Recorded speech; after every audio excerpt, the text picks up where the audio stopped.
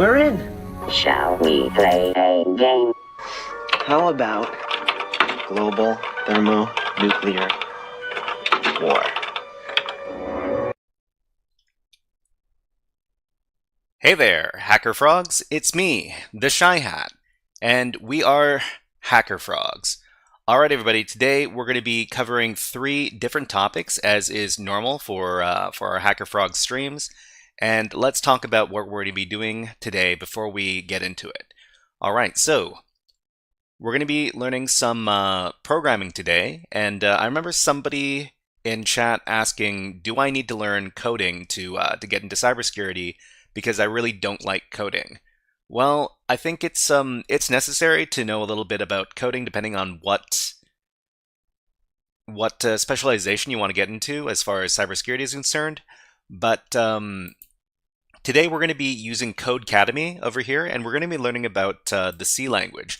Well, C language doesn't seem like it's the most popular language that's being used today, but in particular, when we're talking about interacting with the Linux kernel, or when we're talking about doing reversing or binary hacking challenges in cybersecurity, knowing some stuff about the C language will help you a lot. So we're going to be learning the basics of C programming today, and we might do this maybe once a week. We have a little lesson talking about C and how we can how it's similar to other programming languages and how it differs. And I think if you know Python, then learning C shouldn't be that much of a leap. And that's going to be the first thing we do in today's stream. So we're going to spend the first hour learning about C and just getting to know what this programming language is like. And then we're going to move into our second part of today's stream. And the second part, we're going to continue with our low-level language learning. Low-level language learning, that's a quadruple L. And we're going to be going to asmtutor.com, and we're going to be educating ourselves on how to do an even lower language, lower programming language than C, which is already considered kind of low-level. And we're going to be learning about a couple of different things in assembly. If you haven't been here for the other assembly lessons, then don't worry. You can ask questions in chat, and I'll try to explain to you as best I can what is going on in these x86 assembly tutorials. And we're going to be covering lessons 9 and lessons 10 in on the website over here, and that's going to be the second part of today's stream in the second hour. And in the third and fourth hours of today's stream, we're going to be going back to some good old-fashioned Windows hacking, and we're going to be doing it over at hackmyvm.com. So hackmyvm.com is a platform where you can download virtual machines, which are, well, we can download purposefully vulnerable virtual machines that you can deploy on a virtual machine network, and then you can do hacking against them. So today we're going to be joined by our good friend OreoByte, and they're going to come on by and we're going to take on this challenge together. So this is called DC04. It's rated difficult on the HackMyVM website. So I'm not too sure what difficult machines look like. I haven't challenged myself to a difficult machine in quite a while, and I'll be glad to have OreoByte around to help me out when the time comes. Okay, so let's get started. So that's going to be in the third and fourth hours of today's stream. Let's get started with our first piece of content for today, and we're going to be learning about the C language. So if you don't already have an account over at codecademy.com, you can make one over here. I'll just leave that link in the chat. And once you're there, you can access this link to gain access to the C language course.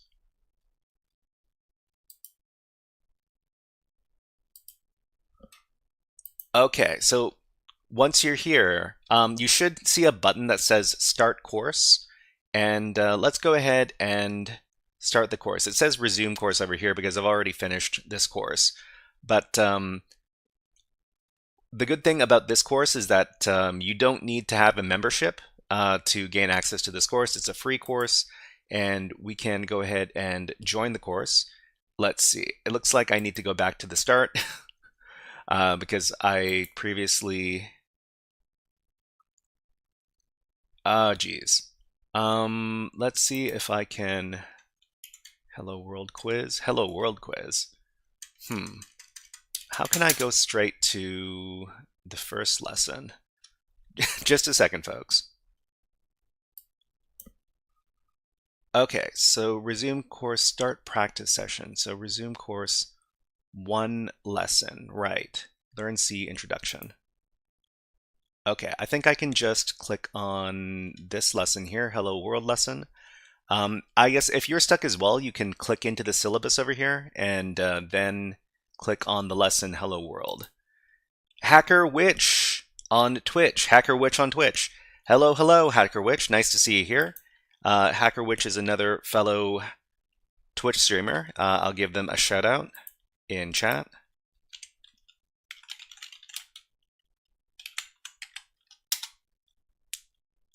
Okay, and yeah, so we're just going to be starting our lesson on C over here. So if you're interested in learning C, this is the right place for you. All right, so what are we supposed to understand as far as C language is concerned before we get started? Let's see. So C has been around for a while, but is still very popular. So C, if you're looking for projects, sorry, if you're looking for projects, then if you want to learn about CTF reverse engineering or binary hacking, then knowing C is going to be very popular. And let's see, code syntax is a set of rules that is followed when writing code so that the program is able to compile. So when we're talking about C, that means that we have to write our code in a certain way in order to have it function. Because if you don't follow the syntax, then the code isn't going to work for you, and we will be very sad. So one example of this is that every instruction inside of the C language needs to be terminated with this semicolon over here. If you don't include a semicolon, then you're probably going to run into some problems. And another thing that is common to C programs is that every C program is going to have a main function. So you see over here, the name of this function over here is called main. You can usually tell that in programming code that something is a function because immediately after the name, they're going to have this pair of parentheses over here. And the parentheses mean that, well, usually it means that it's a function, and any arguments we need to run the function is going to be inside these parentheses over here. So another example of a function in C is the printf function. So there's the name of the function, printf, and then there's a pair of parentheses over here, and then whatever we need for the function to run is inside the parentheses. So anyways, errors occur when the syntax is incorrect. So if you make any mistakes inside of your C code over here, then the compiler is not going to be able to interpret the instructions correctly, and it's going to throw an error. Let's see. Error messages make a best effort to describe the error and where it occurred. All right. So use the printf function to output text to the console. So this is one of the most basic things we can do inside of any programming language is to write a hello world program. So the hello world program it's basically a program that just prints hello world to the screen, and that's all it does. When we're talking about C, we're going to be using the printf function. That's the standard way we print stuff out to the console when we're using C. Okay, what else are we going to learn? We're going to learn that comments are used to include text and code that the compiler will ignore. So we'll talk about comments in a little bit. Just as a preview, this is a comment over here. So in C, you use the double slashes over here to start a comment, and comments are basically little pieces of commentary that you can leave in the code that are not going to be interpreted by the compiler. They're not going to be included in the program. So let's see. So line comments start with the double slash, and block comments are surrounded by these delimiters over here, which is slash asterisk and asterisk slash. So the last thing we're going to learn about is the GCC application, which is used to compile C programs. So C programs are compiled using GCC, and well, that's inside of Linux anyways. When we're talking about Windows, that's another compiler completely. Okay. Oh, you know what? This is I kind of started at the end, but anyways, let's back up to the very beginning. Okay, so C programming.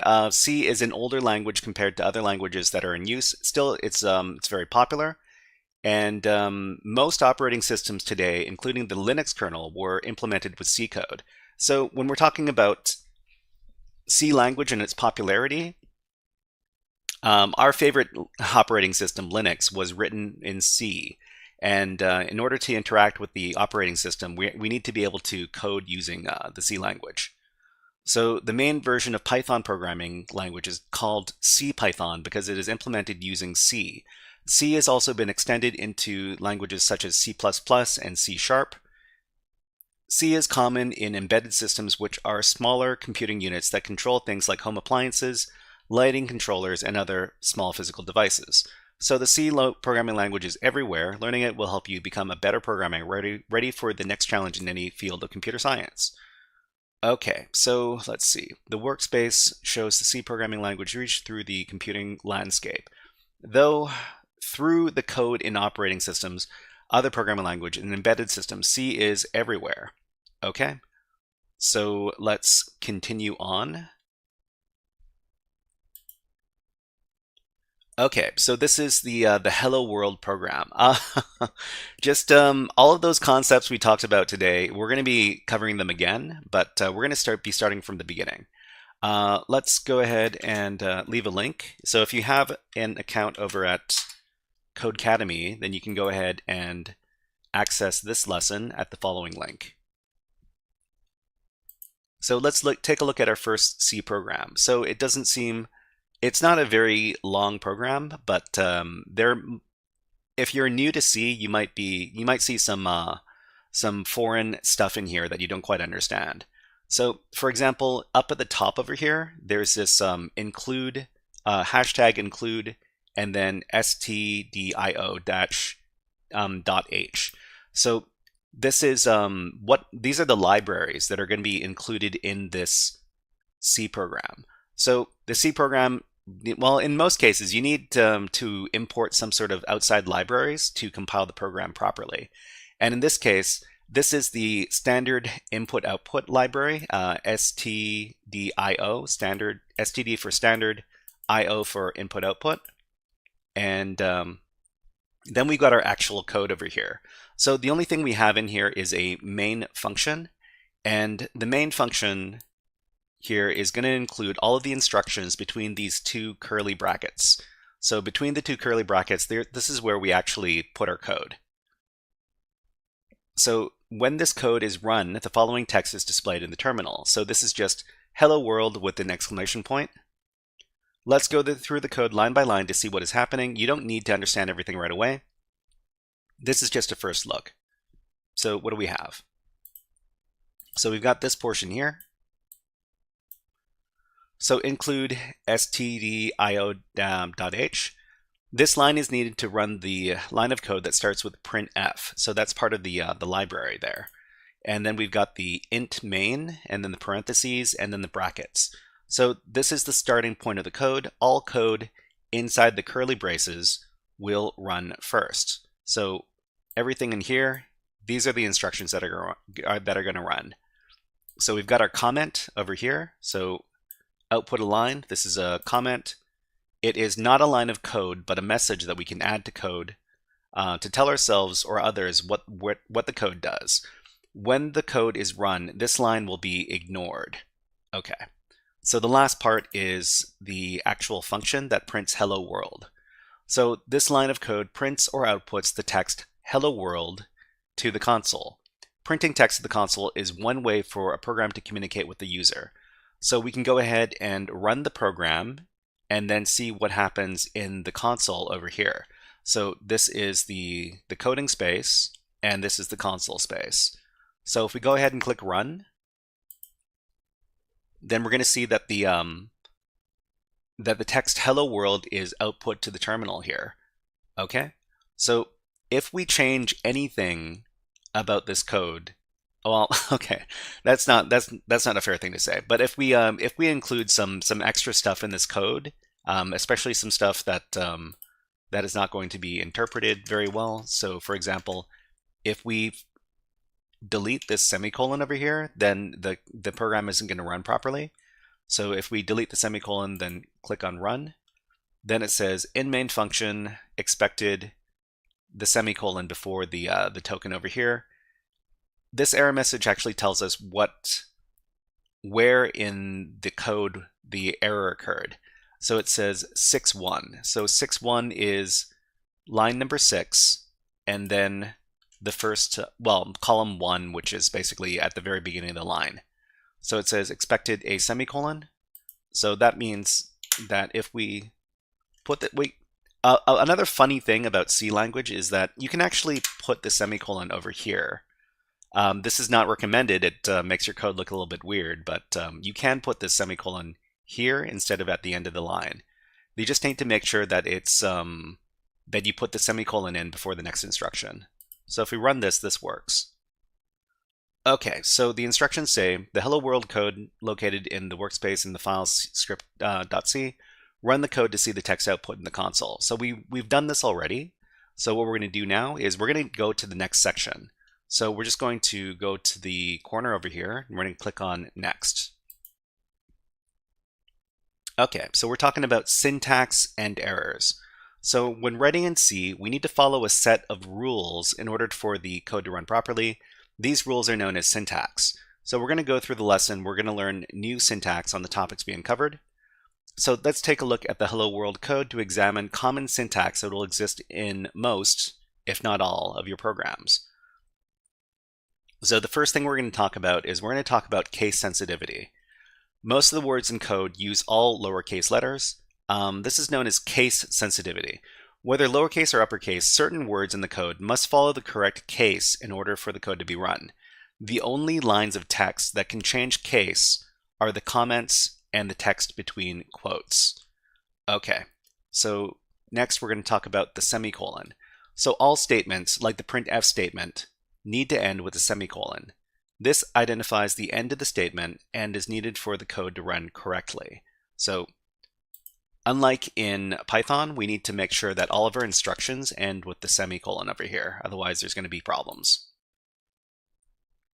Okay, and we're going to talk about double quotes here. So double quotes, the text in between the double quotes is known as a string. So think of a string of characters. All strings must be surrounded by double quotes. So what happens if we break the rules? The answer is errors. The below text is an error that is output when we leave off the semicolon from the printf statement in our hello world code. Okay, all right. John Woo on YouTube says, hello John Woo, nice to see you here. Did I see you yesterday, John Woo? If I did, then please let me know in the chat. Thank you. John Woo says, woot. Yep, we're wooting right now. We're just doing a little lesson on how to do the Hello World program in C. We're just talking about some beginner C programming. Yeah, I did. Awesome. So yeah, so John Woo is a cybersecurity friend, and nice to see you here on YouTube. Let me give you a fun little video redeem. How about a hack the planet? Hack the planet! Hack the planet! Shut up and get in. Okay, so when we get our error message over here, we've got, we can replicate this error by leaving off the semicolon and then running the program. here. So the text above gives the following information. So the component location in function main, okay, so it gives us this information. The line and the column number, 6, 1. So this is line 6, column 1. And then the description, expected semicolon before the closing curly bracket. So as we can see, the message does its best to help us solve the errors in our code. Okay, so we've got some instructions over here. Uh-oh, someone broke the hello world code in script C. Run the code to review the error in the console. Okay, we need to revert all this stuff. Okay, so what's happening here? So if anybody can see some errors in this code, please let us know in the chat, and we'll try to cover the we'll try to correct the errors as we're going here. So if you can't spot the errors, that's fine. I will spot the errors for us, and then we will get going. So there are some errors here. Let's go ahead and spot the errors so that we can correct them and make sure that the program runs. And if you spot an error, please let us know which line, on which line the error is located, so that we can correct the errors. So let's do these in order. Let's see. CypherFreak says line 5. Line 5, we need a semicolon. That's correct. So on line 5 over here, we have to remember that all of the instructions in the C program have to end in a semicolon. So we need to add the semicolon here before we can run the program. And let's see. There's one more error here. So when we're naming functions inside of C programs, we have to make sure that the function names are on all lowercase. So in this case, main can't have an uppercase letter at the beginning of it. So the main function always has to be in all lowercase. So now that this has been corrected, we can run the program, and then we don't get any errors, and it says hello world. Great. Okay. So let's see, given the error in the console, can you fix the code in script C? I think we've corrected all of the errors. I could be wrong. Let's try running it again. Okay, we'll run it again. Okay, great. And let's see, there's still an error in the console. Given this new error, can you fix the code? I think we fixed everything. I think we fixed everything, but let's run it one more time. Okay. All right, I think, So the code should run and output the text as expected. When writing code, you will always come across errors. One more time. When writing code, you will always come across errors. So I will say this as a person who is not very good at writing code. I always come across errors, and I need to be very careful when I write my code, because I'm always screwing up some portion of the syntax. So good programmers do not write perfect code the first time or the second time or the third time. Good programmers are able to understand an error, identify what's causing it, and correct it within the code. So run the code one more time and move on to the next exercise. Okay, let's do that. All right. So after that, we're done. We can move on to the next page. So go ahead and click on Next over here. Okay, so let me reset this because I've solved these before. Okay, so the next thing we'll talk about is output. So the main goal of our Hello World code example is to output the text Hello World to the console. So the line of code that outputs the text is this. So printf, and then in between the parentheses and the double quotes, we've got Hello World, and then we see this little character over here. We'll talk about this character in a bit, this \n. So let's dive deeper into the two main parts of this line. We've got printf. So printf is a function and performs the action of printing text to the console. And we've got what's inside of the parentheses, hello world \n. This is a string. A string is text in between a pair of double quotes. So placing the string in between the parentheses of the printf function prints the text without the quotes to the console. So functions and strings are topics covered in later lessons. Don't worry if you don't understand the concepts fully. The important thing to note is how we create the output in the console. So what about the \n at the end of the string? So this is a good question. This is called an escape sequence and is used to add non-visual characters within the string. So in this case, the \n adds a new line to the end of the string. Look at what happens when we place it between hello and world. So we got printf hello \n and then world.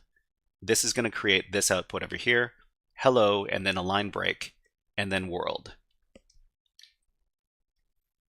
So it's important to remember an escape sequence is a character that must be within the double quotes. So we've got another escape sequence, and this is \t. This is equivalent to the tab key and will insert spaces within a string.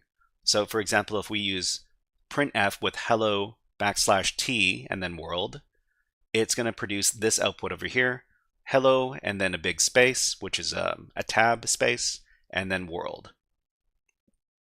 So \n and \t are just two of many different escape sequences that can be put inside the string. Okay, and now we've come to our instructions. All right, so in the code in the workspace outputs, the code in the workspace outputs some text to the console. This is supposed to be an easy to follow recipe, but when you run the code, you'll see that it's not that easy to read. Run the code and move on to fix the recipe. Okay, so we've got our code over here. So printf 2 cups all-purpose flour, and then printf.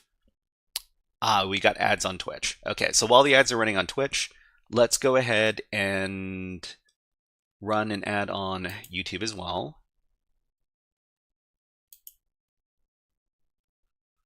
Bubblegum asks, what is the website to learn hacking?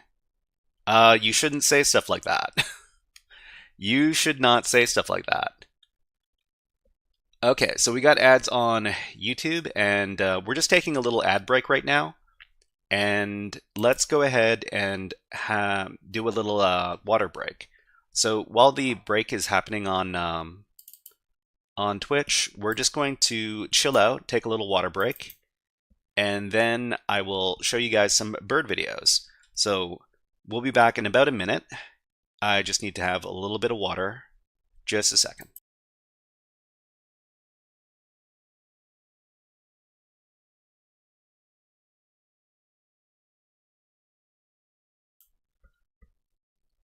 Okay, so Bubblegum, let's see. So when you're talking about a website to learn hacking, probably the best way to get started is to go to you shouldn't. I'm pretty sure you're joking, Bubblegum, but you shouldn't be typing that kind of stuff in chat. Anyways, if you want to get started with hacking, let me provide a couple of websites you can go to for some education. So picoctf.com is a great little hacking platform. There you go. And another good place to start learning about hacking is tryhackme.com. So these both offer free options for people who want to get into cybersecurity. Let's continue on with our lesson. Bubblegum says, I was trying to hashcat, but I need a password list file. Where can I get that? If you're using, are you using Kali Linux? So Bubblegum, if you're using Kali Linux, let me know. Then I can let you know the location of the big password file that a lot of people use. Oh, using Windows 11. Okay. So let me. So rocku.txt. Let's see if we can find you. Yeah, there's the GitHub repository here, and whoa, that just downloaded it. Let me provide you with the link. So the rocku.txt list is a list of 11 million passwords. Hold on. I should be able to get a nice common password list. Just a second, everybody. Okay, we've got the zip file. So this is a zipped version of the rocku.txt lists. Go ahead and download this file, and then, yeah, there's a download raw file button over here that you can use. It's a list of 14 million passwords, and you can use that with Hashcat. But let's continue on with our lesson. Okay, so we're going to run this script to see what actually outputs when we try to print this simple recipe. So when we press run, we get 2 cups all-purpose flour, 1 cup unsalted butter, room temperature. So note that there's no bubblegum. Hey, nice to see that that you appreciate it. Okay, so the problem here is that there are no line breaks between the two items here, which makes the output a little bit hard to look at. So let's see. So number 2 here, it says there are no new lines in the text. So starting with the first printf statement in main, we need to add a new line escape sequence to the end of the string. So what we're going to do is we're going to add the new line to this first printf function in line number 5. So over here, right before the closing double quote here, we're going to include a \n character. So remember that \n is going to insert a new line into the code, into the output rather. And when we include this and then click on run, we're going to see that each one of these lines is going to be put on a new line, and this is what we want. Okay, so the next thing that we're going to need to do is the next statement needs a bit of space in the middle. Okay, so within the second printf statement in main, we need to add a tab escape sequence in between the words butter and room temperature. So what they want is they want a space between these two words here. So we're going to go into the code, and in the second printf statement on line 6, we're going to go over to the end of the word butter, and then we're going to do \t, and that's going to insert a tab. So \n is new line, and \t is tab. So after we've included the \t, we're going to run it again, and we've got a little space between unsalted butter and room temperature. Okay, so number 4, it says the recipe needs to be sweeter.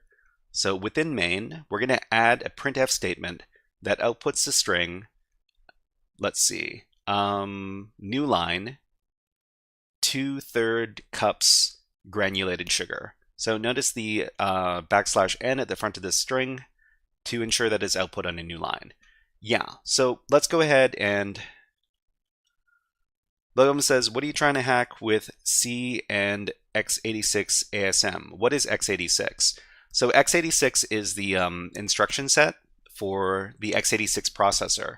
So the x86 processor is the type of processor that is used for a lot of Windows PCs.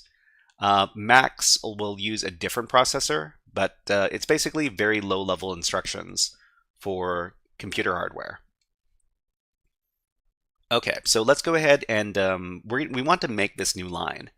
What we can do is we can go to line number 7, and then we can include this new statement. So it's printf, and then printf needs parentheses, and it also needs a semicolon at the end of the line.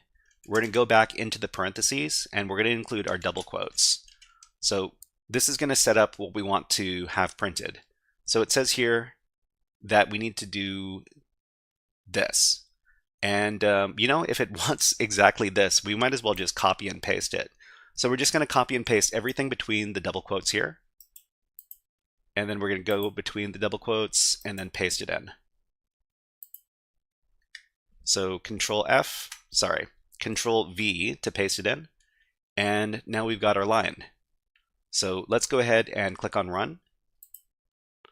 And this is exactly what we want. Okay, so we did a little bit of coding here and corrected some errors, and we've got nice clean output. Let's go ahead and go to the next section. Okay, so here we're learning about comments. So when we write code, it is important to document the code's behavior. One way to do this is to add comments to our code. So starting a line with the double forward slash, we'll create a comment and the entire line will be ignored when we run the code. So this is known as adding comments to the code, and if you're writing very long pieces of code, we're going to want to add some comments to show what is going on at different parts of the program. If you don't do this, then sometimes you can get lost, and that's definitely not what you want to do. So starting a line with the double forward slash, we'll create a comment and the entire line will be ignored when we run the code. So over here, this is a single line comment. So, oh, I need to reset this. Okay, so the comments like the one above can be added above a line or a block of code to describe the code's behavior. Shorter comments can be added to the end of the line of code as well. Okay, so we've got this printf statement, my dog is happy, and then there's a comment, how my dog feels. That's a useful comment. Okay, so for both examples, you're going to use the double forward slash. But if you want to create a comment with a beginning and an end, you can use the slash asterisk to begin the comment and then the asterisk slash to end the comment. So this is known as a block comment. So the following output will be okay, so we got the block comment over here. We can actually create a block comment in our own C code over here as an example. So let's go ahead and make one over here on line 5. So forward slash star, and then maybe we'll do star forward slash, and then everything between is going to be a comment. So we can do a big multi-line comment here. So this is a big comment talking about the state of the program and all sorts of other interesting stuff. HackerFrogs rule, by the way. Okay. So we've got some instructions over here. So the code in script.c is outputting a couple of lines of text. Make sure you notate. I haven't seen that word. I haven't seen that word before. Notate your thoughts above each string being output. So above the first print statement in main, add a single line comment with your own message about the string that's output. Okay, so we've got the first string here, printf, and so above the first line, we're going to add a comment. So usually if there's indentation in the code, we want to make sure that the comments are also on the same level of indentation. Otherwise, it might look a little weird. So let's go ahead and add a comment. So this line is about cookies. Okay, so this is what they want us to do. Let's go ahead and run this. And then it's done. So the second step is, now give yourself some more room for commenting your code. Above the second printf statement inside the main function, add a block comment with your extended thoughts on the string. So the second printf statement is over here. Let's go ahead and add a block comment. So remember that the block comment is going to start with the slash asterisk, and it's going to end with the asterisk forward slash. So inside here, we can write whatever we want. So let's write, oh, I don't know. We're writing another block comment and learning about C programming. Smiley face. Okay, let's go ahead and run that. Okay, and we're done. Let's go ahead and go to the next page. All right, so now we're talking about compiling. So when we're talking about the C language is a compiled language, and a compiled language needs to be transformed. So whatever code is here needs to be transformed using what is called a compiler program, and that's going to output a program file that we can run.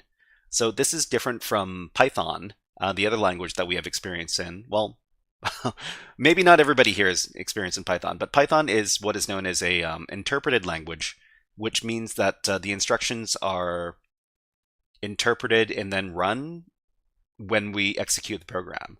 In the case of C, we need to compile the program. We need to prepare the program before we run it by compiling it.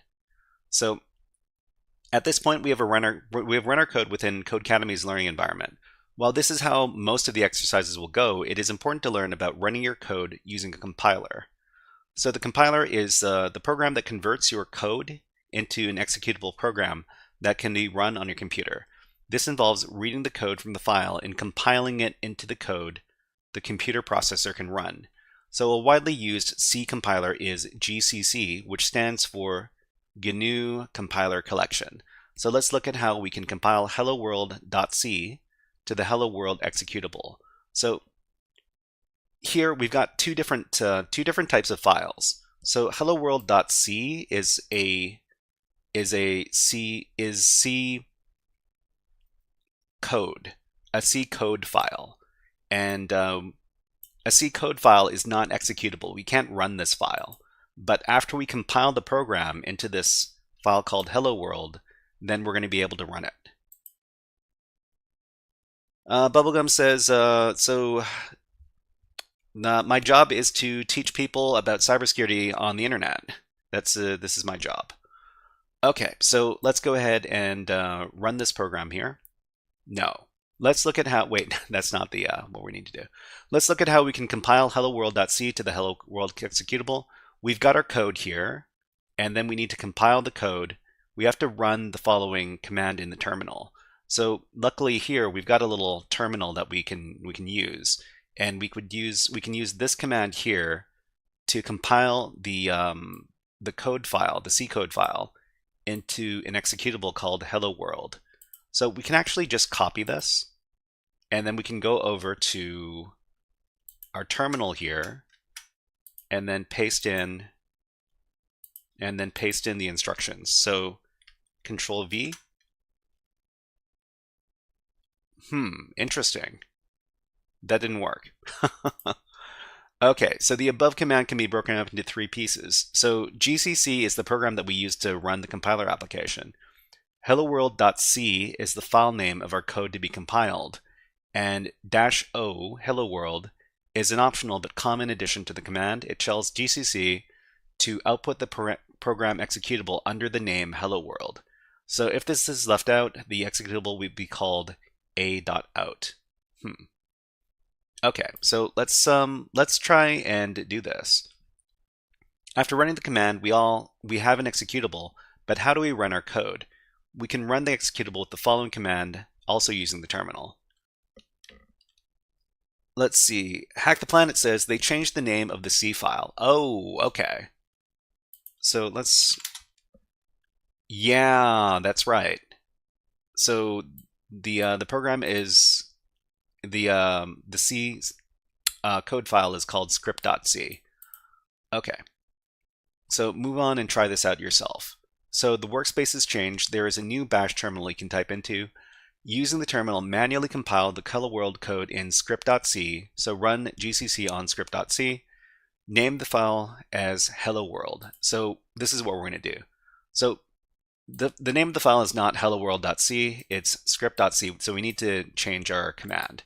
So it's just going to be gcc space script.c, which is the code file that we're going to compile, and then we're going to do -o to indicate that we want to save the file as another name, and we're going to call this hello world, just like this.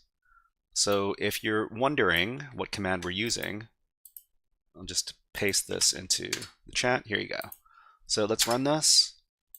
And now we've got Hello World, the Hello World program. So if we run the, actually, I wonder if there's the file. Yeah, it's here. Okay, so if we run the file command on Hello World, it tells us what kind of file this is. So it says Hello World is an ELF 64-bit LSB shared object. So x86 64. It basically tells us that this is an executable program inside of Linux. So what we can do is we can run the program, which should print out Hello World like this. So let's go ahead and run it.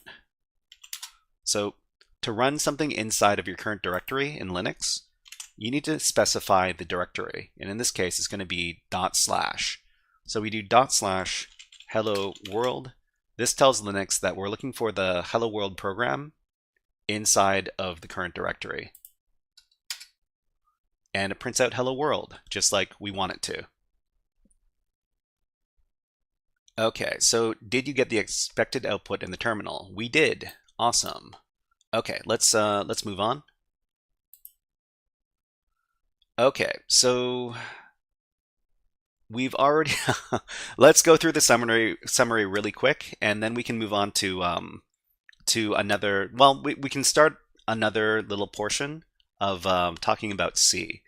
We're not going to get too far because we're kind of running short on time, but that's okay. Okay, so C has been around for a while, still popular. Syntax is a set of rules that is followed when writing code so that the program is able to compile. Errors occur when the syntax is incorrect. Error messages make the best effort to describe the error and where it occurred. We use printf to output text to the console.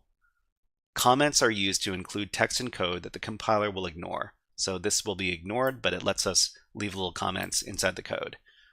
So let's see. The GCC application is a compiler used to compile C programs. Okay, so let's go ahead and click on the next button. So we've got the Hello World quiz. We can, well, we can take this quiz, sure. All right. So in the code below, complete the comments with the proper syntax.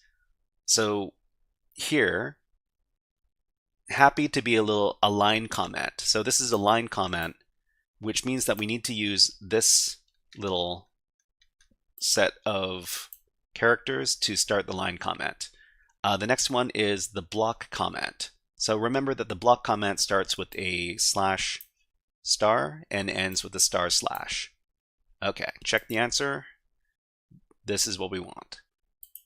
Okay, so what information would an error message probably not supply?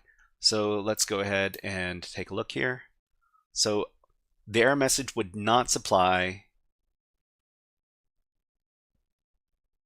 the corrected line of code because the error message doesn't know what you want to write, so it's not going to be able to give you the corrected line of code. Okay, so given a code file called quiz.c, which command would compile the code into an executable named quiz? So we've got a few different options here, and the answer is this one over here. So GCC, and then the name of the file that we want to compile, which is quiz.c, and then -o for output as quiz. Okay.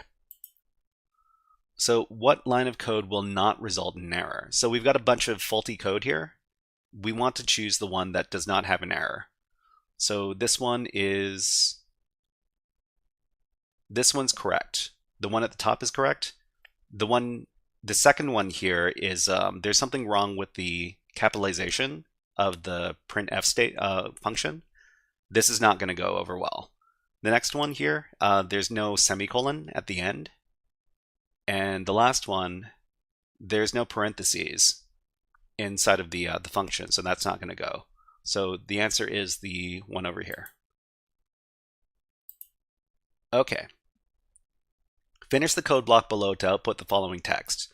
Programming is fun with big space, the C programming language. Okay, so here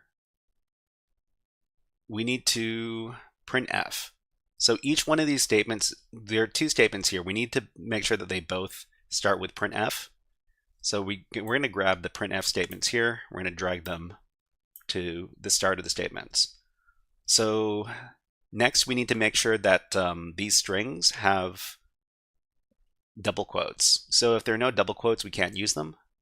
And the first one is programming is fun with, and then a line break. So it's this one here. And notice that there's a big space at the beginning of the line in the second sentence here. So we need to make sure that there's the /t big tab in here. So let's go ahead and check the answer here. Okay, so you got it, great. We'll click on next and we'll continue learning. So bring C to your local computer. So this is what this is where they're going to tell you that you need to install a an IDE onto your computer so that you can start editing code on it. We're just going to skip past this because this is not what we're going to do. Anyways, click on next. Okay, so we're going to move on to another course. We actually don't have too much time, but we can go ahead and get started. All right, how would you rate this course overall? It is great, sure. Do I want to share my thoughts? I actually don't want to, so we're going to go and exit the survey. Okay, so click on what's next. And we've got another course that we can try. So these are all free courses that we're taking over at Codecademy. If you go over here and search for C and view all the results, so go ahead and search for that. We're going to see a bunch of different courses. So we've got Learn C. Oh, where do we have it? So free course, Learn C Introduction, and then there's a few other ones for Learn C. What we want to do is we want to do variables and operators. So this is the next little concept we're going to learn about C. And let me get the link. So here you go.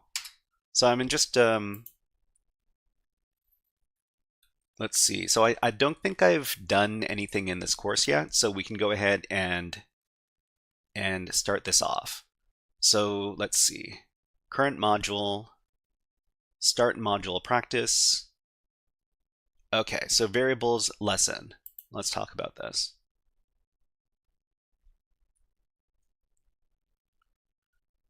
Okay, I was in the middle of this, so I need to go back. I'm going to go back to the start. I was just previewing this. Okay, so we're talking about variables and operators in C. So in this lesson, we're going to learn about the rules for naming variables in C, and we're going to be talking about different data types. So in C, you need to be very explicit with your data types when you're declaring variables. Otherwise, there's going to be big problems. So we're going to be learning about declaring and initializing data types in C, as well as changing their value. And we're going to be casting from one data type to another and some potential limitations in C. So we're going to talk about what a variable is.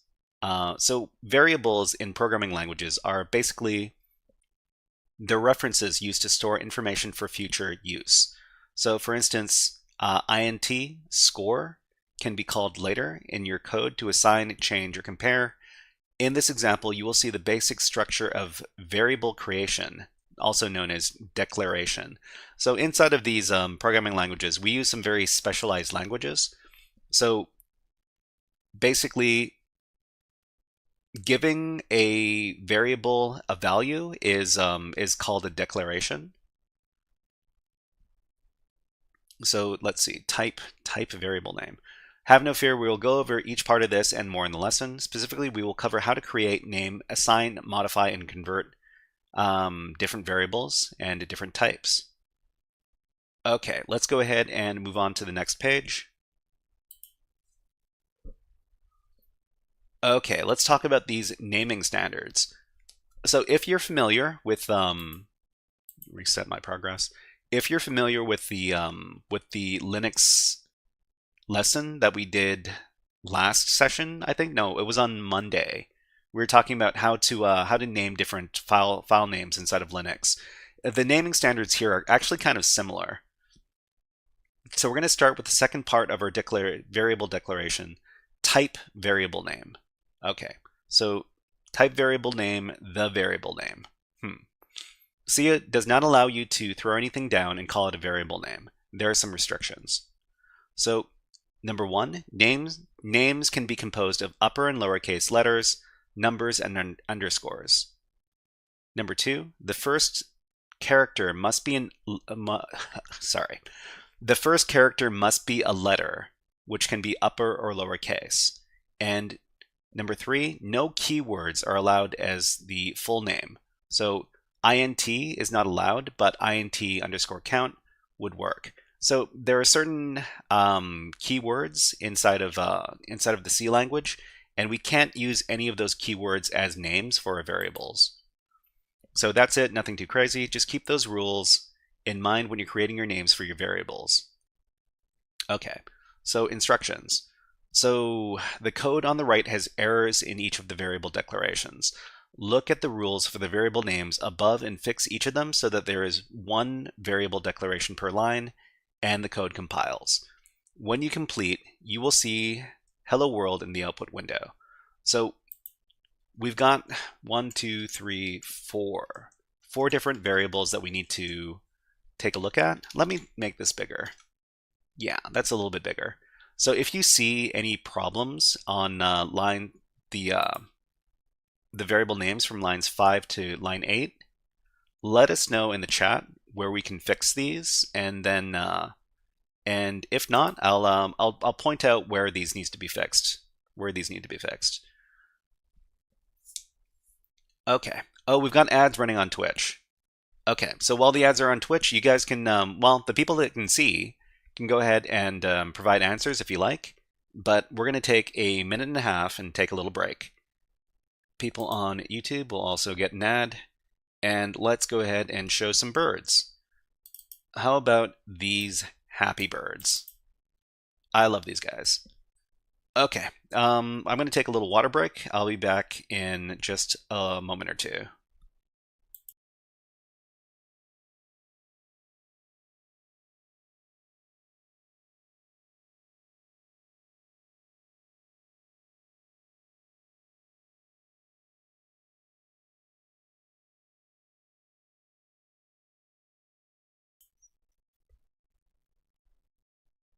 Okay, so I think what these birds are hatchling,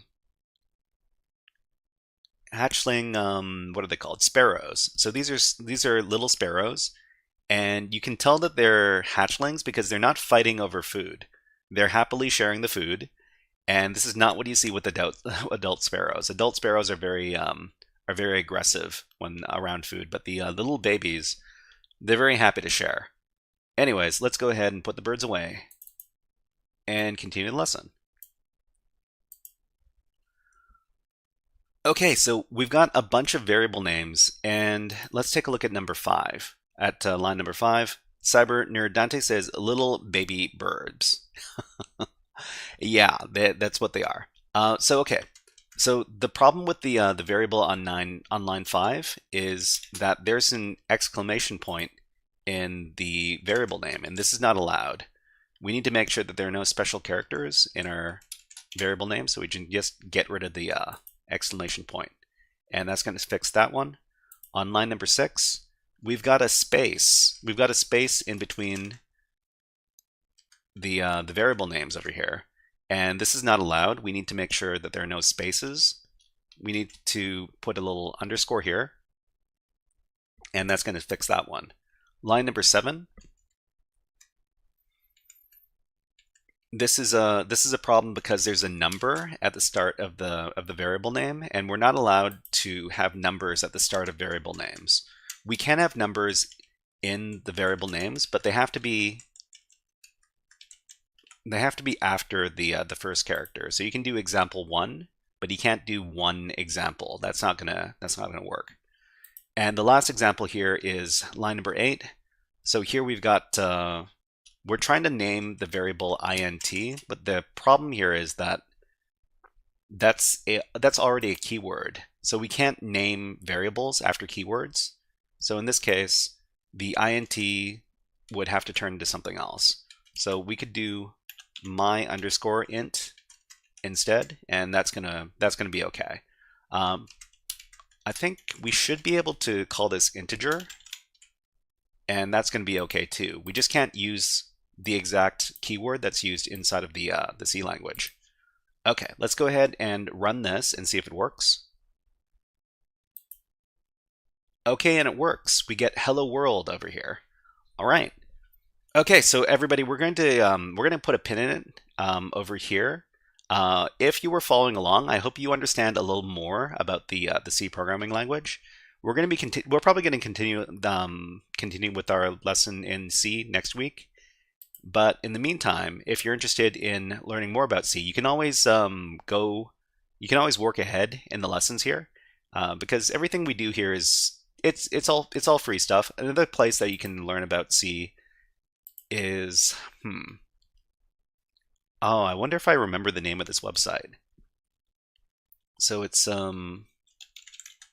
Learn Python. Yeah, Learn Python. And the great thing about Learn Python is that there was a bunch of other languages that you could learn here as well.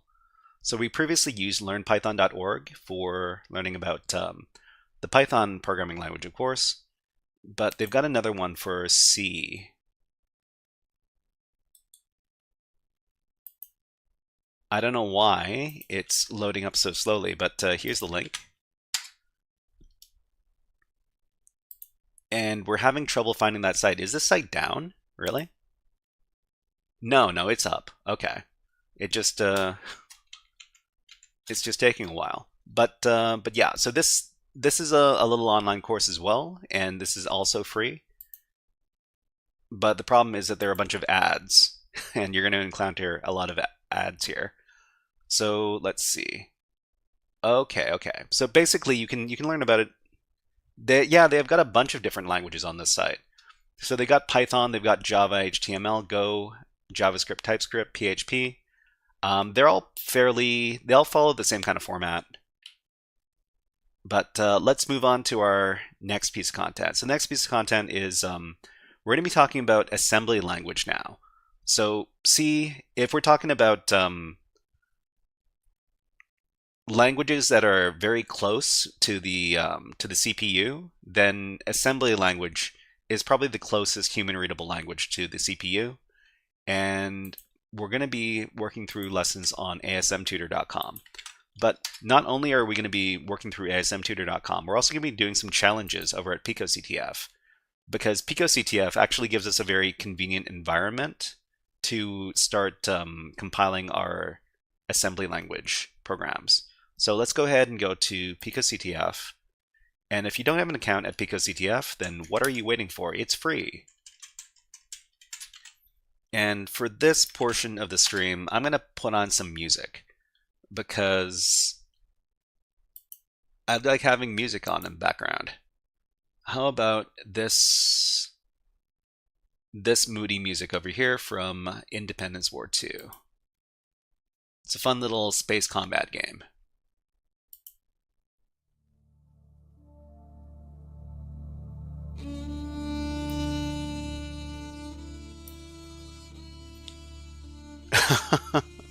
Because ASM is brain melty. Well, you know, if you learn how to read ASM, then it's less brain melty. It's just a matter. Any language is basically a matter of getting used to it. If you get used to it, then it's not so bad anymore. Okay, so let's go ahead and reference a reversing challenge. That's a great emote, Cypher Enigma. Yeah. And you know what? We haven't done a redeem in a while. How about a hack the planet to remind ourselves what we are out to do? Hack the planet! Hack the planet! Shut up and get in. Okay, so after you've logged into picoctf, you can click on the practice button over here, and this is going to give you access to all of the picoctf challenges.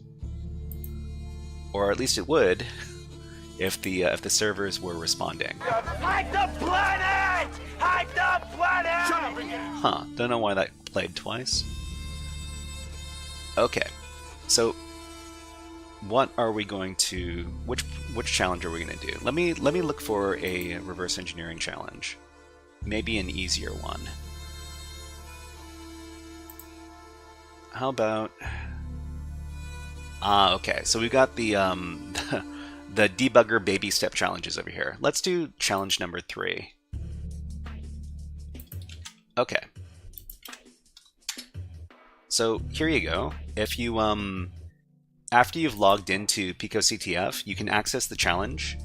But the first thing we're going to do is we're going to set up the environment where we're going to do our learning, and that's going to be the picoctf web shell. So we can click off of the challenge, and the picoctf web shell is basically a virtual machine that we can use to solve picoctf challenges. So coincidentally enough, it's also a great environment for testing out our assembly language learning as well. So after you've logged in, go to the practice page, and in the practice page you can scroll down a little bit until you see this button over here on the right hand side. It's called the web shell. You can go ahead and click on it, and that's going to start up the picoctf web shell. It's basically a server where you can run Linux commands and solve picoctf challenges. So if for some reason the web shell doesn't... Shell Black, hello! Nice to see you here. Hello, bird. I'm not a bird, I'm a hat. I'm a shy hat. But nice to see you here, Shell Black. Let's give you a nyancat redeem. Oops. Need to spell that correctly. There you go.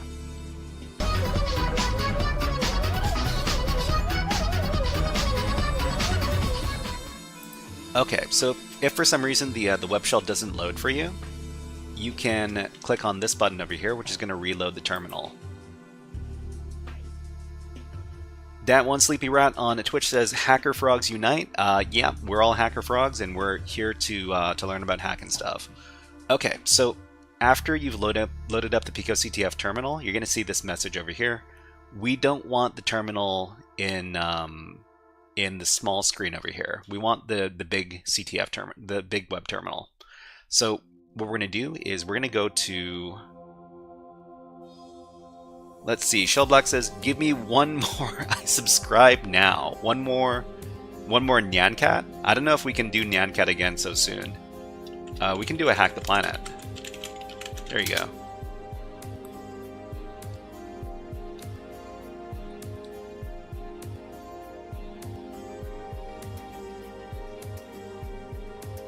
Or maybe that one's on a cooldown as well. You know what we can do? We can give you a frog song. How about that?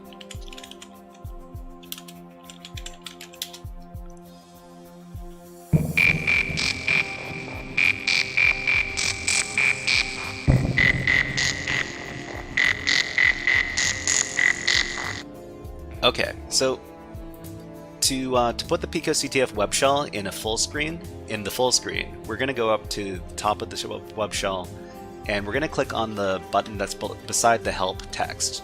So we can click on pop out web shell terminal, and that's going to put the web shell in the full screen.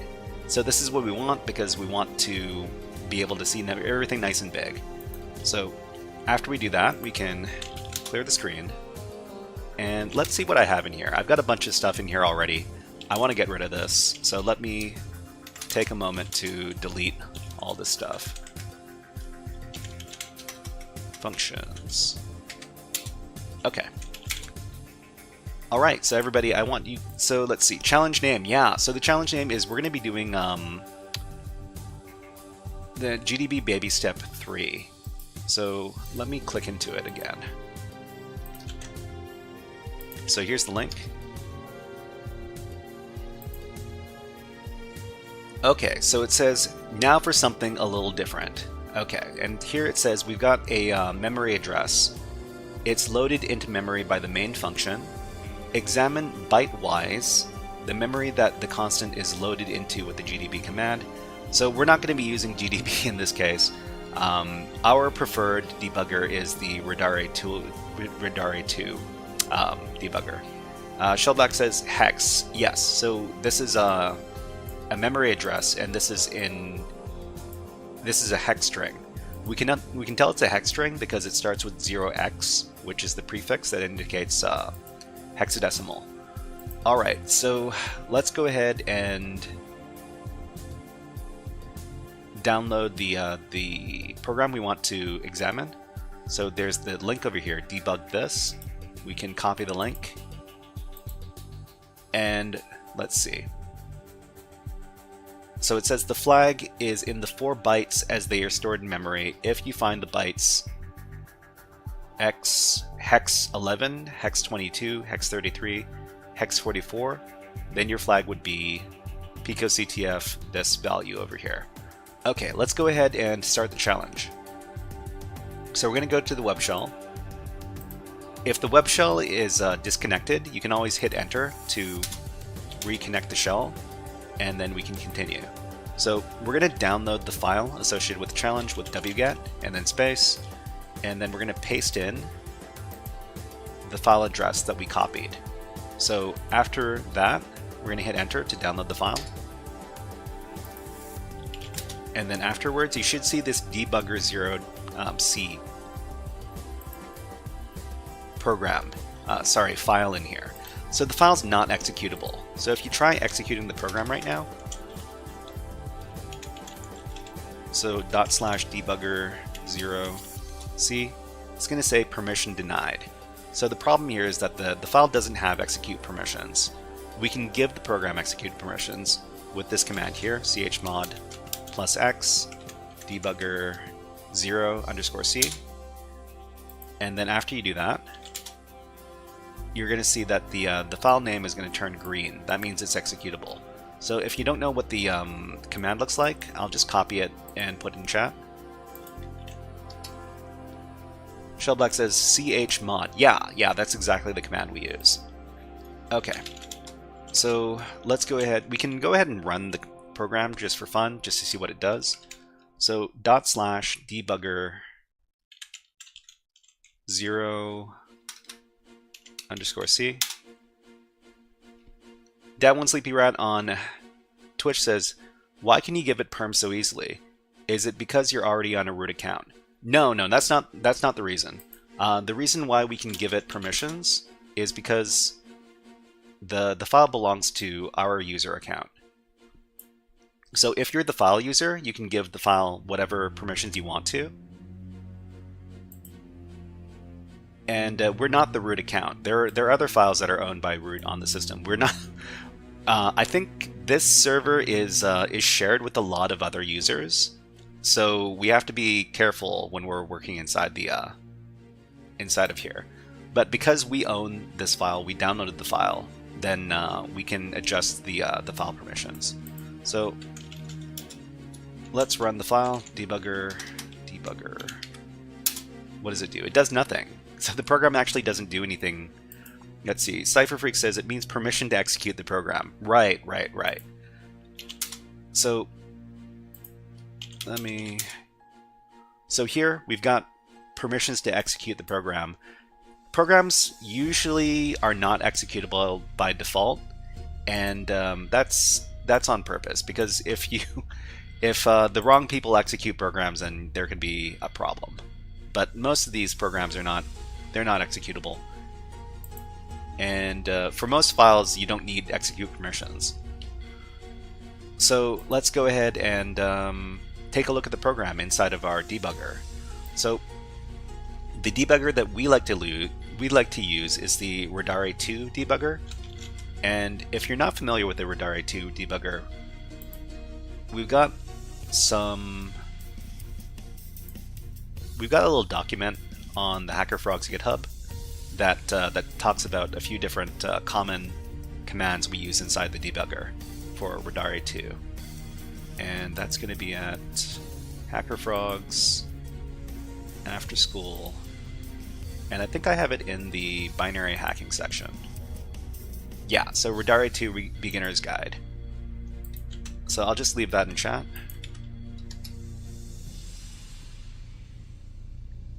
So in the guide over here, it basically gives us a few different commands we can use to analyze binaries inside of Radare 2. So to start the program and start analyzing the program, we would do R2 and then -D for debug, and then the name of the file.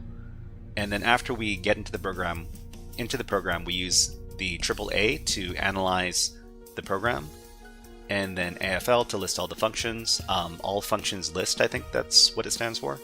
Let's go ahead and do that now. So in our web shell, we do R2 -D and then the name of the file. So after we do that, we need to, so we're inside of Radare 2 now, and this is actually the location, the memory location where we're currently at. So it's kind of like a file location, but it's a memory location instead. Shellblack, what is R2? R2 is a debugging program called Radare 2. So Radare 2 is, let me go ahead and get like a little article. So let's see, Wikipedia.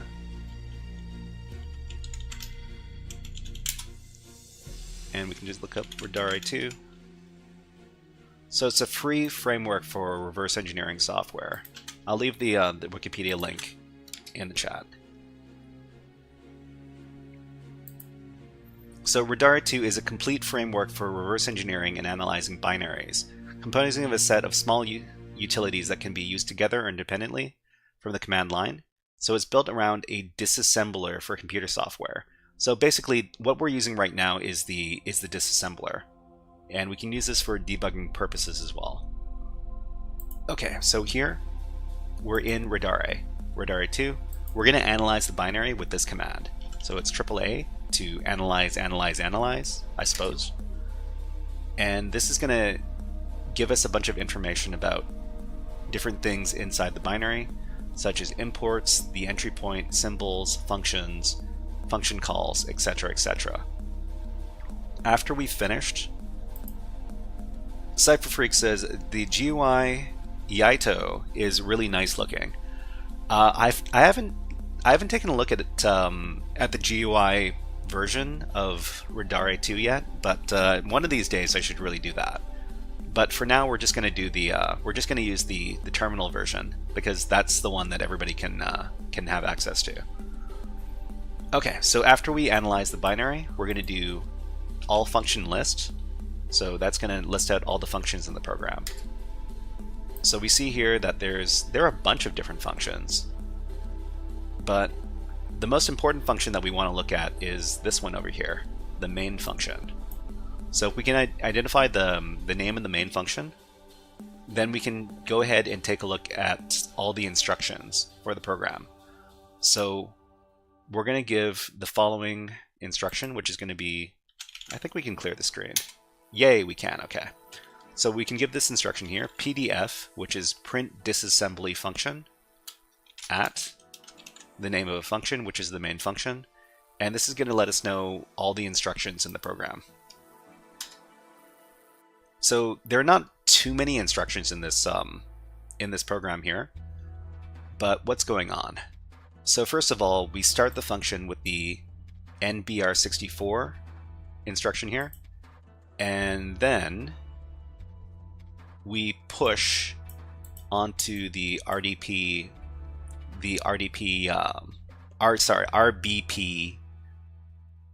register. So it's this is a memory register, and we're basically pushing something onto the stack memory. So push is going to put something onto the stack memory, and the opposite instruction is the pop instruction, which is going to remove something from the stack memory.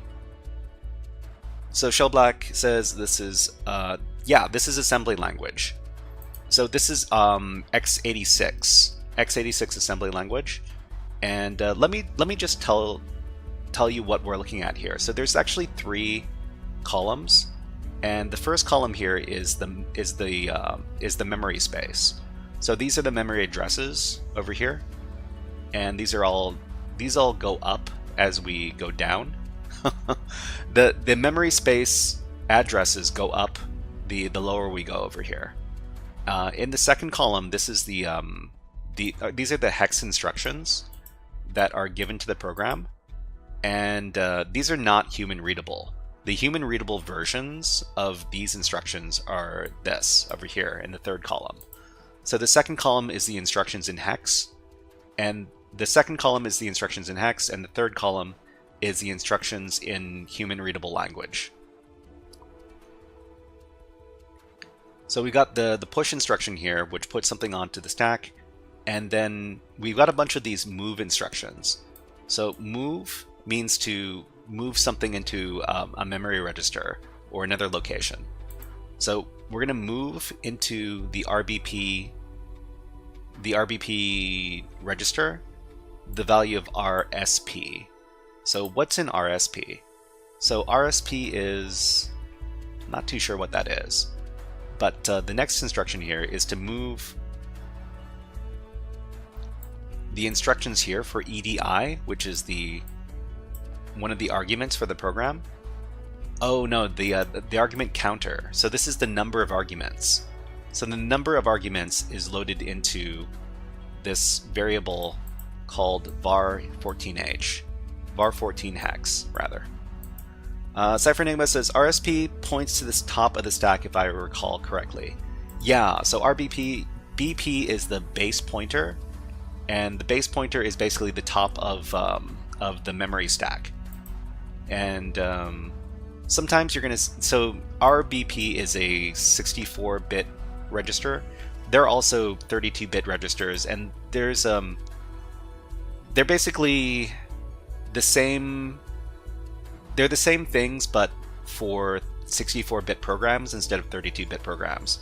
If everything I'm saying sounds like a foreign language, then let me know, and I'll try to explain exactly what I'm talking about. Okay, so let's see. So this instruction is going to move the number of arguments that you supply with the program into this var14 hex variable space, and we're going to move the actual argument that we supply to the program into the RSI, which is RSI into the var20 hex variable space. And the next thing we're going to do is we're going to move some more stuff into the variable space, which is this over here. I think this is what we want to look for. Let me take a look at the challenge here. So now for something a little different. So this is the value that the challenge in description says.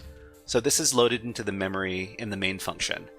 Examine byte-wise the memory that the constant is loaded into. Okay. The flag is the 4 bytes that are stored into memory. Okay, so we're looking for the 4 bytes that are stored into memory. So in the memory, if you find the bytes in the memory location, then your flag would be this. Okay, let's go ahead and solve the challenge.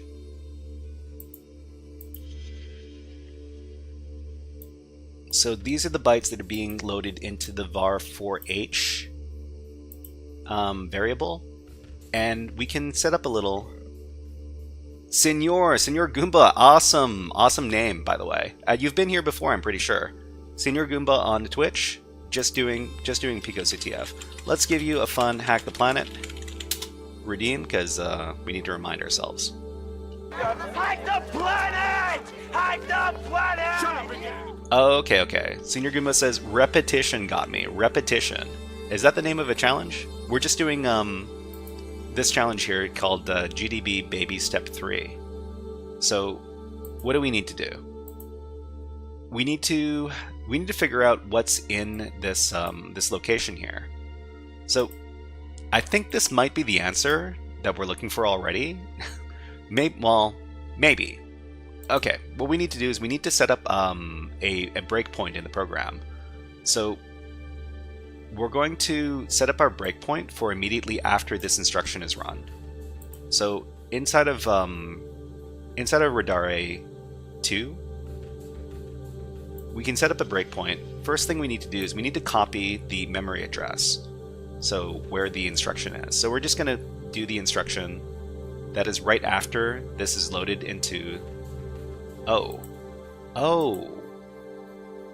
Yeah, okay. I see. I think what we need to do is we need to set our breakpoint for right here.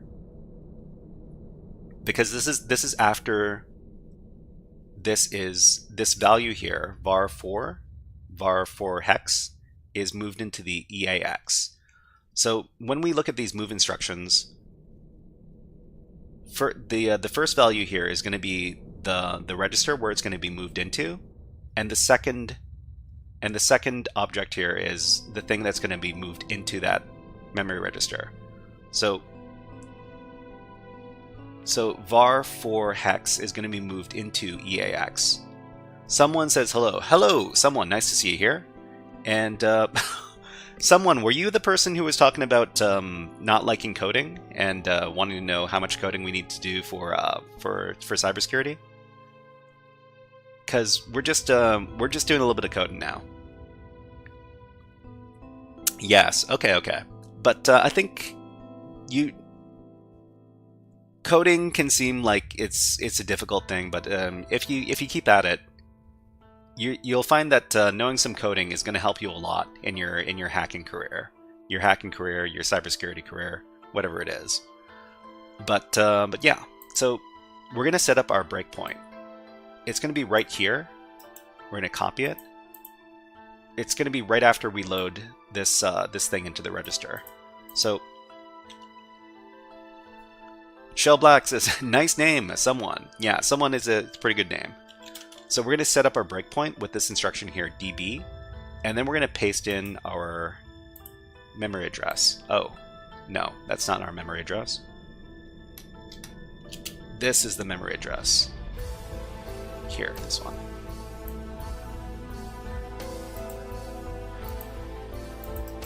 Okay, we've got ads running on Twitch, so while the ads run on Twitch, we're also going to do an ad on YouTube, and we're going to take a little break. So how about these birds? We got some birds, they are lovely. We're just going to watch them for a sec while we take a little break. About a minute or so. Let me have a little water.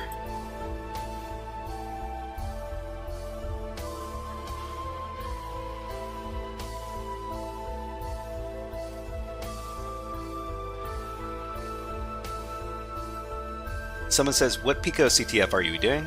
Yeah, we're doing, I think it's called Little GDB3. Well, after the break is over, I'll give you the link. Oh, CypherNigma has the link. Thank you, CypherNigma.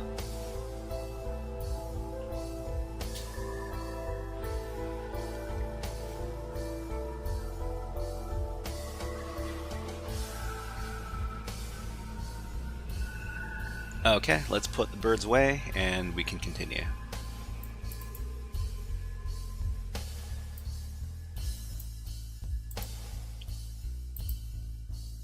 So yeah, this is the challenge here, GDB Baby Step 3.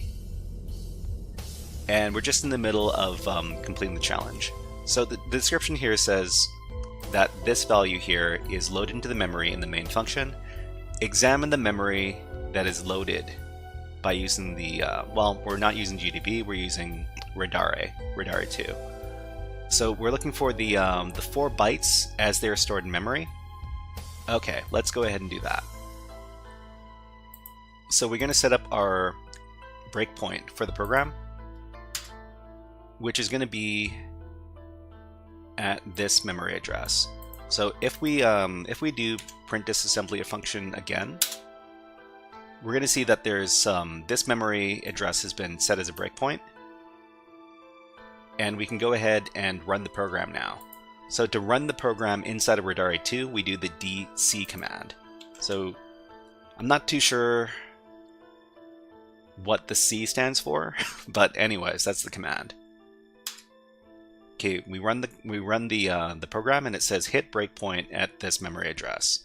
Okay, so from here, now that we've hit the breakpoint, it should be at this memory address and this point in the program execution. And what we can do is we can take a look at the at the different memory registers. So we want to pay attention to the EAX register because that's where the variable was stored. So we can do dr. CypherFreak says, where did you get the DB hex number? So the we're just setting the breakpoint. We're setting the breakpoint immediately after the variable gets put into the EAX register. And since this is the instruction here, we're looking for the next instruction. So the next instruction is this one. So we just need to include this memory address as the breakpoint, and that's what we did. So now that we hit the breakpoint, we're going to do dr to get the values of all the registers in the memory registers in the program. So dr, and these are all of the memory registers. We're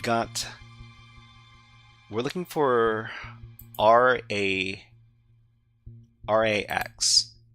So because the variable was loaded into EAX, that's going to be the first, I think it's the first 4 bytes of RAX. EAX and RAX are synonymous, but RAX is the larger version of the EAX register. And this is the value over here. So we're looking for 4 bytes. 1, 2, 3, 4. So this is what we are looking for. And we actually didn't need to do all of that because this was the answer all along over here. Or at least I think it is. Let's go ahead and give this as the answer. So let's go ahead and copy this. So whatever is in the RAX register, we copy that. Then we go over to picoctf, and then we're going to wrap this in the flag wrapper. So the flag wrapper is picoctf, and then between the curly braces, 0x, paste in the value. I think this is going to work. Let me go ahead and submit this flag. This flag is incorrect. That's...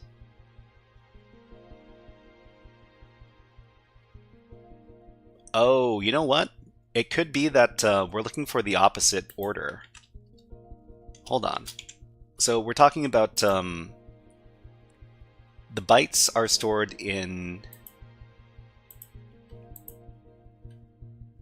Let's see. We're talking about these bytes over here. So this is 1, 2, 3, 4.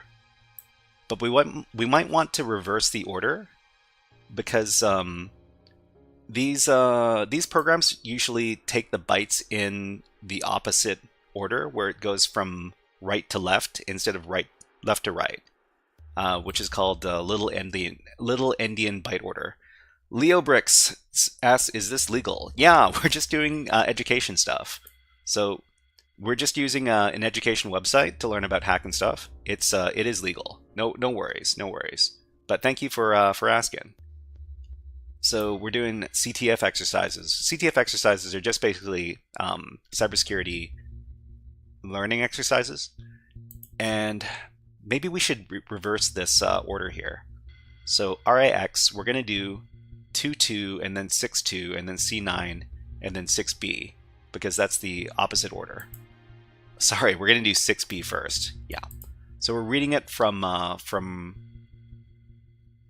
right to left. So that would be 6B, and then C9, and then 6-2, and then 2-2.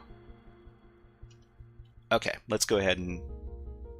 What are we hacking? We're doing reverse engineering. So we're just doing some...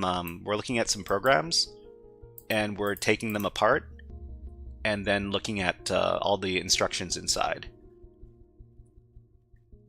Okay, let's go ahead and submit this. Maybe this is what they want.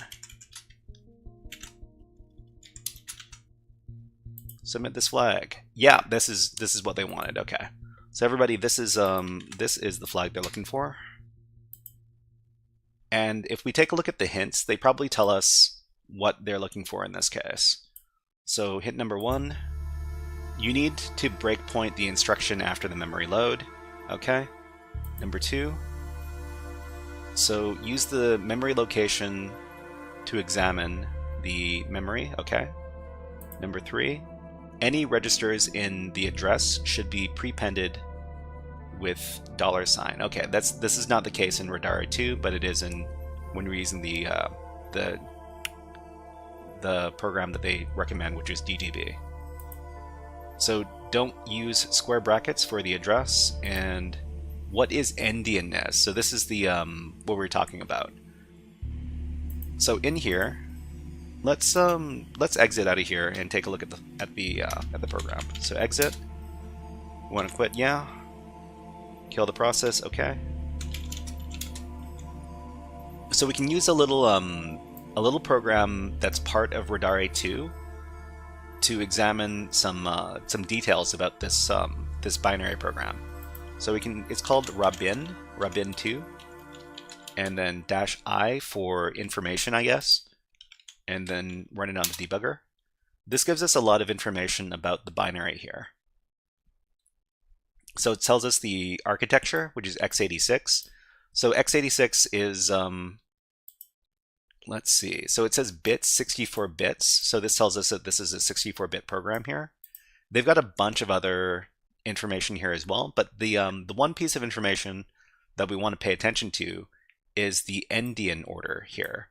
So this refers to the little endian byte order in the program. Leo Brick says, "Is this some kind of guess the code?" We're not guessing. Guessing means we don't know the answer. We're trying to figure out what the answer is for this code. And so if you don't have an account over at PicoCTF, this is a great little website where you can learn all about cybersecurity stuff. And I'll get this is the link over here. Just paste it in. Leo Brooks, are you interested in learning about hacking and cybersecurity?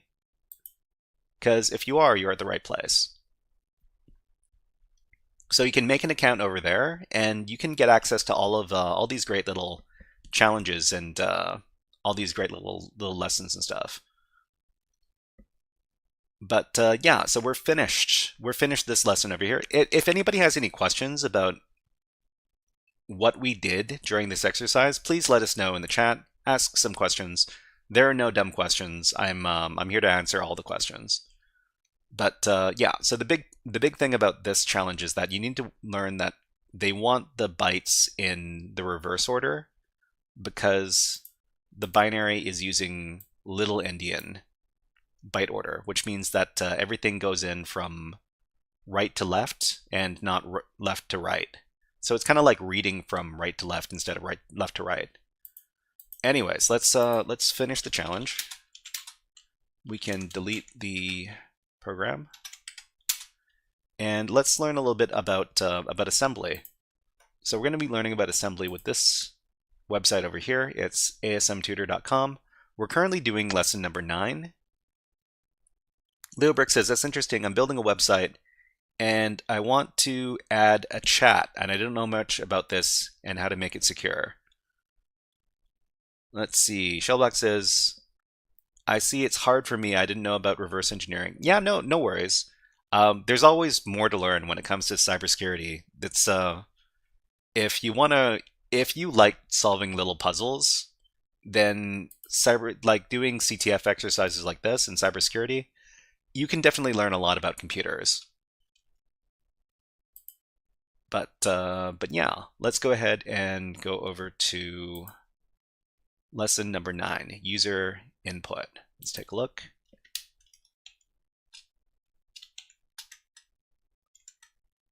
Okay.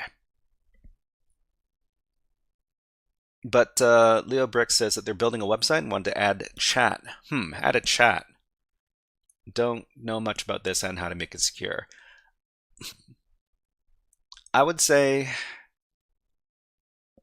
do you have anybody to, are you learning this all on your own, or are you talking to people? Do you have like a teacher who's teaching you how to do this?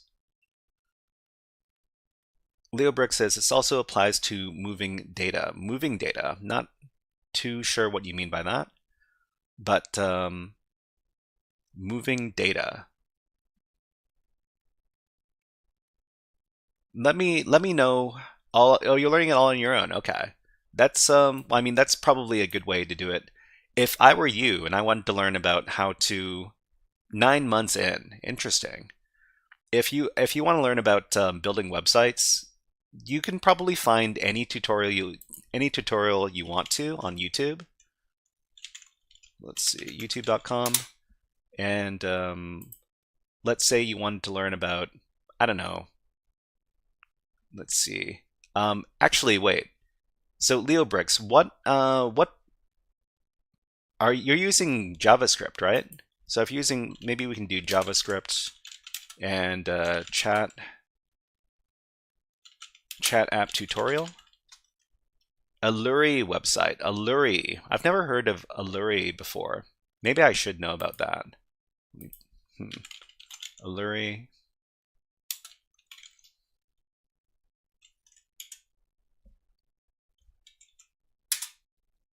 Alluri.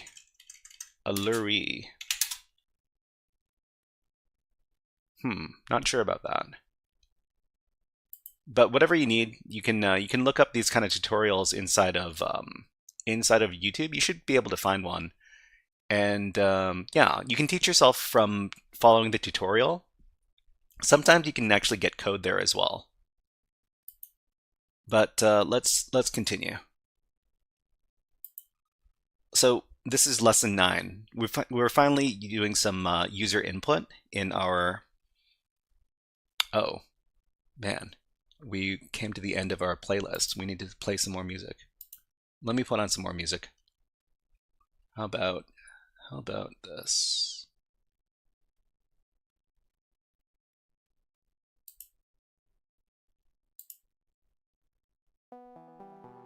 Okay. If you enter Alluri domain, you can find my website. Alluri.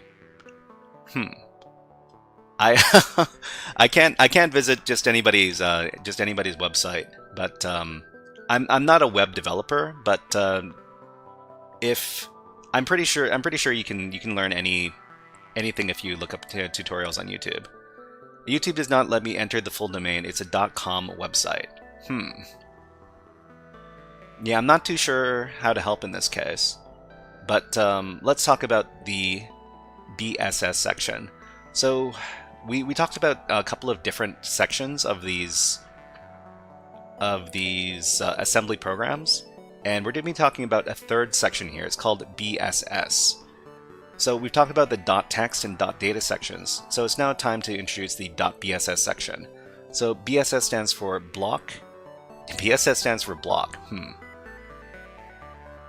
Let's see, what is the website ASM Tutor? So ASM Tutor is basically a learning website where you can learn about how to code using assembly language. So x86 assembly language in particular. So it started by symbol. Okay, it is an area in our program that is used to reserve space in memory for uninitialized variables. So we will use it to reserve some space in the memory to hold our user input, since we don't know how many bytes we'll need to store. Okay, so we've got a little section for the BSS section. So we've got variable name 1, 2, 3, 4, 5, and there's this new instruction over here, which is called RES for reserve some memory space. So we've got reserve memory space for B, which is 1 byte, W, which is for 1 word, and then there's D for double word, Q for double precision quote, float, and 1 for extension precision float. So this is all new vocabulary for me, but we do know that they're basically enough space for one of these defined words. So for example, 1 byte, 1 word. How many words is a byte? You know, we could probably find out if we ask the AI. LeoBrick says, what do you use this for? So we're using this to create little programs. And the reason why we want to understand how to create these little programs with the assembly language is because we want to do reverse engineering on computer programs and also binary hacking. So if we understand how the instructions are run inside of these programs, then we can better do our hacking and our reverse engineering.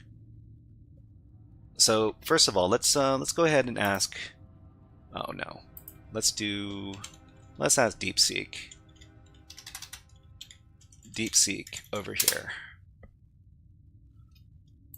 Okay, so what size are these different instructions in assembly?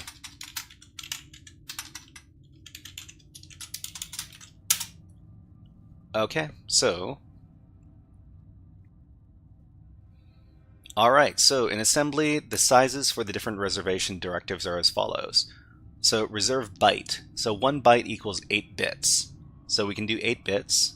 So used for storing a single byte. So Shellblack asks, what is the difference between reverse engineering and binary hacking? So reverse engineering means that we're trying to understand how the program works, and binary hacking is finding a way to hack the program to do stuff that it's not supposed to do. So reverse engineering doesn't involve making the program do something it's not supposed to do, but binary hacking does involve making the program do something it's not supposed to do. But they're both related because they both involve examining the program on a very, very detailed level. So okay, so we've got bytes, which are 1 byte, which is 8 bits.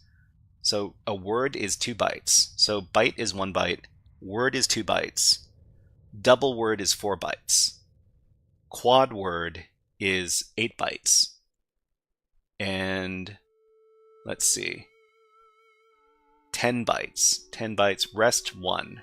R-E-S-T is 10 bytes. Okay. Alright, so this is basically different sizes for the memory. Okay. What else do we have? So writing our program. So we'll be using the system call sysread to receive and process input from the user. So this function is assigned opcode 3 in the Linux system call table. So just like system write, this function also takes 3 arguments that will be loaded into the edx, ecx, and ebx before requesting a software interrupt that will call the function. So we need to load some information into these 3 memory registries before we can do the write function over here. Alright, so the arguments passed are as follows. So the edx will be loaded with the maximum bytes, maximum length in bytes of the space in memory, okay? So ecx will be loaded with the address of our variable created in the BSX section, and ebx will be loaded with the file that we want to read from, and in this case it's going to be standard input, okay? So as always, the data type and meaning of the arguments passed can be found in the function's definition. Great. So when system read detects a line feed, control returns to the program and the user's input is located at the memory address that you pass in ECX. Okay, so what does this program do? So it looks like what the program is going to do, it's going to ask the user for their name, and then it's going to print hello, and then it's probably going to print out the name that you provided, and then it's going to exit. So let's see. Leo Brick says, I don't really understand this, but I'm staying because your voice is very soothing. Thank you. I'm going to code or draw while watching this. Thank you very much, Leo Bricks. If you don't understand what's going on, that's fine. I think we've done a few different lessons on assembly instructions, And let me see if I can find the first lesson where we talked about this. So let me look for it real quick. So this is in our lives. Let's go ahead and search for.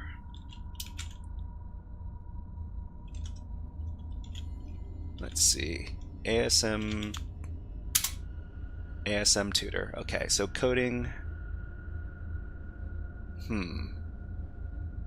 So 1 month ago, 13 days ago, it's probably going to be this one from a month ago. And so if you want to watch from the beginning, this is probably the video you want to start watching from.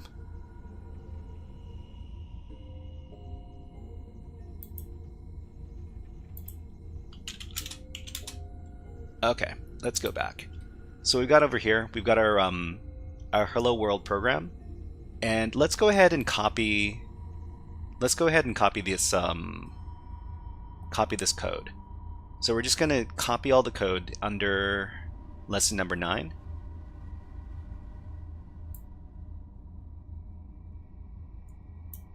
And we're gonna paste this into a file called hello world input.asm. So let's go ahead and create this file. So we can go back to our picoctf web shell, and in the picoctf web shell we're going to use the nano program.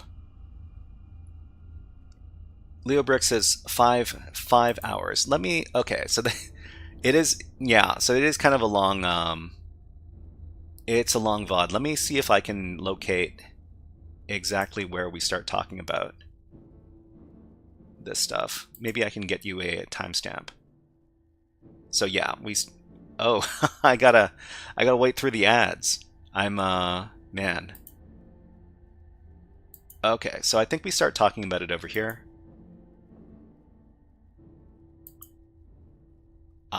Actually wait.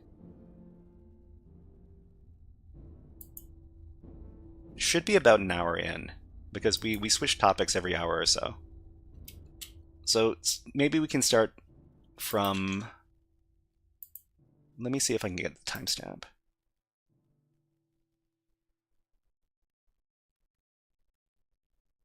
What was it? Copy video URL current time. Okay, here you go. Shellblock says, if you want to learn about reverse engineering, C or assembly, both. You want to learn both. Zani11, hello, Zani11, nice to see you here. We were just getting some passive odds for some viewers over here, but let's go ahead and create this file. It's going to be called. So we're just copying some code. Hello world input. Okay. Hello world -input.asm, and let's paste in the code. Oh, that's not the code. That is not the code. Let me copy the code one more time. Copy this code.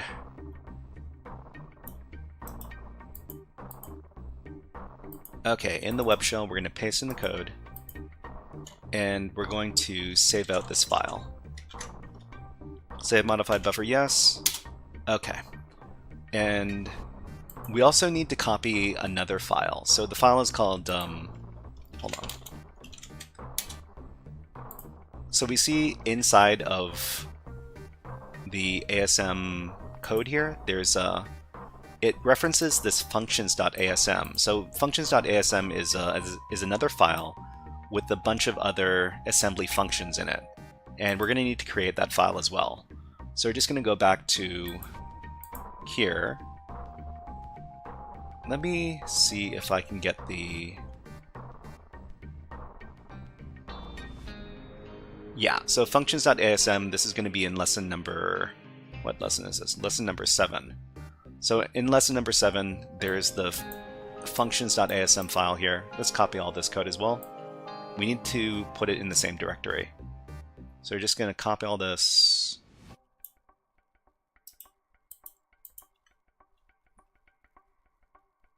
Okay, so LeoBrick says, how did you learn about these patterns? isn't binaries, ones and zeros. So when we talk about binary programs, we're talking about programs that have already been compiled and prepared for use with a computer. So I'll talk about that in just a second. Okay, so we're going to create another file called functions.asm, right? Functions.asm. Then we're going to paste in the code, and then we're going to save out the file. Control X, save it. Okay. So when we talk about binary files, we're talking about files that are meant to be run by computers. If we take a look at this program right here, it's called bin bash. This is basically a program that creates a interactive terminal for people to use. But if we read the file, it's just a bunch of computer code that we can't read. And let's see, Tagshingon. Let me know how to pronounce your name, Tagshingon. But welcome to the HackerFrogs. Have a hack the planet on me. Hack the planet! Hack the planet! So this is what is called a binary program. It's binary means that it's run by a computer that only reads zeros and ones. So these are the instructions. The instructions are not readable by people. And if we try to look at what are the contents of the file using this command over here, it says that this is an executable file. So executable files and binary files and like program files, these are all kind of the same thing. When we say binary, it means that it's something that is going to be read by the computer, basically. Okay, we got an ad on Twitch. While ads run on Twitch, there's also ads on YouTube. And let's go ahead and show some birds. This is my favorite video with birds. And these are the baby stellar jays, and they're having a little bath. It's a great video. I'll be back in just a second. I need to have a little water break.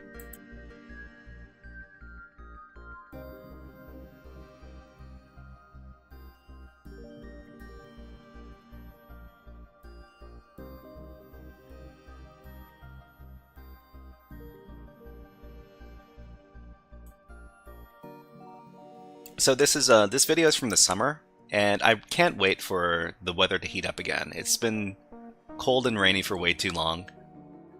I really need some summer back in my life, so that we can watch the birds have their little baths and stuff again. Anyways, let's man, he's having the time of his little life over here. Okay, let's put the birds away, and then we'll continue on with our lesson.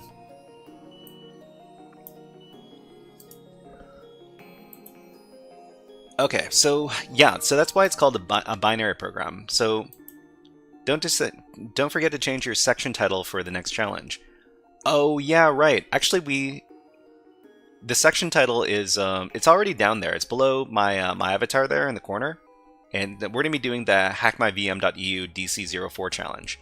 That's gonna be a Windows hacking challenge, and we're gonna be starting that in just a few minutes. But before we do that, let's go ahead and compile this program. So we can't. This is not a program. This is just a bunch of code in hello world input.asm. We're gonna compile the program. Tashingon. Oh, okay, great. Thanks for the content you share. I'll be back following your work closely. Thank you. Thank you very much, Tashingon.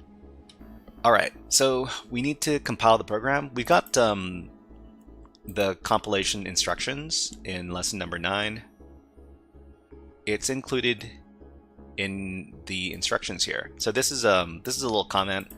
So compile with NASM, NASM. We can just copy the command like this. And then after we do this, we need to run another program before we have the complete program. So in the web shell, We're going to paste in the command. So NASM, we're going to make an ELF binary out of this code right here. So after that, we have an output file. We need to do something to the output file before we can run the program. So we're going to take the output file here, and then we're going to create an executable program with this next command. So the next command is this one.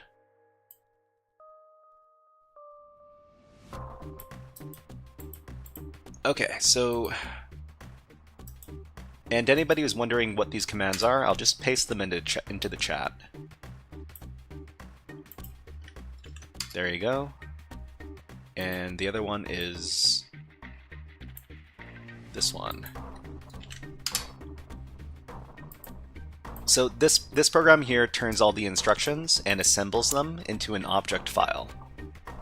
And then after we have our object file here, the next command here is going to link the library functions, I think, with this object file, and it's going to create a binary file. Okay, yeah, Oreo Byte, I'll be ready in just a little bit. Just give me a couple of minutes. So now that we've run these two instructions, we now have this hello world input file here. We're going to run the file like this. It says, please enter your name. So I can say the shy hat, and then it gives us this output, hello, and then space, and then my name, which is the shy hat. Okay, great. But before we finish, let's just take a look at the instructions here.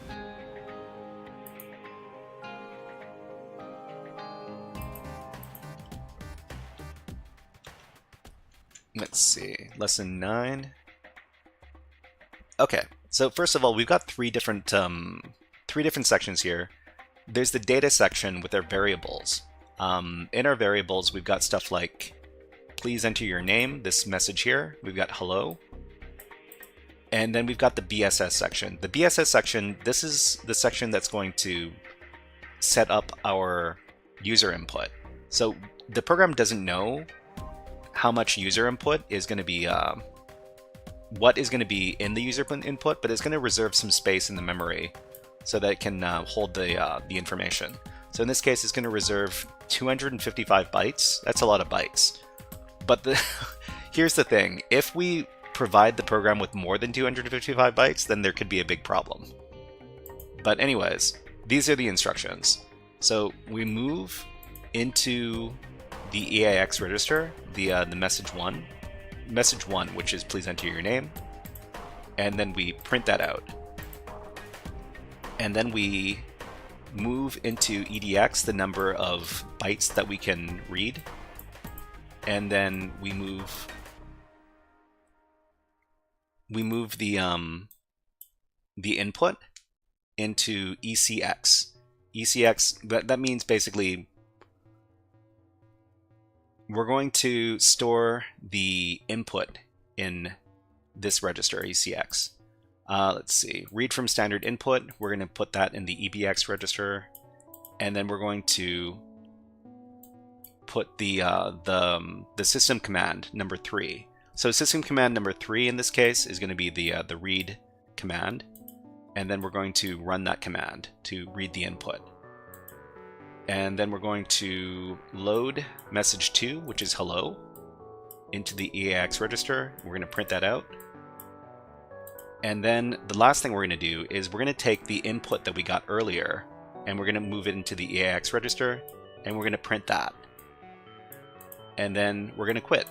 So this is how these instructions flow and result in this program over here, which is prints this, asks for your name, your input, and my name, and then it prints out the instructions followed by whatever you put in.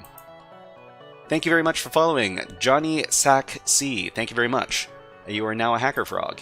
Hey, why don't you have a Nyan Cat on me?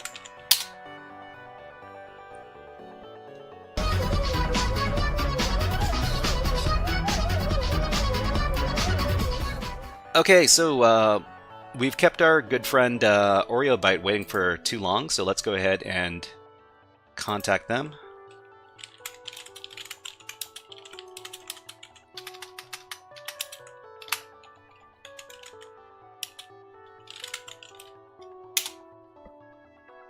We're going to be moving into our Windows hacking portion of today's stream.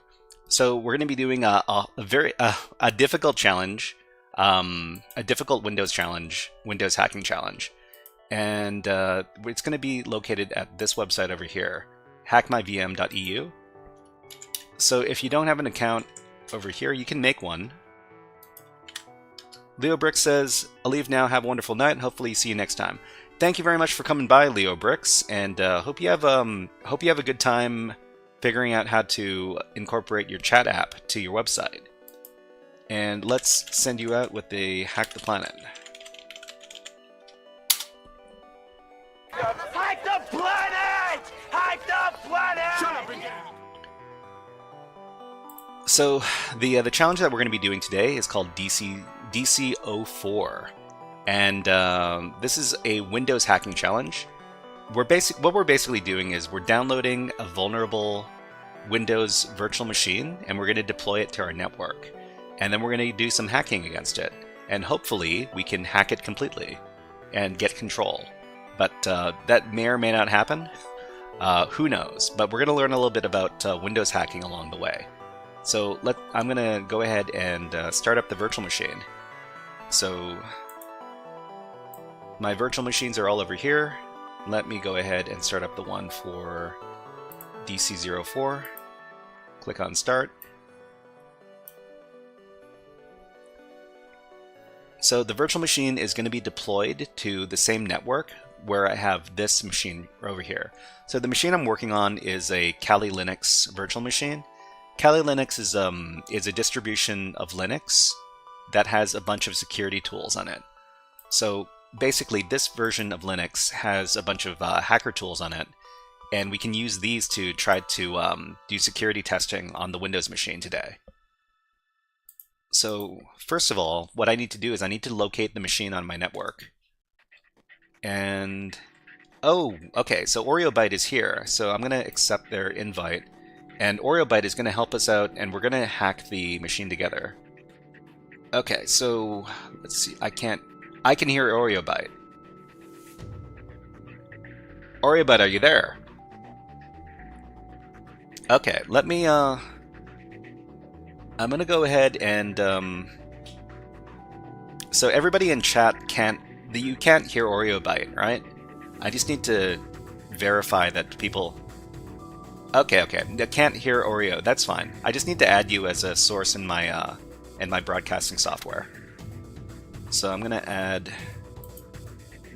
the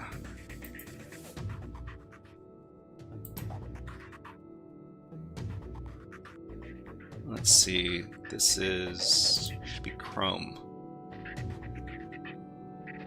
Okay. OreoByte, can you say something? Something? Okay. You should be my chat should be able to hear OreoByte now. Something. Something, yeah. Okay. Cypher Enigma says that, yeah, we can hear you, OreoByte. So, OreoByte, are you excited to do some Windows hacking?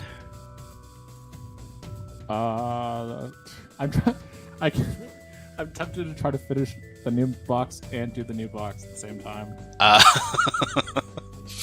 Well, are you trying to give me a head start in the DC04 box? Is that what you're trying to do?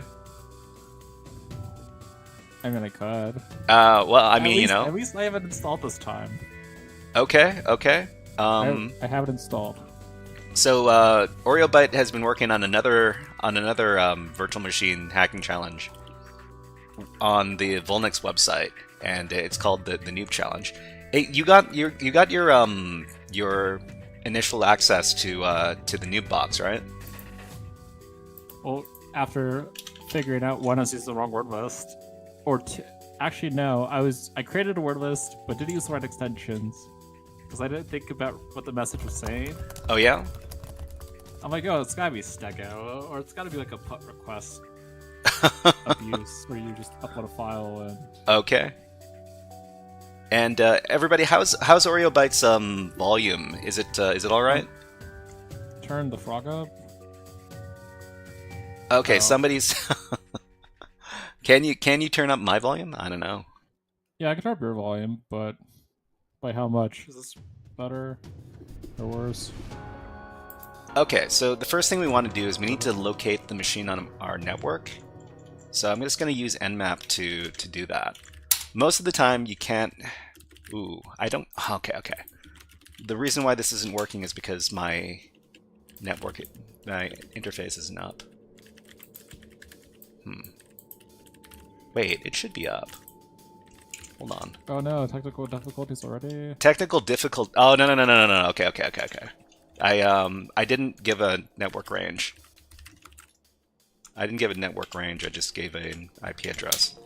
Oh no, that's not it either. Okay. Okay, no technical difficulties here. Heavens forbid. Thank you very much for Johnny Saxy says, I hope I can rewatch this. I missed a lot. So Johnny Saxy, if you go to my my YouTube page, you should be able to watch the videos over there after the stream is over. Let me go ahead and get you the link. There you go. Just go over to live streams on that page, and you should be good to go. And let's see. Thank you very much for following on Twitch. Hate handles. Interesting. Anyways, welcome to the HackerFrogs. Why don't you have a Nyan Cat? Maybe Nyan Cat can bring less hate. Let's scan in. Okay, so we used nmap to find out which machines on the network are up, and it looks like the number 5 machine on the network is up. So that's the machine that we're going to be scanning against. So let's go ahead and do that. What was that? There better be evasion. Better be a what? Evasion. Evasion. Okay. Well, actually, you are. Can you turn up your volume? Okay. Guest volume. I can turn it up. So okay, can you? Is my volume poor? Okay. I hear you better now. All right. So let's go ahead and scan this number 5 address. Very verbose and common everything. Okay, so nmap is going to show us where all the open ports are. So this is a Windows machine. This is a Active Directory machine. So there's a number of common ports that are going to be open on these machines. So stuff like 53 and 88 and 139, 445, stuff like that.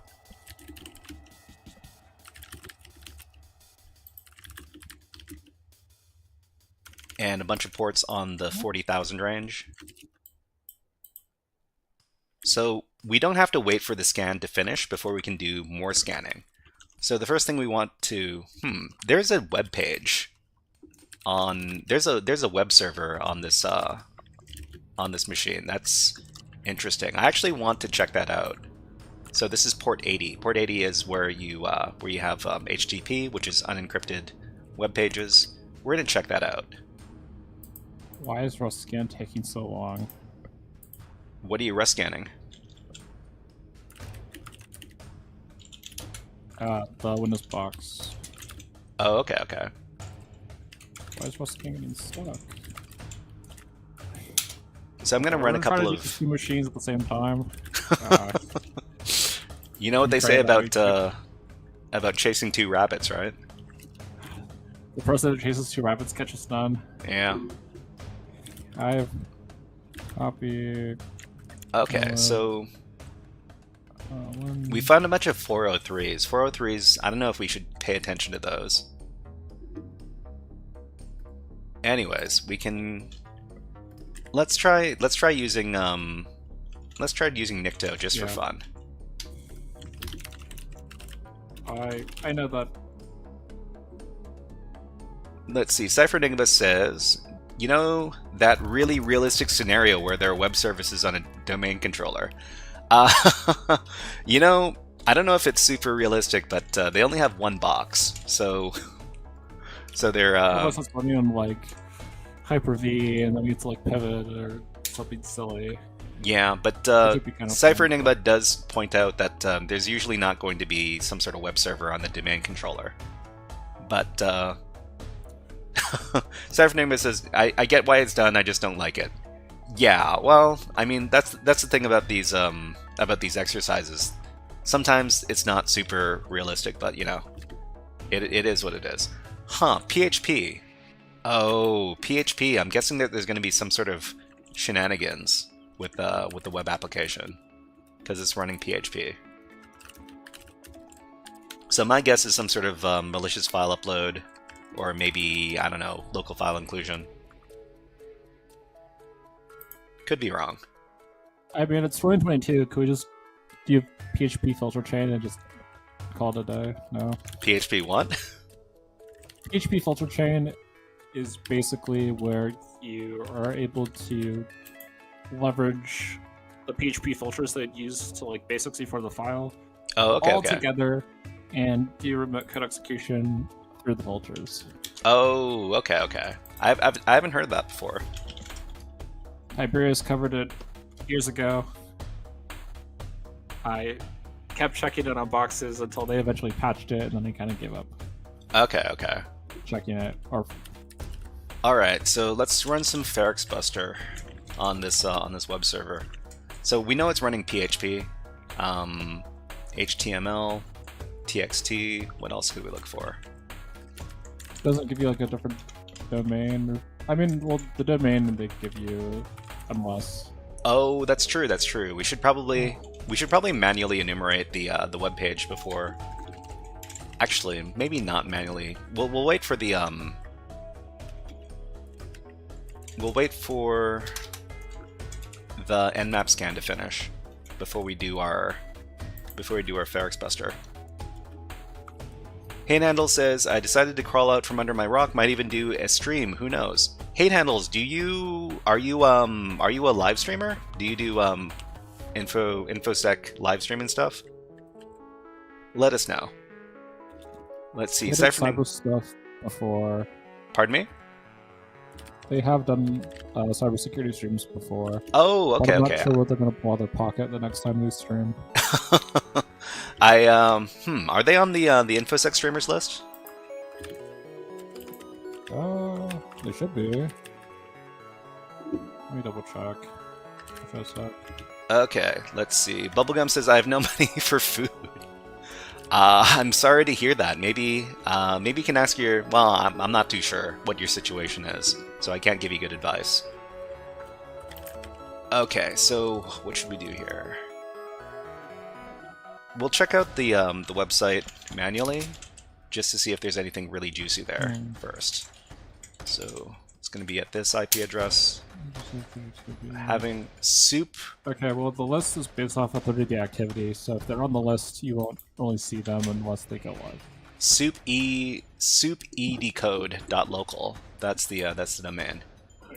So we can go ahead and add that to our list. So we're just going to sudo nano and create a host, an entry in the etc host file. Hate Handle still says you're really quiet on my stream. Who? Where's my OBS? Okay, let's catch up with chat. Let's see. Hate Handle says, I haven't been active in a while. Might have gotten bumped, but last I remember, I wouldn't get bumped. Bubblegum is getting political. You know, Justin Trudeau is no longer the Prime Minister of Canada. It's somebody else now. Well, let's try not to talk too much about politics on this channel. Otherwise, there could be some problems. Alright, so that is so we've got our domain over here, soupedcode.local. Save that out. Oh, I want a thought. Okay, because I don't have time to do both, we're gonna just run one piece and try to find what I need. Do you want me to give you a hint? Wait. You're on the box already, right? I am. No, I'll figure it out. I'm just trying to do both things at the same time. Hey, this reminds me of something. Reminds you of what? OSCP. OSCP doing multiple boxes at the same time? Where you're basically running around like a chicken with your head cut off. No, I experienced that before. I also I failed my OSCP attempt. It was but it was a spectacular mess. Anyways, okay. While it's running. Okay, let's we've also call got this, some WinRM working on the box as well. Got port 88 for Kerberos. Okay. Let's go ahead and run that enumeration on soupedcode.local.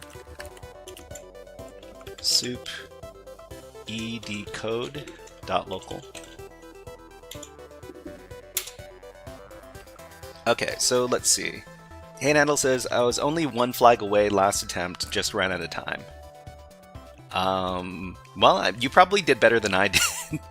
I remember I was also one machine away, but I wasn't anywhere close. So was that before the AD changes? Yeah, I did my exam before they implemented all of the Active Directory stuff.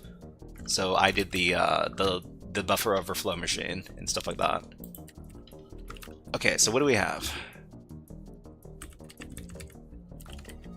Index.php, okay, licenses, examples. Let's check it out manually.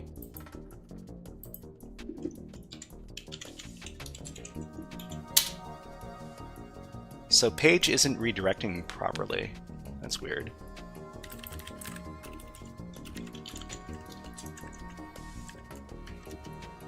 Yeah, that's a dumb man. I'm like, it's redirecting me. Rehost. Index.php. Not redirecting properly. That's weird.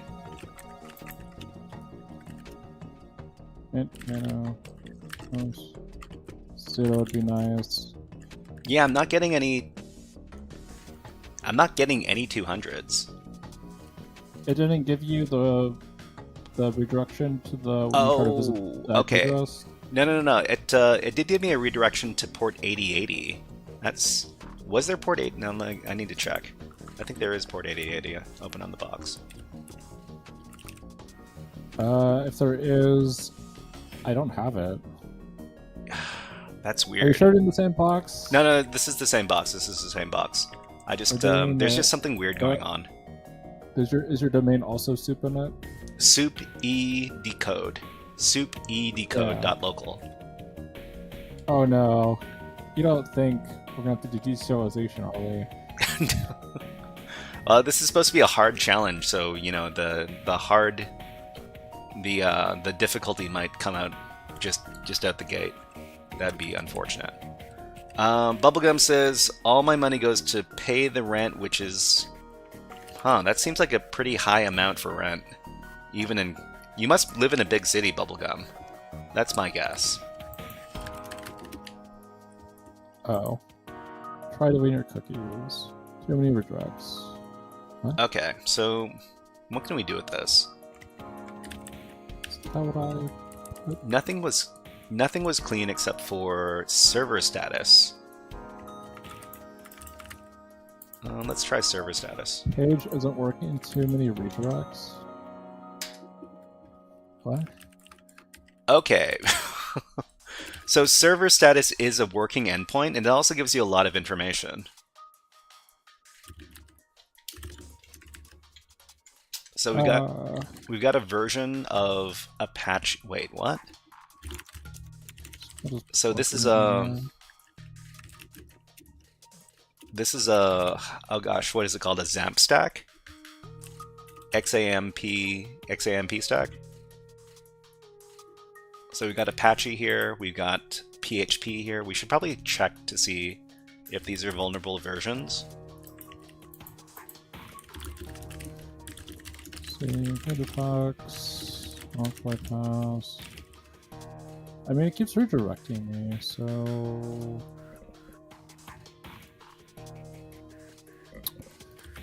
Okay, how about I do that?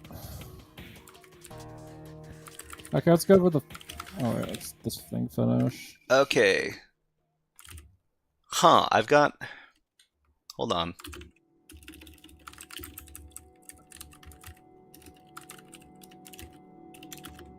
Is it... I want too many tracks the error and then domain planning TV. Okay. So Bubblegum, you can talk about this stuff on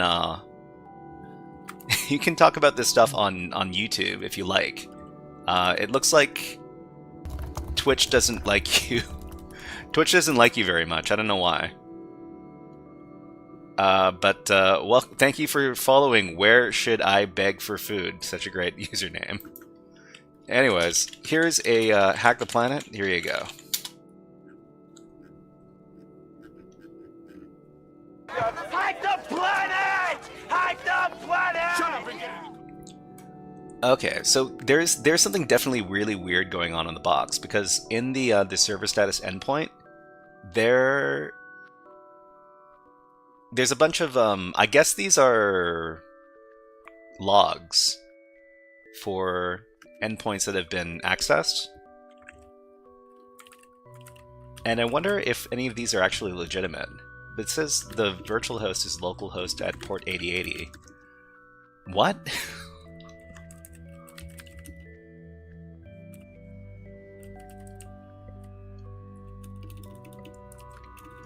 So we got ads on Twitch. While ads run on Twitch, we will not be doing stuff, but we will be putting an ad on YouTube and watching the birds. How about... Ooh.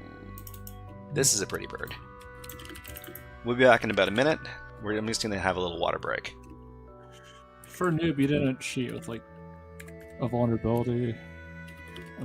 Even though WinPeas is screaming that.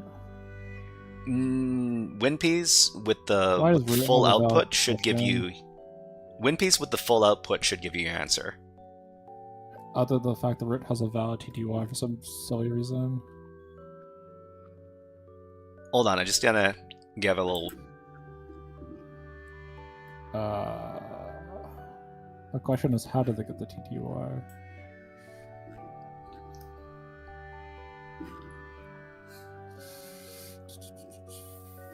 So I'll give you a hint for noob. There's no hack. There's no exploit involved. There's no vuln. Oh. Let's see. Let's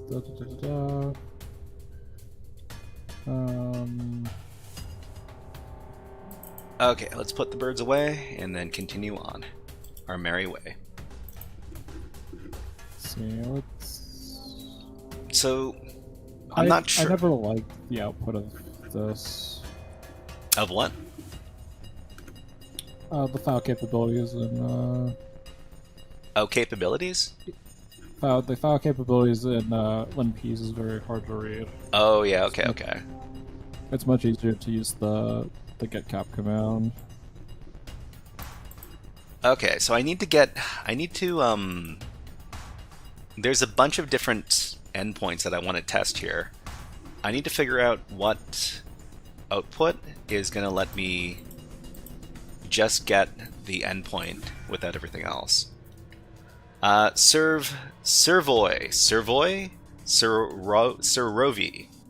are these requests from FerrixBuster? These are not requests from FerrixBuster. This is the server status endpoint for the machine, which is a bunch of curl and awk magic. Yeah, this is what I want to do.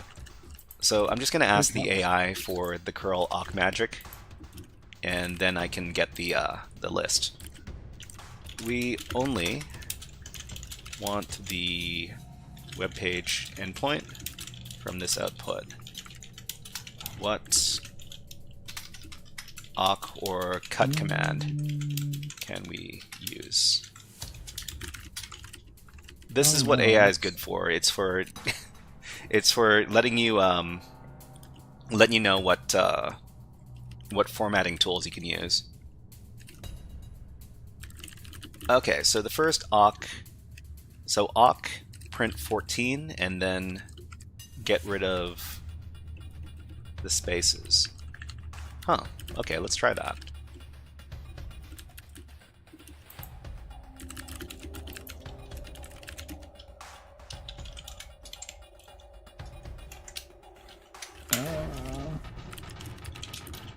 Okay, what was the rest of that command?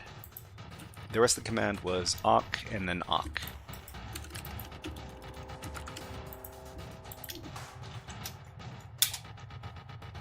It doesn't get you anything. Let's see, 14. That's 2. Hack Smarter is here. What's up, hackers? Says Hack Smarter. Hack Smarter, nice to see you here in chat. If anybody doesn't know, Hack Smarter is oh man, okay. Let's see. So where should I beg for food? Why don't you chat on YouTube, because Twitch is not letting your stuff go through. Cypher Enigma says 14 sounds a bit high. Maybe delete the second awk and play with the columns. Yeah, I was thinking that too. Let's go ahead. The website to actually load. Pardon me? Were you able to get the website to actually load? The only endpoint that I can get it to load is the server status endpoint. So I'm going to shout out Hack Smarter, which is another great infosec content creator. Okay, so let's go ahead and use awk, I don't know, 10? Maybe awk 13? 14. So Twitch has identified your account, Bubblegum, Twitch has identified your account as a ban evader. So they're restricting what you can say in my chat. It's not my decision, it's just what Twitch is doing. Thank you very much for following. Cabello Monero, thank you very much. And Slyborg is just rated with 6 viewers. Slyborg, well, welcome for the... sorry. Thank you for the raid. And what were you all working on over there? Let's do a fun redeem for all the raiders. How about the Devil's Bedroom?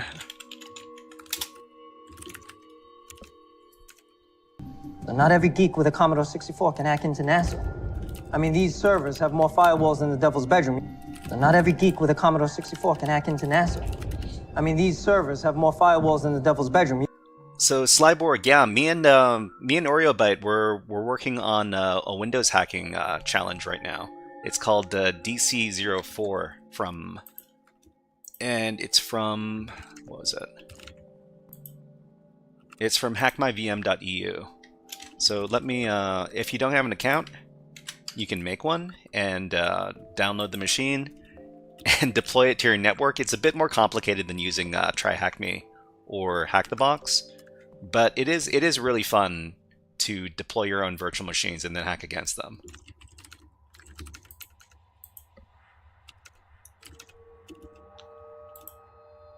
Okay, so I think we're looking for 15. Yeah, so we're looking for... Oh, that didn't work. Awesome.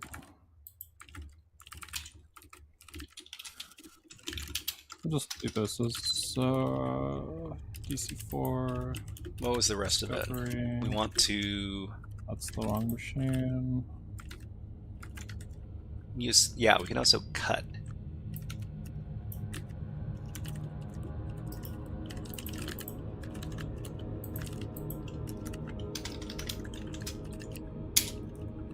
Okay, so this is the output we want. We want just the endpoint.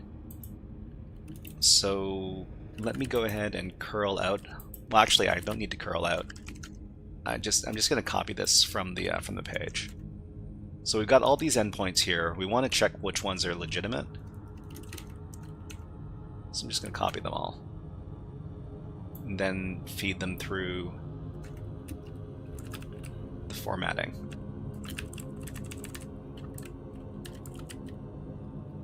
There's got to be a better way to make massive word lists. Which massive word list are you making? Like user enumeration stuff.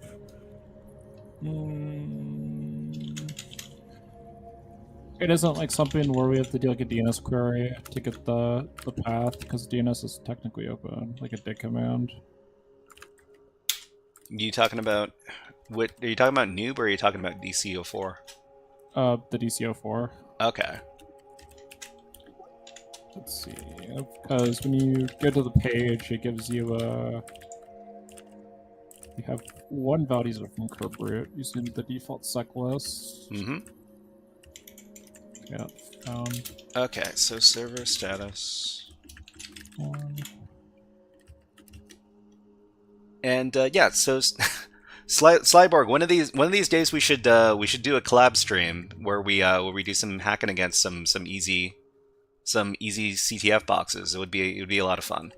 Cypher Enigma says, did you do the 8080 root directory? 8080 root directory. I'm pretty sure that 8080 is not exposed to the network.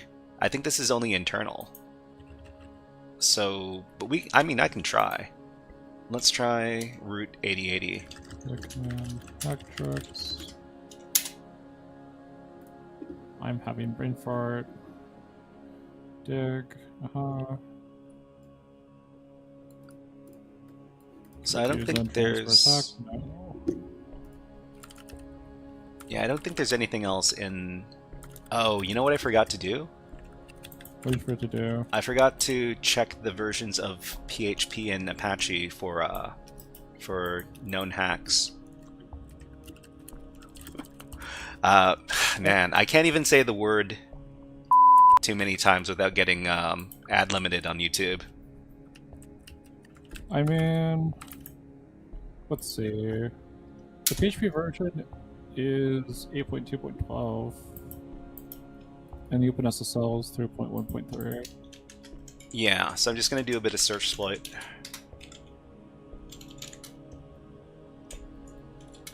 It says it's powered by.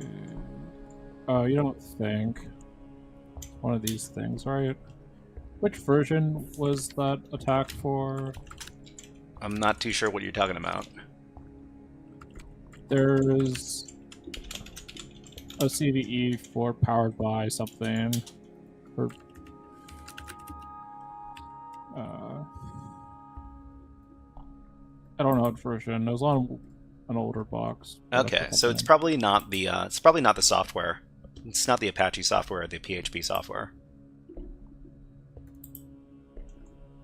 Yeah, probably not. Yeah, it's too new. It's So this connection timed out for port 8080. This is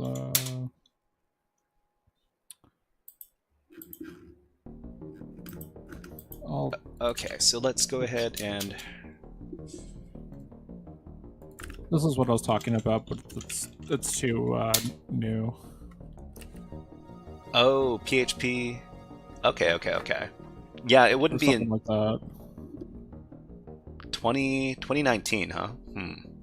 It's running. It's not running 7. It's running 8 point whatever. Oh, okay. Cypher Enigma suggests Zerodium. Zerodium.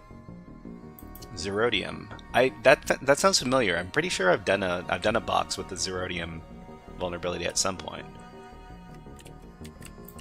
But Fuck. let's do. What is this? Ferrex Buster.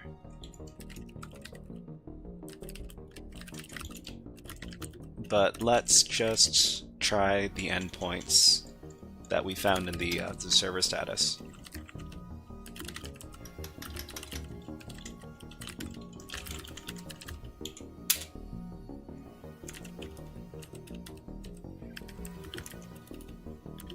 Wait. Oh, no.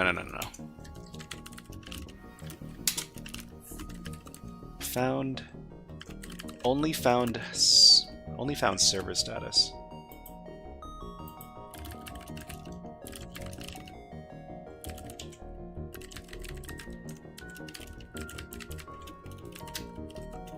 Let me take a look at...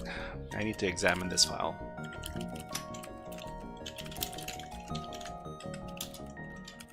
Okay, let's see.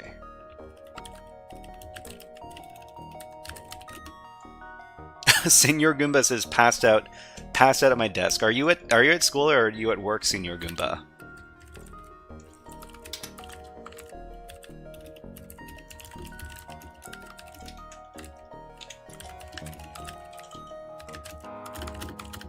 Let's see, we got a word list.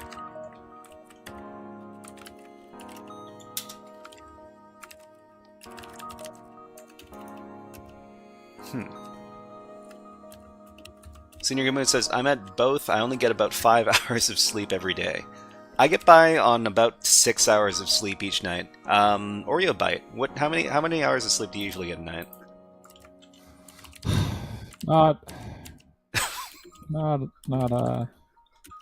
Not a lot. Is what is sleep? Is that a good answer? What is sleep? Is yeah, that's well, that's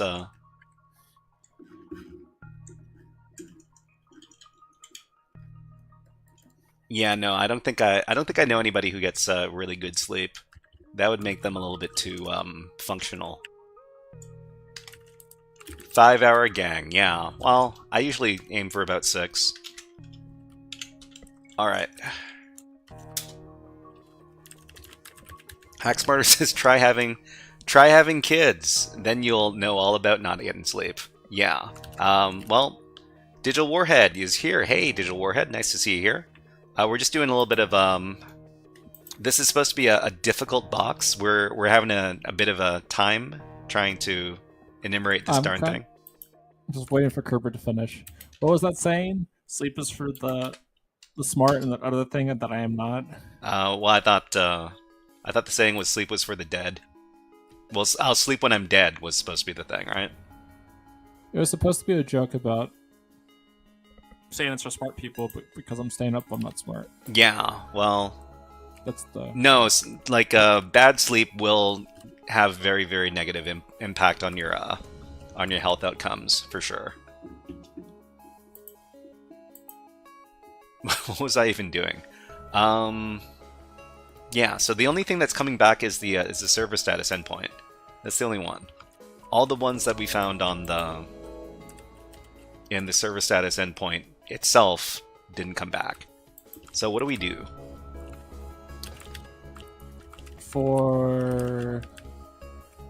So have you made much progress with the web server? I'm not sure how to get past the force redirection, so I ran Kerbrute. Kerbrute? Did you find anything with Kerbrute?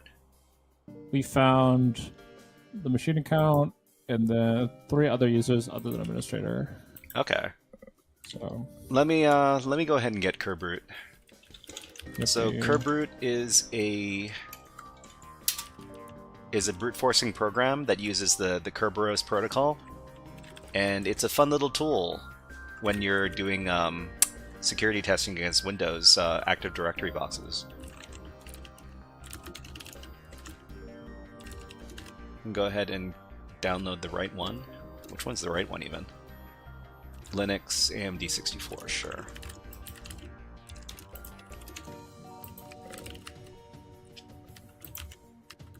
Okay, so let's see.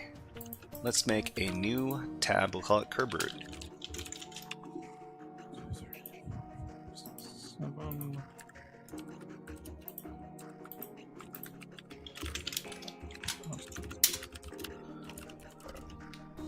Okay, got that. Yeah.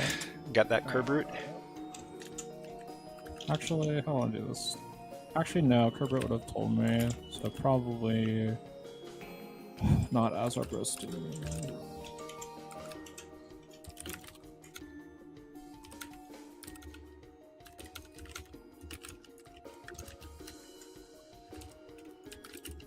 Okay, so which user list did you use for your The Kerber? seclist one. Oh, the Trying seclist to use one. trying to use the one I counted together into a single file didn't work. It returned no users. Oh yeah. So you got 10 million usernames. I like using that one. If there's a list that we could have used instead. Let's see. Senior Goomba asks, what option is -D? You mean for Kerberoot? Domain.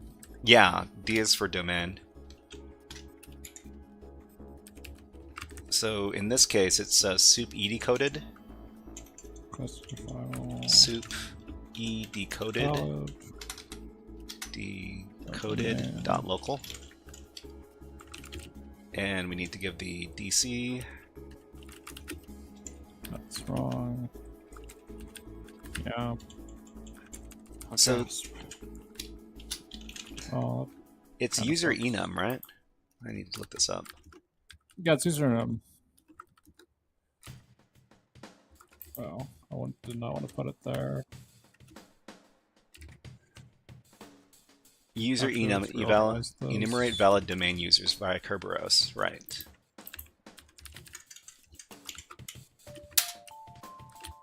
Oh, it's not executable. Hey everybody, when you download an executable file, it's not executable by default. You need to make it executable. Otherwise you can't run it. What? Wrong realm.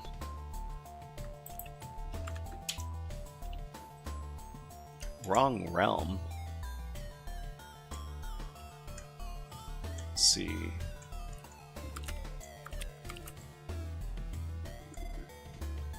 Well, no Asper Pristine. Sad. Digital Warhead asks, is that Oreo Byte on stream too? Yeah, it's me and Oreo Byte taking on the world. Cypher Enigma says, is LDAP exposed? You might be able to get users with an unauthenticated bind. Hack the planet. Yep. Let's cue the music. I mean, but didn't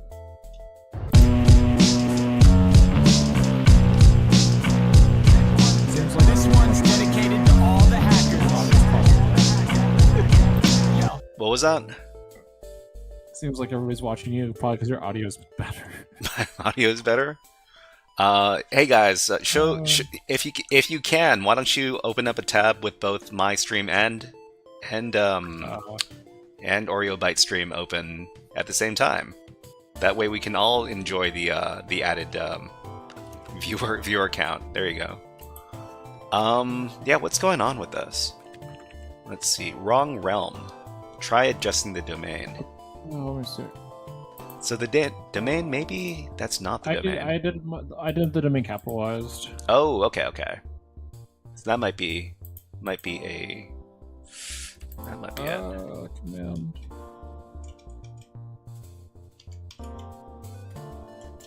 Yeah, I capitalized the domain. Soup e decoded .local.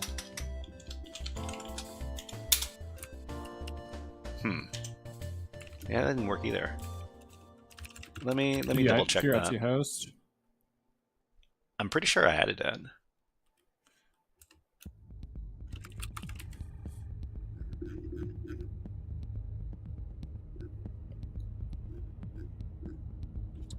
Oh no! It's soup ed code. I added the extra d at the end. Silly me. This is why you shouldn't hack if you can't spell. Okay, yeah, now it's working.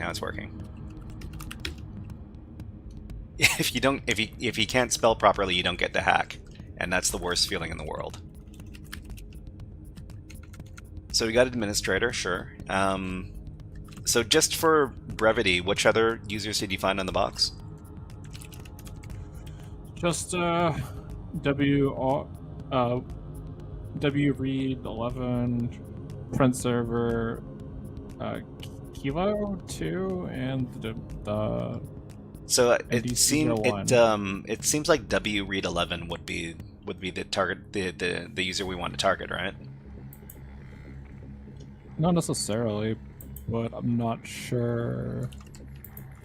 Do we just want to like throw Rocky out and just call it a day? Well, maybe. All right, we're gonna do this the silly thing. You ready for the silly thing, everybody? What is the silly thing? We're going to because I don't with curb root would be faster than SMB. Yeah. But you have to do them one user at a time, so we could just do a loop. And so let's see. Cypher Enigma says the lock everyone out way. The lock everyone out way. Senior Goomba says real hacking is messing up on the syntax and looking around for 10 minutes on that typo. Yeah, that sounds very familiar. Well, the question becomes, what's the password policy? Yeah. So was it w.read? w.read11, was that it?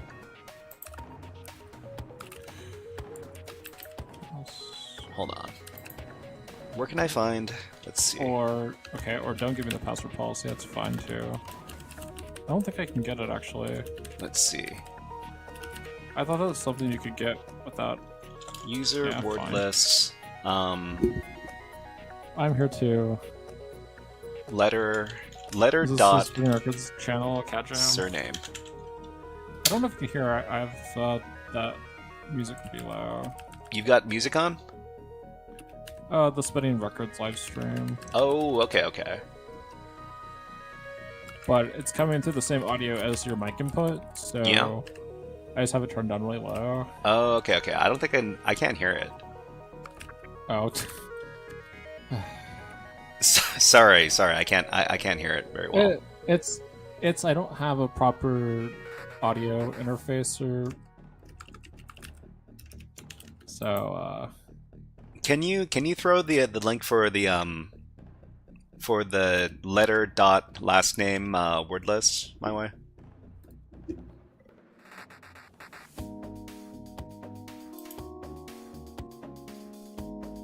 It's seriously something I should be referencing pretty often because it seems to come up fairly often. They're gonna make everything loud and quiet.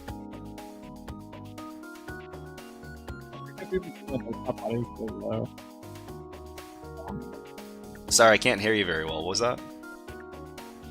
Well, I think it's possible to,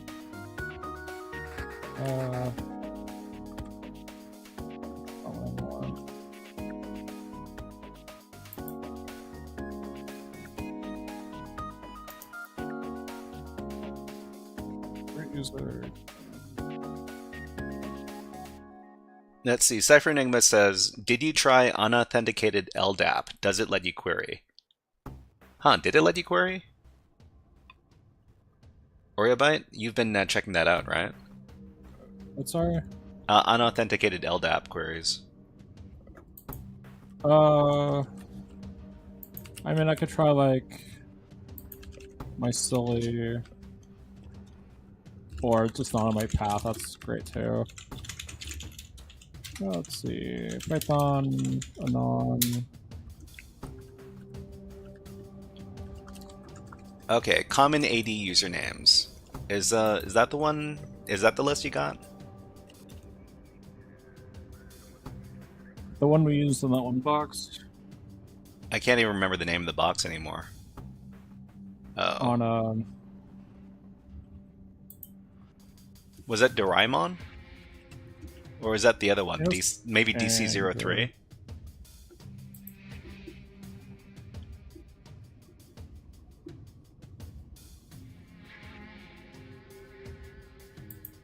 Anyways, let's see if Kerberoot... Oh, okay. Kerberoot was able to get wread11.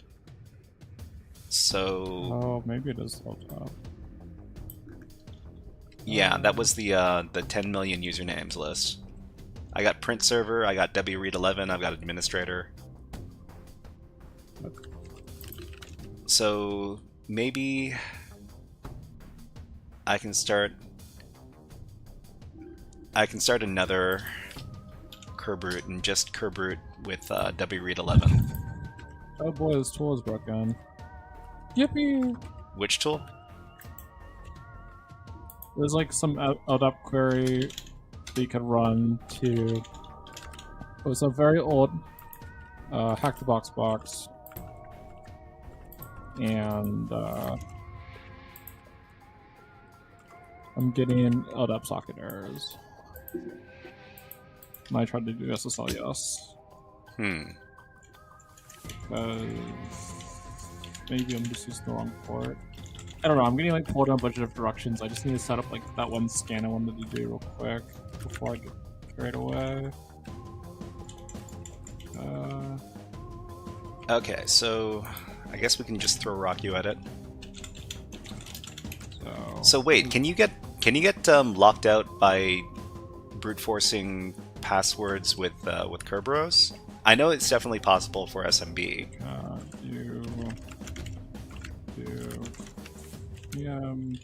DC users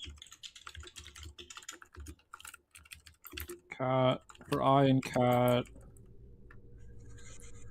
Let's see this path.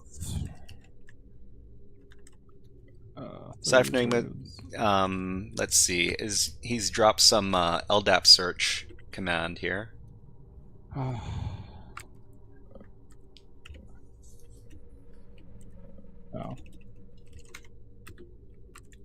Let's see. You can also try password spray and curb root for user as pass. Might make a bit more sense. I'll try that with netexec.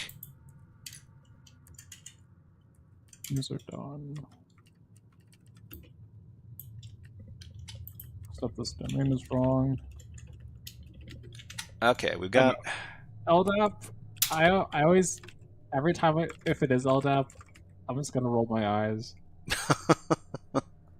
Tigrill, hello, nice to see you on YouTube. Good evening, and yeah, we're just hanging out and doing some hacking. Yeah, have a hack the planet. Tigrill, there you go. Why is this? Hack the planet! Hack the planet! Okay, we've got ads on Twitch, so while the ads are running on Twitch, we will also run them on YouTube. And let's go ahead and watch these fun sparrows right here. I'm going to take a little water break. We'll be back in a second. So let's think. So the box is DC4, but is there a valid DC1 user? Pardon me?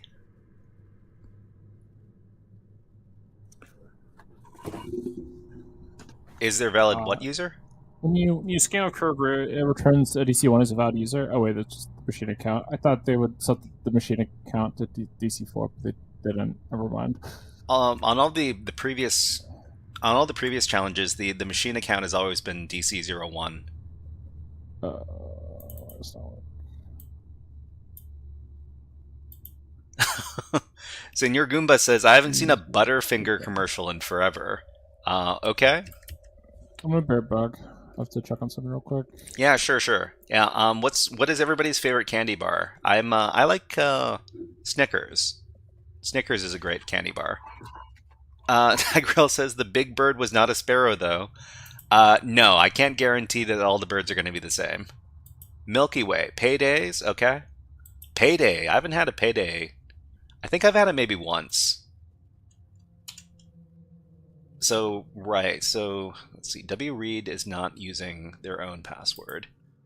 We're just brute forcing with Kerberos this wread 11 account. Milky Way Midnight. Milky Way Midnight.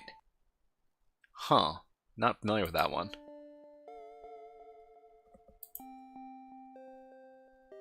Okay, so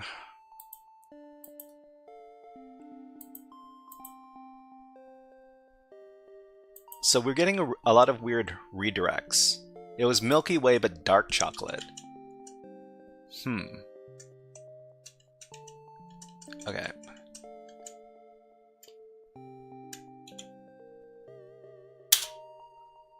So the problem with trying to do some directory busting on the web application here is that these are all redirects that don't redirect anywhere. They all redirect back to the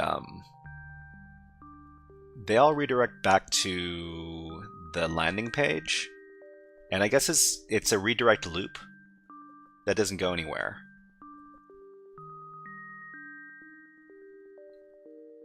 .503. What is the 503 response? Johnny Sack says should try. Ah, okay. I'm Milchschnitte and Pinguine. The best in Germany. Johnny, are you in Germany? There's another regular viewer that comes around who's also from Germany. 503 is unavailable. Okay, so shouldn't pay attention to those. Actually, licenses, these are all 302. What is the difference between a 302 and a 301? 301. German in the heart of Europe. Yeah. There's another regular viewer who's also from Germany, and his name is Defus. I'm not sure if they're going to show up tonight. They're usually up like super late in Germany as well. It should be getting super late in Germany right about now. What was it? 302 response code. It's 3 a.m. Okay. 302 found status temporary redirection indicating that the request resource is temporarily located at a different URL. Huh. So what's the difference between a 302 and a 301? What about 301?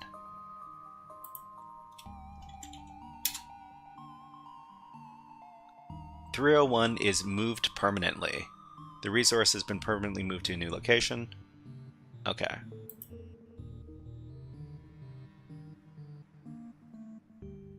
But the thing that it's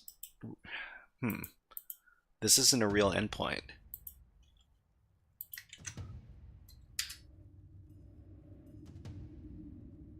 Yeah, this doesn't go anywhere.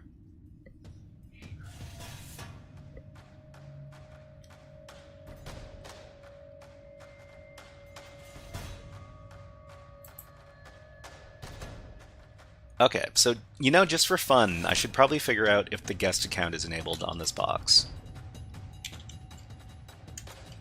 Because if it turns out that we skipped, like, a super obvious thing, then I'm going to feel super bad.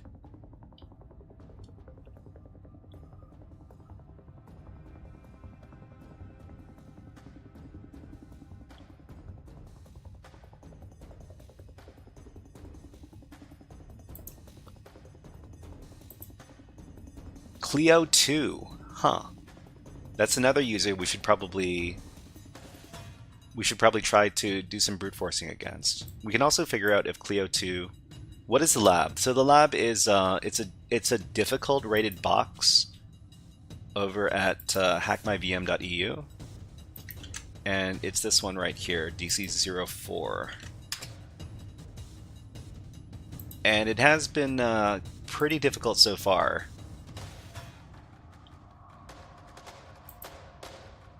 Yeah, okay. Clio02. So yeah, the guest account has been disabled.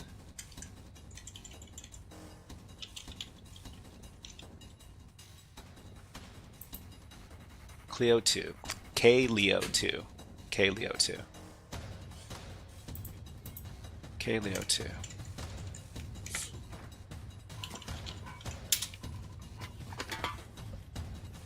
I'm back. Hey, what you drinking there? What am I drinking? Yeah, I heard some aluminum cans. Oh, just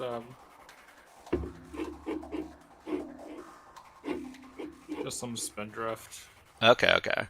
Senior Goomba says, I'm drinking soup.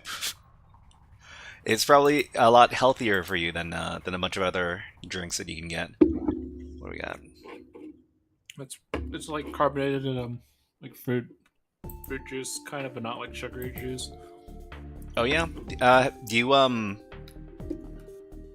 you like to drink artificial sweetener? Do I drink adult beverages? Adult beverages?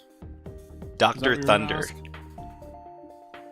So somebody, Tigrail in chat says Dr. Thunder. Dr. Thunder, is that like an off-brand Dr. Pepper? Or is that something else? DC01. DC01, of course. That's not one. Okay, so we've got... I think we have enough... I don't know. I don't want to brute force like 3 different things at the same time with Kerbrute. It seems excessive. I don't know. I think I mean, I don't know. I don't think brute forcing's the way. Let's see. Tigrail says Walmart... Oh, the Walmart knockoff version of Dr. Pepper. Okay. Yeah, this is... Well, I mean, this is supposed to be like a hard difficulty rating box, so brute forcing's probably not going to be the way. But we did get some user accounts. I don't know. Well, I don't think it'd be... I mean, we could try checking. Okay, so let's see. Nothing. If we're still stuck here in the next 45 minutes, I say we try to look for some hints.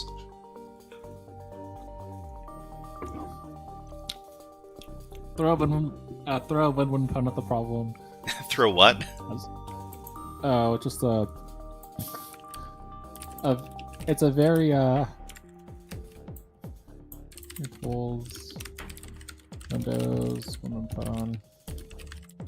Let's see. Tigrail says, I do have an unopened bottle of Jim Beam. Jim Beam White Ghost. White Ghost. Senior Goomba, yeah, have fun getting out there. linwinpone.git. Never heard of this. Let me... It's basically a recon tool. A recon tool? But do not use this on some exam. Oh, okay. It's basically a massive vuln scanner tool for AD. Oh, really? Okay. Lin Pone Swiss Army knife for Active Directory. Okay, so using Linux, right? Uh-huh. Have you used this before? I've used this before. And have you gotten good results from it? Success. Yeah? Okay.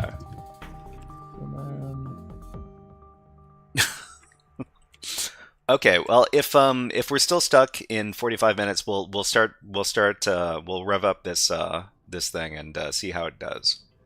But until then, we'll keep on manually enumerating.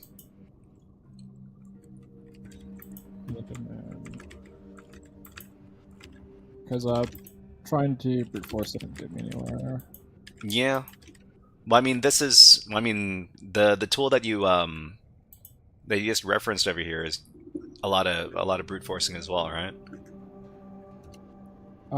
It does a bunch of traditional AD attack checks. Okay. Oh, you know what we haven't done? We haven't done our SMB vulnerability scans. So like stuff like Eternal Blue or whatever. It's server 2022. But I should probably do some checking using netexec. So netexec, let's check for. I don't do anything. Let's check for zero logon. If it's vulnerable to zero logon, I'm gonna be. If it's vulnerable to zero logon, then that's very disappointing. I know, but we have to do the check anyways. Game over. Okay, zero logon is not vulnerable. So MS, what was it? MS 17-010. That was Eternal Blue, right?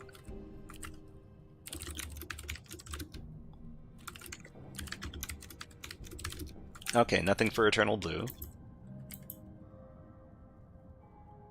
And what other? Let's see, print nightmare maybe.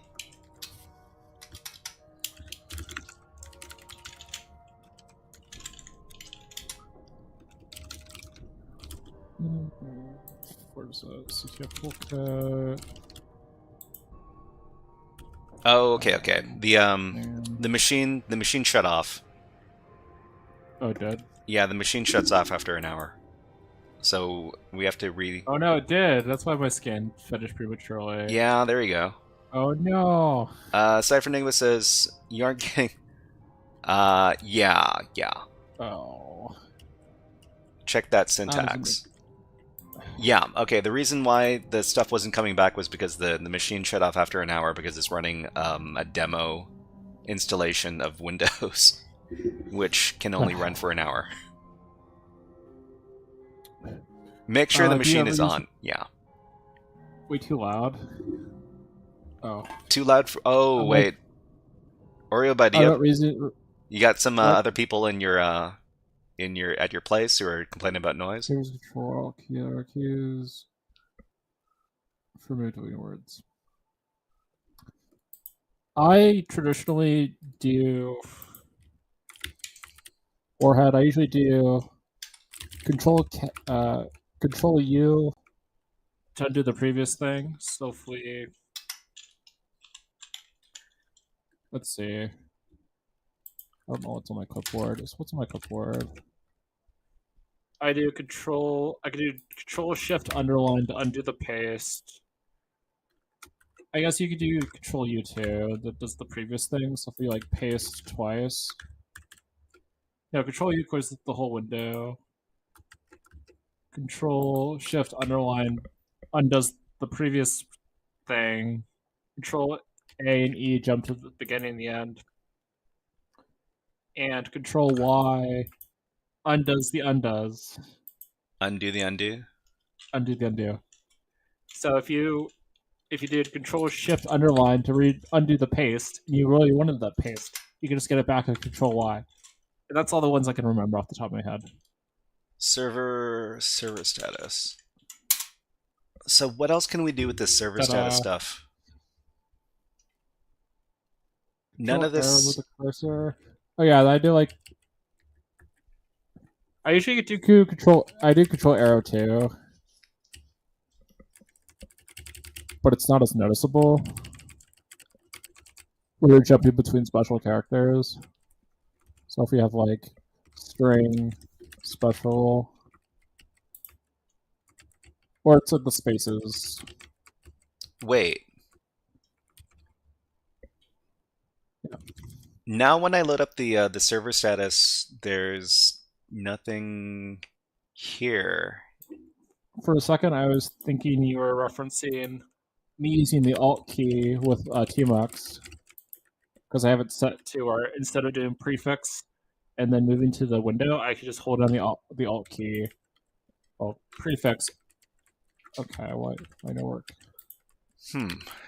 Now it's being silly. Okay. You haven't taken a look at the web server traffic using Burp Suite yet, have you? I mean, I keep getting 302 redirects errors. Yeah. So. Okay, this is up, right? We can scan it now. We can run this command again and try. Curve.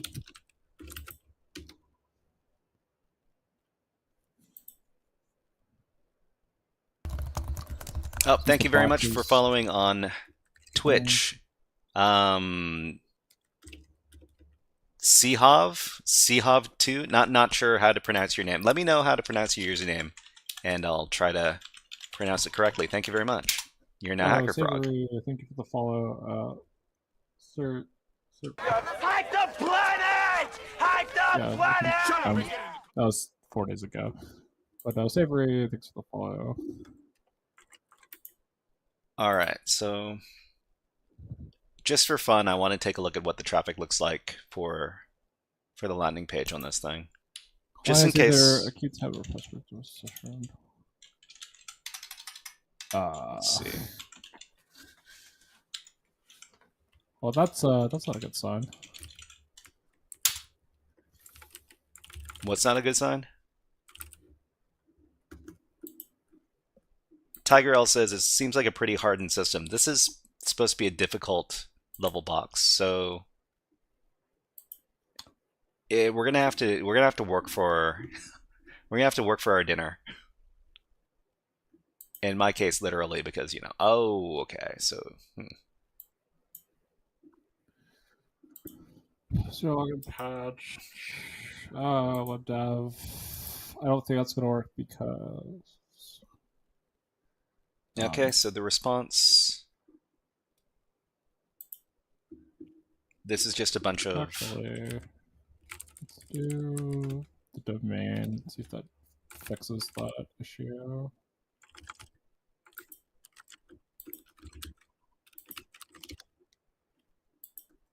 Post IP address. Okay, so we didn't get. Yeah, let's do the checks for zero logon and print nightmare and stuff again, because I'm pretty sure that the server shut down when I was trying to do those.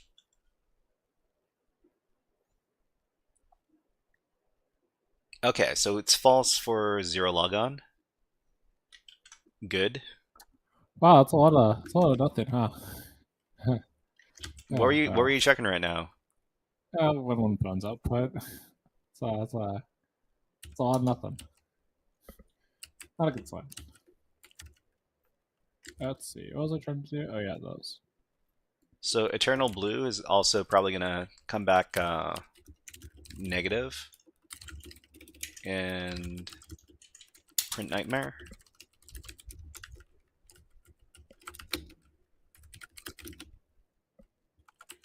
Oh, that might be why it's messed up.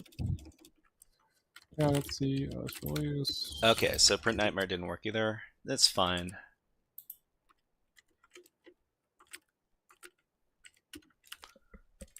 The fact that the web server is running like Apache and PHP, that's got to be relevant to the challenge.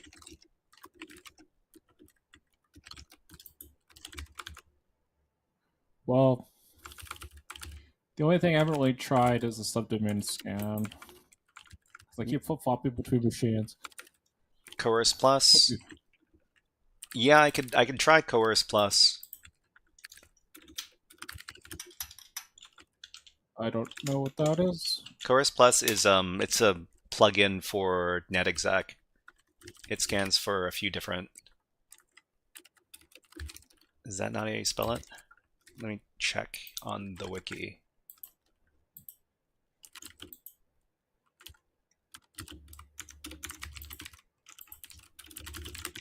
Okay, I was gonna put this into its own file because I keep catting. Let's see, host.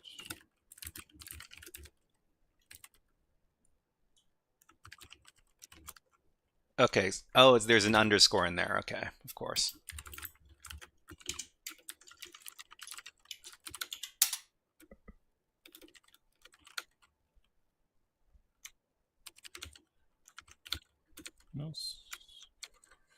No subdomain. Let's see. Top.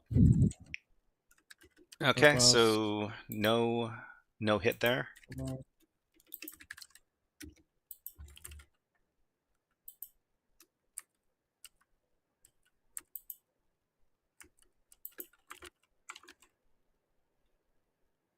see.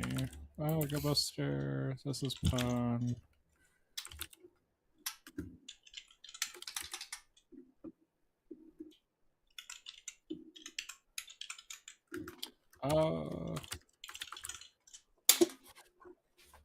Okay, I ran the scan and my scan ran away. Tigrel says, "I believe this challenge is above my pay grade." I think it's above my pay grade. Is what I'm thinking here. But you know what? We can give it a try, and it's the most important thing is that we practice our skills, and if it doesn't work, then it doesn't work.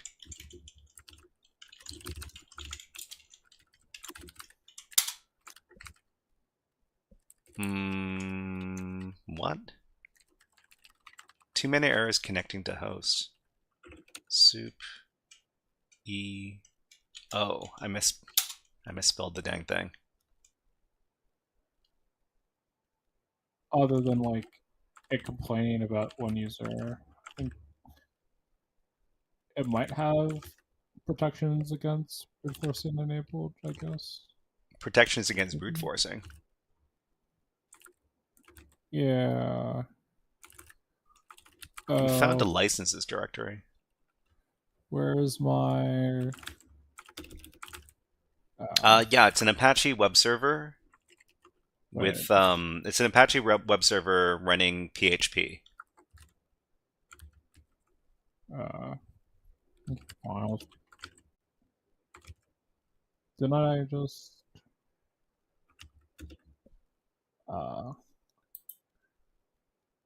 Okay, so the licenses directory is listable. Well, let's check it out. Okay. HackerFrogs. Go bust it out. I didn't... Okay. I didn't run this on a different window.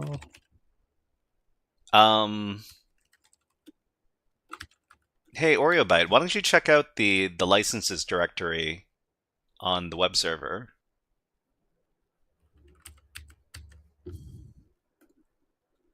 The licenses directory? Yeah. Licenses. If it lets me.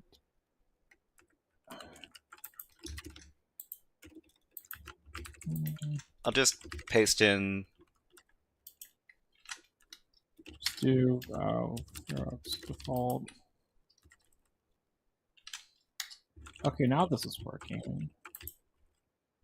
What is all this stuff?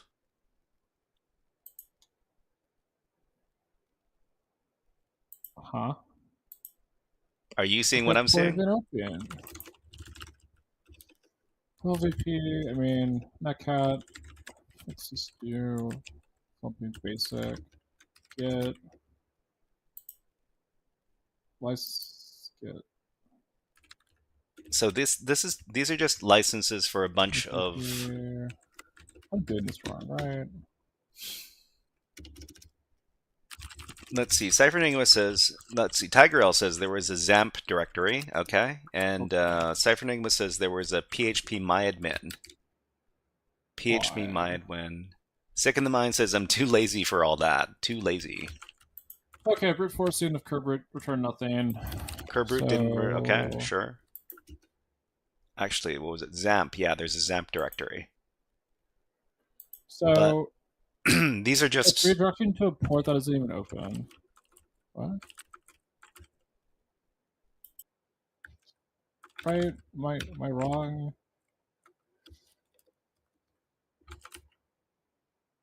Oh, that works. Wait, what? Wait. What are you looking at? Why is this? Why? Why does the license get not redirect? But that gets redirect, and then we just get stuck. Thanks, Brave. Thank you for getting stuck for no reason. Oh, come on, keyboard. Okay. So Sick in the Mind says let W get MIR. MIR. I've never tried that. I should probably. Are you trying to recursively download a bunch of stuff? Yeah, right. Recursively. Fine. So let's see. That makes me sad.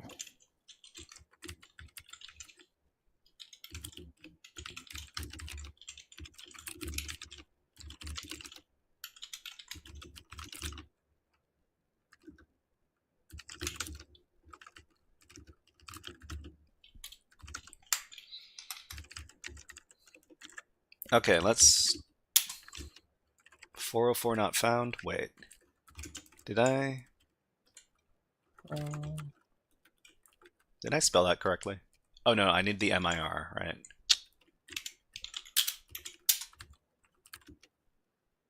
Okay, it's not curious. No such file and directory, no URLs. Ah.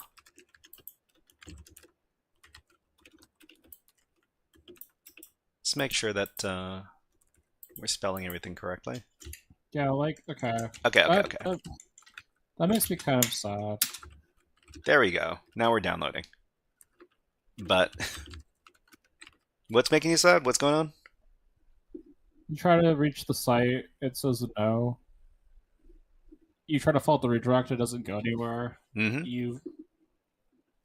The redirect freaks is making Ferox Buster freak out, and it's like, well, actually, that port doesn't exist, but if you view it on port 80, it's fine. But it doesn't do. You can't do port 80 on this. There's no 8080. I mean, there's no port 8080 on that is exposed to the network. thanks. This makes no sense. You can do it manually. You can do it Let me manually, but explain. for some reason it won't do it recursively. I mean, I disabled recursive on Ferox's default scan. I already. I mean, now we can just do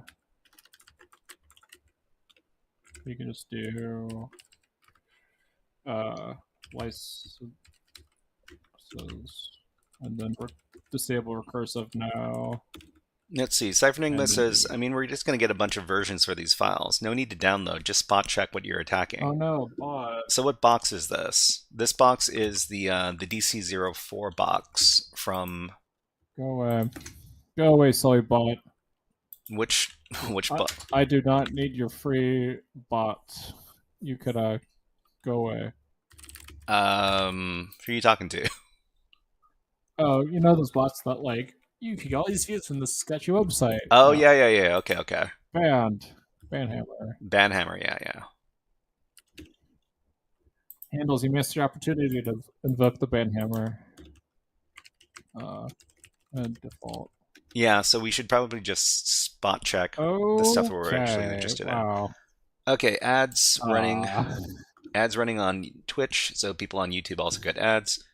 Let's do another fun bird video. So this is another really fun bird video. It's these two birds having a bit of an argument. I'm just going to take a little water break now. Can I exit this? Please? Oh, accept. Oh, directory listings enabled. Yippee! That makes my life so much easier. Which directory are you looking at? Directory listing is enabled. Okay. We got something here. What directory are you looking at right now? I'm looking at the SQLite directory. The SQLite directory? It just does some like, yeah. You mean inside the licenses directory? Licenses. I'll give you a command you can run. Sure. Yeah, just run this. It'll give you a bunch of 301 redirects, and then you could just okay, that makes a lot more sense. So Ferox Buster. Yeah, it's still playing for me, by the way. Sorry, what was that last thing you said? That account was created in 2013 and might be hijacked. You know what Digital War had? You want to hear a really sad story? You want to hear a very, very sad story of mine? I'm all up for sad stories. Go ahead. There was somebody we're working together on the same thing I was working on, and we decided to share information on Discord to learn. And the picture they had for their account was Spaceman Spiff from Calvin and Hobbes, which I'm like, oh yeah, because I love that series. Fast forward months later, I think he got his account compromised. Uh-oh. And how could you tell? Because they tried sending me random junk from a direct message. Oh, yeah? And I was very sad. So I'm like, no. They got Spaceman Swift. They I don't done think I got his account back. They done gotted him, huh? Well, Okay, so all these redirects are to port 8080. oh, well, What did you yeah. want to highlight here inside the licenses directory? There's a bunch of 301 redirects Mm-hmm. that go to a resource that doesn't exist, but all those resources exist on port 80 and not 8080. And if you go to it, it has directory listing enabled. So. Oh wait, what?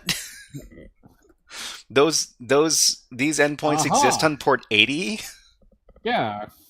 Okay. What's up? Jeez. Where is this a user? Is this a bad user? Let's see. Let's add this user. Is this a bad user? Oh no, jeez.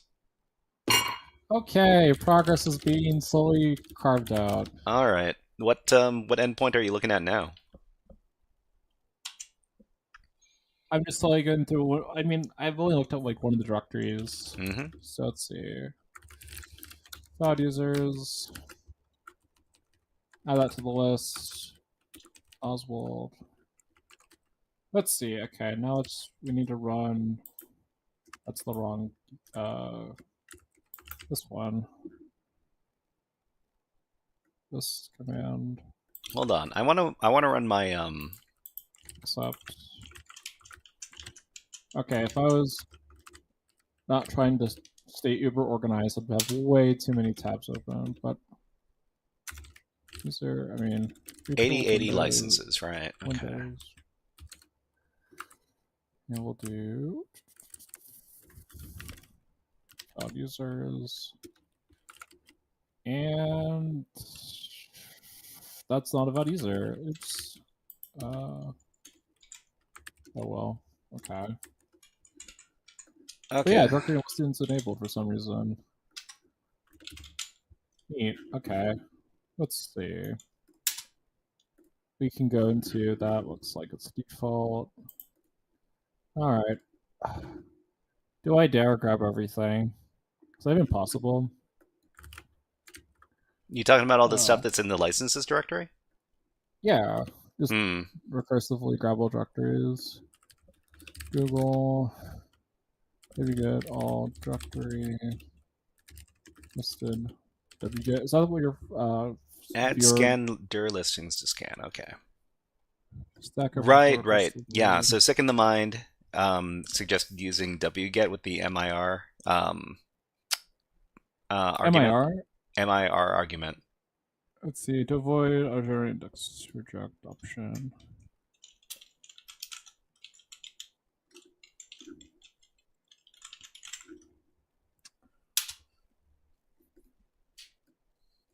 And IR?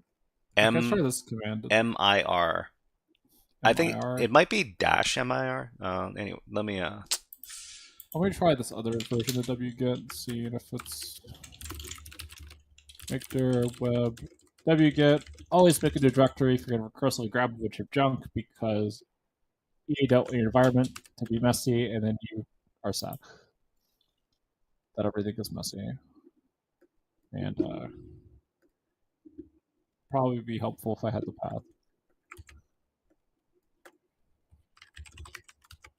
And I wget. Oh, okay. That capitalizes it. Wow. Oh, mirror. Okay. Mirror.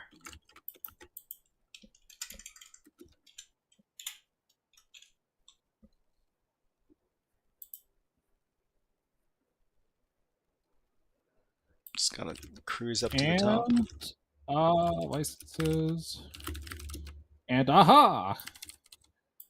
And then we can do tree, and oh, I should have followed the advice of not getting the index, the recursive indexes. I am okay. Let's fix my mistake. The root. Let's see. Sick in the mind says the root FTP directory was in the WP includes folder. WP includes folder.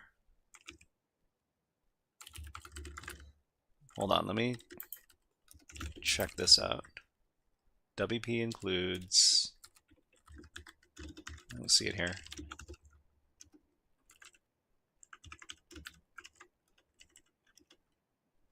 This from here. I don't know. This is so far it's been a very FileZilla, interesting right? box.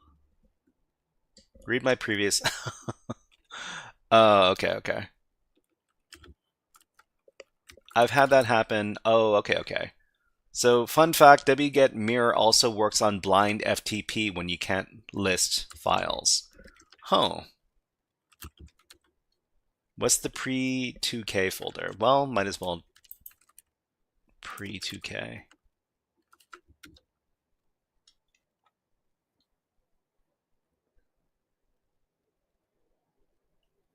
Where is it? Okay, soup, license. We can do tree. SQL2K. Okay, okay. Ports check. Let's do... Yeah, there's a bunch of... Oh, you know what? We've got all of these licenses in here. The funny thing is... Tigerl says, curious what privileges that the application on the device is running with.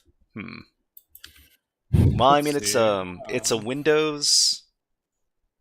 It's a Windows PHP enabled Apache server, so I'm guessing it's going to be some sort of inet serve user or something, right? I'm kind of just grabbing the wind to find anything interesting quickly, but I'm just getting a lot of junk. PHP?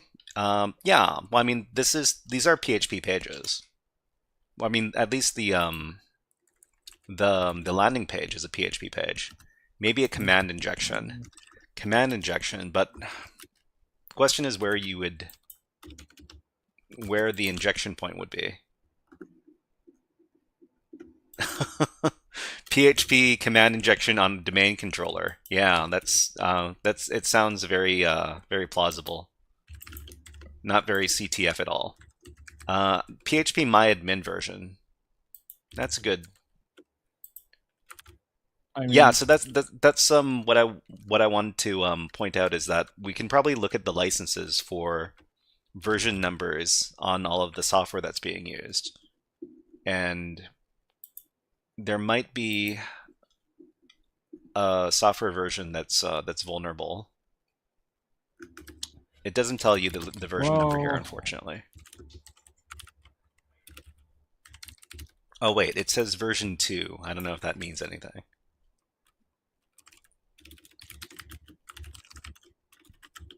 Dot type file name.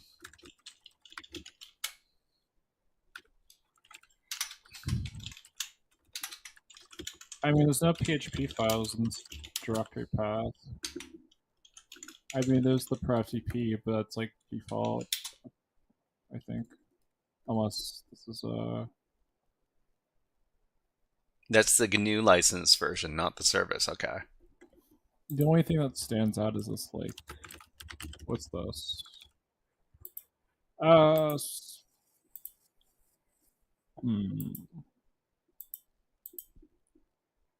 This might be default too.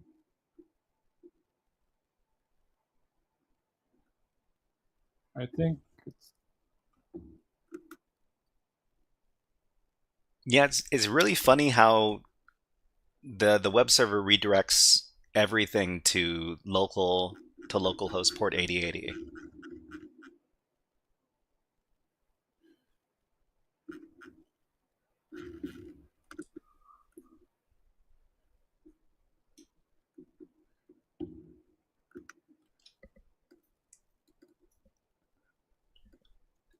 What did I? Oh, the music stopped. You know, let's play some Mass Effect. Oh, like, is it actually in German? Is the box created by a German creator? I think the user's Turkish or something. Turkish or German Turkish. But this is in English. This is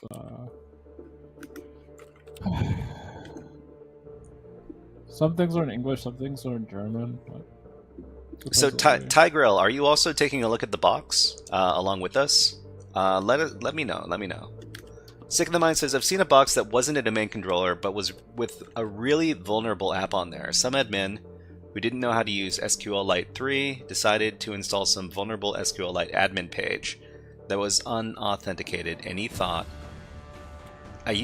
it was exposed internally only. It gave me system-level access on a box that was on a critical application, and I used LDAP authentication.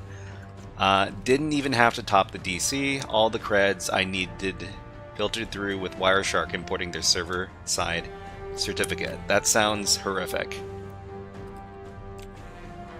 Not using it myself, just looking at what you're doing. Okay.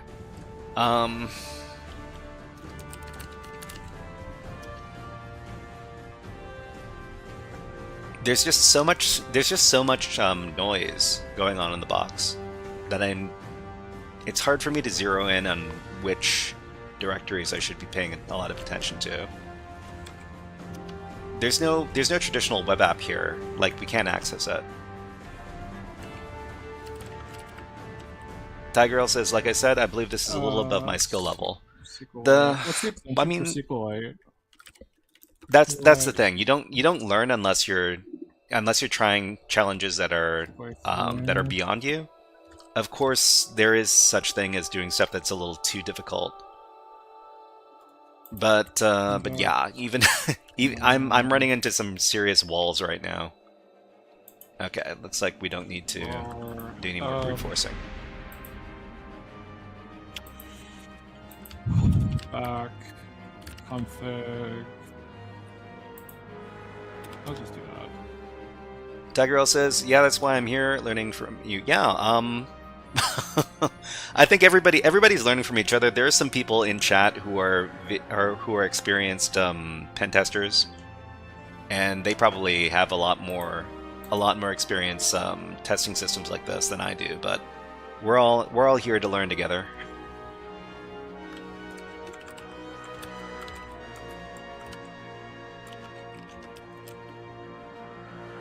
But I guess I can just do some manual enumeration here.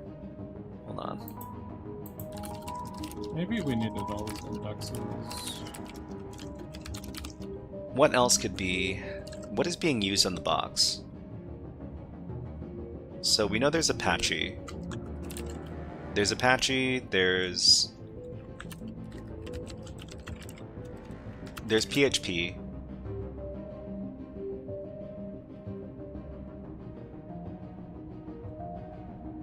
OpenSSL, okay. If there's no app, it's probably a red herring. So let's see. Honestly, grep for anything that isn't a license, since they're all going to be GNU yada yada.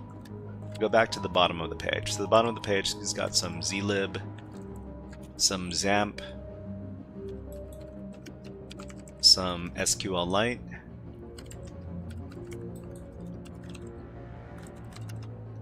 Yeah, trying to filter for the usernames that were found doesn't really return anything.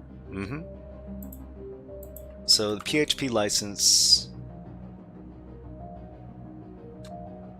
doesn't give us the version, really. That's it.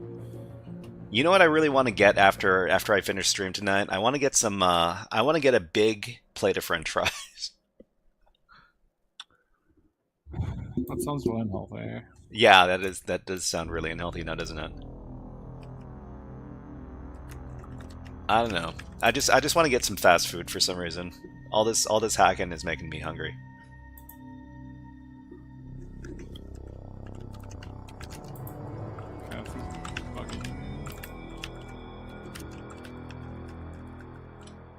With all that noise, the web server has to be. With all that noise, the web server has to be the way in. Has to be the way in.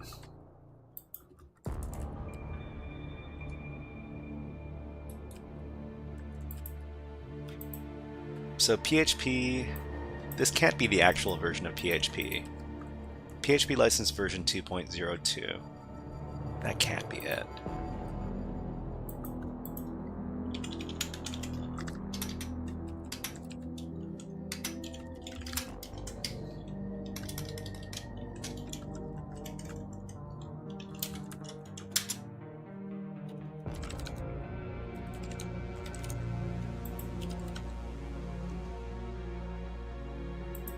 Let's see. Stick in mind, there's no way XAMPP is running PHP version 2.x. Yeah, it doesn't seem plausible. PHP. It's running 8 point like something. Yeah, that's what it That's reported what- from what was it? Nikto. Nikto picked that up. Why is this so slow? Okay. All right, let me run Nikto again. Okay, I don't know how my... Did the machine shut itself down? Did it shut down? I don't Mine's know why my still- Xbox mine's still up. is exploding. I mean, we have directory listing enabled. There's no point in... You don't think it's something silly like upload put request file? Upload what? Put file. Put request. Okay. Doing control put. Not wget.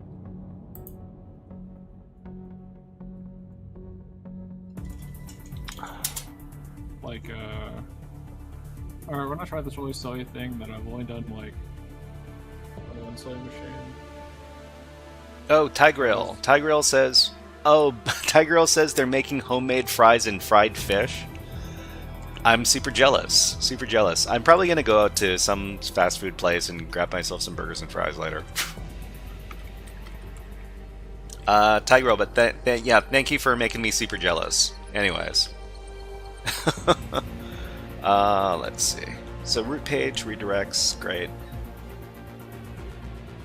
Trace method is active, which suggests the host is vulnerable to XST. What is XO?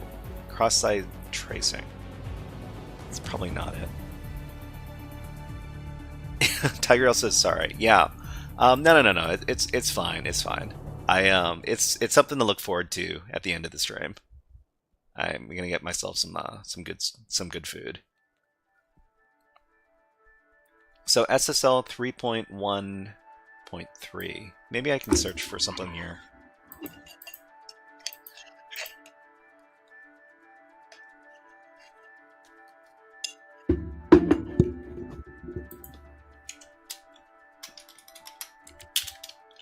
Got any fun plans for the weekend, OreoBite? Other than making videos and finishing my edit, I think I finally finished the video. It went from almost 30 minutes, and I cut it all the way down to 12, kinda. Do you mind sharing what the topic is? And which means there's like almost 18 minutes of me messing up. The video idea was something I wanted to create after encountering a tool called Letterbox for analyzing your obfuscation to see if it's good enough or not. Okay. For testing your weapons development, basically. Oh, okay. However, as I was looking around for tools and stuff, some other YouTuber already covered it, so I'm doing it as a more of a collection of tools you can use for Linux and Windows. Mm-hmm. Like if you're traveling and you don't have a Windows box to help run through detections and stuff. But it's almost done. It's either going to be posted at like midnight or... Oh, okay. Yeah, so when was the last time you uploaded? Or about weeks ago. Pardon me? 2 weeks? ago. How many weeks? 2. 2 weeks ago, okay. Exactly 2. Let's Which was a solution, a very simple fix for your backspace, just printing random characters. Oh yeah. Which for some part happened Oh, for some apparent reason it happened when I reinstalled my Kali. Anyways. Okay, I think I see your Okay. YouTube channel. But Yeah, I'll drop your YouTube channel in the chat just in case anybody wants to give a sub. the one video that actually got decent views, if you look at all my other videos, is the Sliver video. Sliver? Yeah, the Sliver. Okay. The command and control framework. Alright, working around for compile yes, beacon no. Using Sliver's C2 stagers. That was 10 months ago, okay. Everything else is mixed. But that's okay, because people... Well, I mean, you're getting better views than I am with my daily uploads for walkthroughs. But I mean, you know, that's those are walkthroughs, so not too much of an audience looking for those.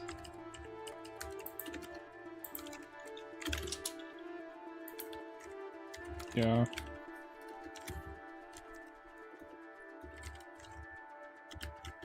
There's an icons directory as well. Okay, well...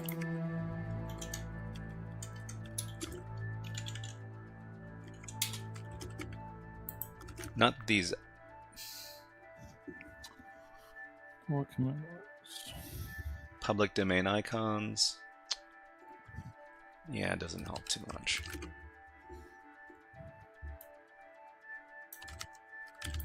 I think a really big thing was the server status.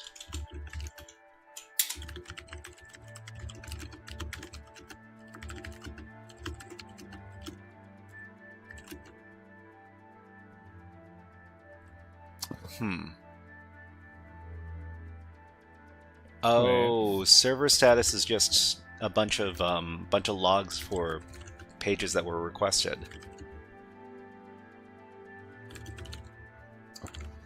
Okay. If I move this file, is it gonna break? All right.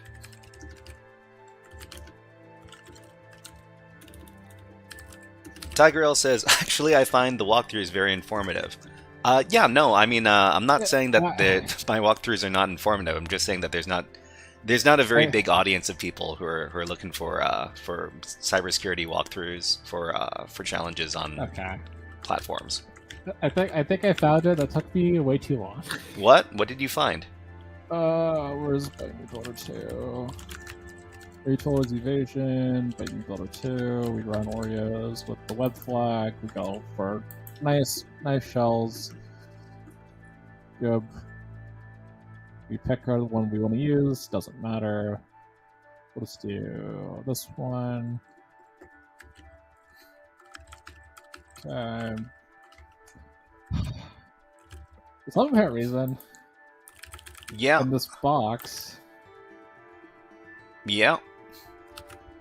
there's a writable file that's owned by root, What? and even though it says HTML, we could just change the extension to PHP, and then all we should be able to do is just... What do you... how did you find this? Oh, I'm just... the new box? Sorry, I'm like back and forth jumping. Oh, you're talking about the noob box. Okay, okay. Rubbish.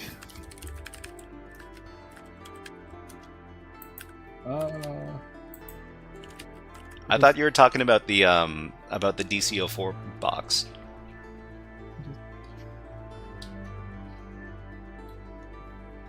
No.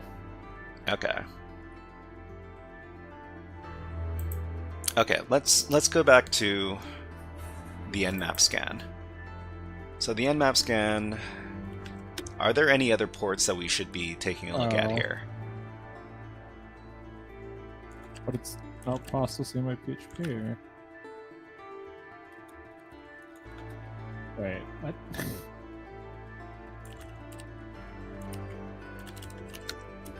Why is that not there? Tigerl says, I was looking at PHP injection techniques. It seems like a likely target. Yeah, well, I'd like to I'd like to think that we have to take advantage of the web app somehow to get our initial access on the box. The problem is we can't find an actual web app on the page, just a bunch of directories that are full of information that might not be super interesting.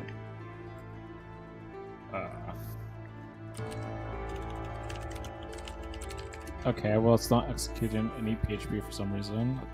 That's great. Never mind. GroundXT says, I wonder if the Apache status page has a lead that would get blasted away with Dirbuster or GoBuster. It maybe. Well, the thing is that the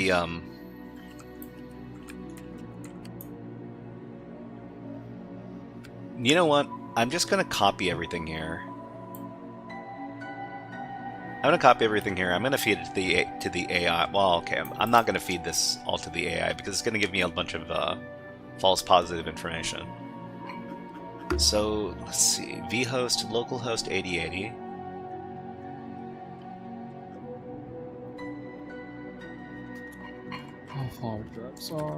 We haven't done subdomain enumeration, have we? I think I tried, but the box died. Oh, the box died. Okay, the box is when I tried to run it, so I should try to run it again.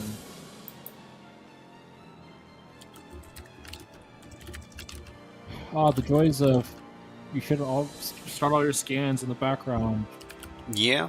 Before you forget, and then realize that you're breaking the machine because you're scanning 5 different things.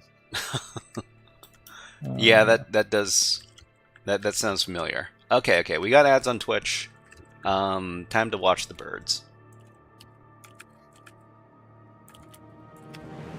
So is noob supposed to be the www writable file?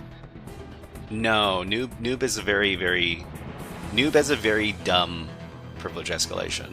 For some apparent reason, the HTML file in the directory is writable by any user. But trying to change the file extension to PHP, it doesn't actually run PHP. Didn't work. Sad. Noob has a very dumb privilege escalation.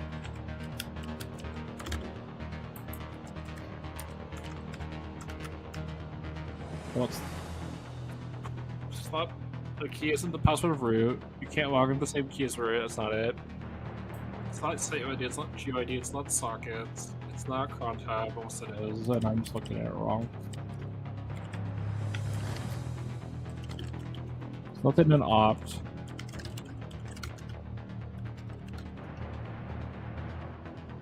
Let's see. So GroundXT. If it's a cron name is root, I'm gonna be very sad. It's like the one thing I'm checking. CypherEnigma says, "Wasn't it just auto log on? Auto log on was the last box we looked at. What was that one called again? Change. Change, right? Changes, or something? Yeah. That was auto log on as the privesc. It was kind of anticlimactic, but you know. Password is password. Password is password. And then after fumbling. That one Sleepy Rat on Twitch says, "What kind of burb is that?" That's a Stellar's J. Let me get the Wikipedia page on this guy.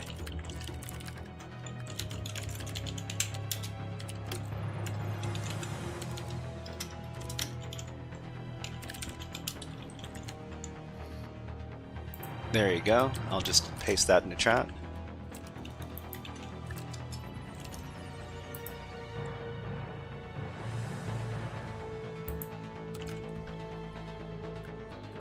GroundXT says, "I'll never let down what I got when I got IP banned from a CTF because specifying ports with service detection scans all the ports anyways."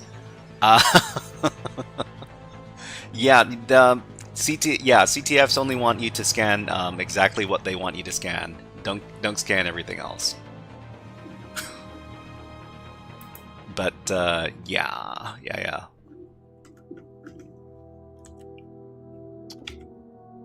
Yeah, that returned like nothing unless the list is bad.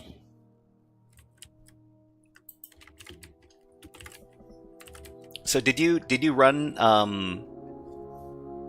linps with the scan everything mode for the noob machine? Oriobite? I just don't know why this isn't working for.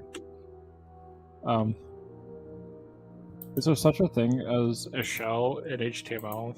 No, there's not. I wish. That is not how you're doing it. But this file was owned by root, and I have full write access to it. But it doesn't execute PHP because the web server isn't. Web server isn't running PHP. Yeah. Even though it's not my hopes and dreams. Even though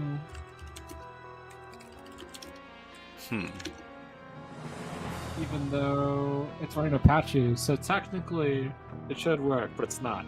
Well, I mean, you have to have your PHP engine running to run PHP code, so it's probably not running. Rid-enum. We don't have a proper. I don't think we can do rid-enum unless we have a proper user account login. I guess we could could you root a file HTML?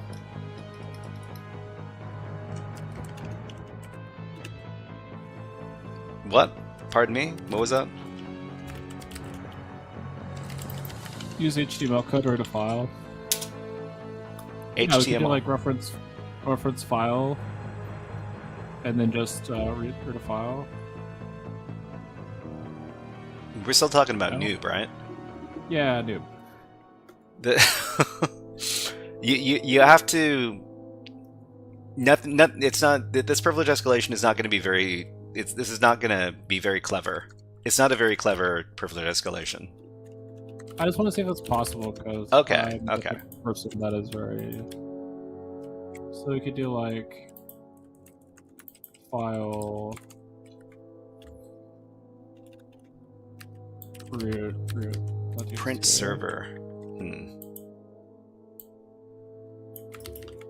Let's see. Grout XT Bipolar says, "All hail the Frog King." Thank you. And you know what? We haven't done some redeems in a while. How about we do some redeems? How about How about go to hack? Mr. Hat, may I please be excused from class? Well, Carl, Yes. you hear me? You got it. Hack. You got it. Hack. You did. Have a great day. Hope you're having a great day. And I copied too much.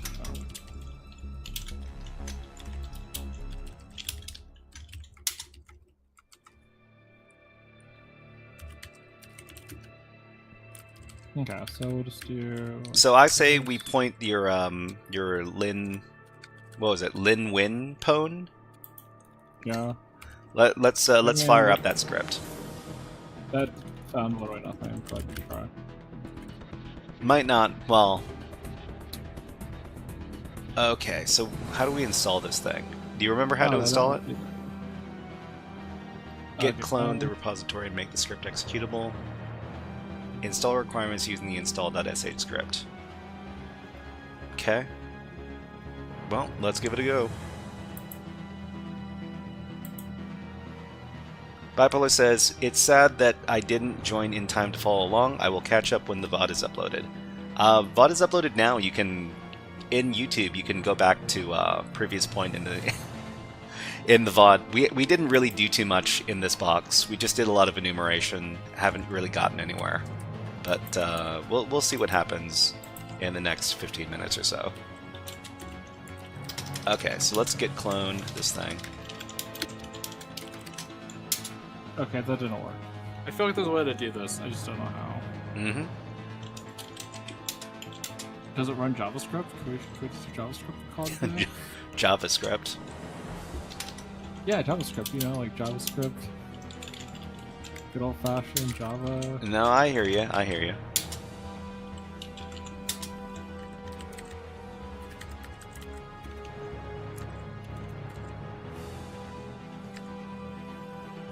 I must know if there's a way.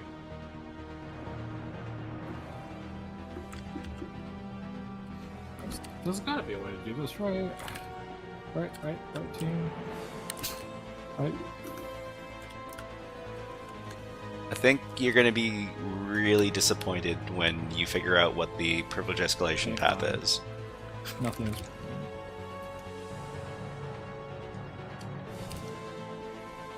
Unless. Tigerel says, I was wondering if there are any JSON files. JSON files? You mean on the domain controller here? I don't think so. I'm gonna be very disappointed.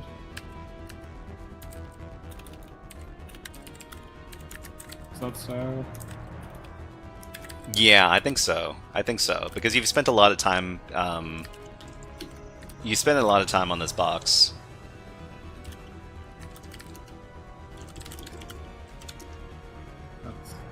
No. LDAP domain dump, LDD to Bloodhound, LDD to Pretty. That probably says, I would follow along, but I don't have any motivation left in me tonight. No worries, no worries. If you just want to hang out and, you know, and talk about cybersecurity stuff, that's fine too.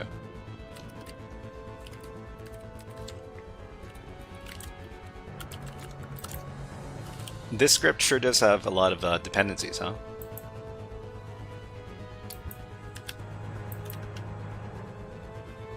Okay, fine.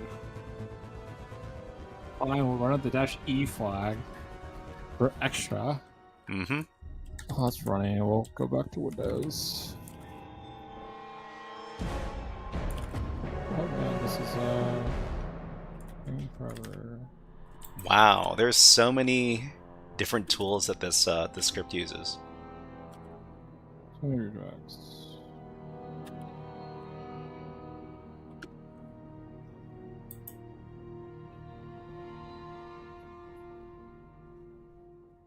That is too many errors. Threads 25. Tigerel says, did you drop the link for this package? Yeah, let me go ahead and get the link for everybody. So this is the enumeration script that that Oreo Byte suggested to us over here. Lin Winpone. It's basically for scanning against Active Directory targets.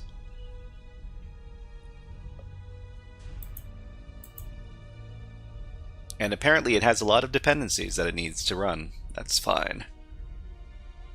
But this is supposed to be a difficult rated box, so I don't expect this to be easy. I'm actually kind of surprised that we were able to find as much as we did. We'll see what happens. We'll see what happens later.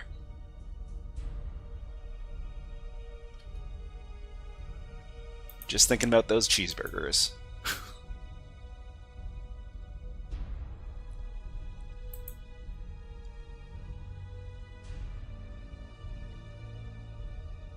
I wonder who else is on from the InfoSec streams community right now. InfosecStreams.com. It is... Wait, am I not even listed online? I'm not. That's weird. That is weird. Huh.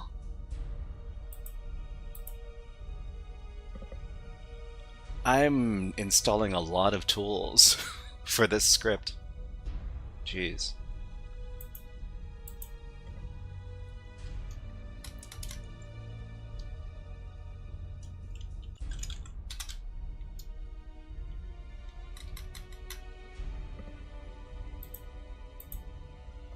Okay.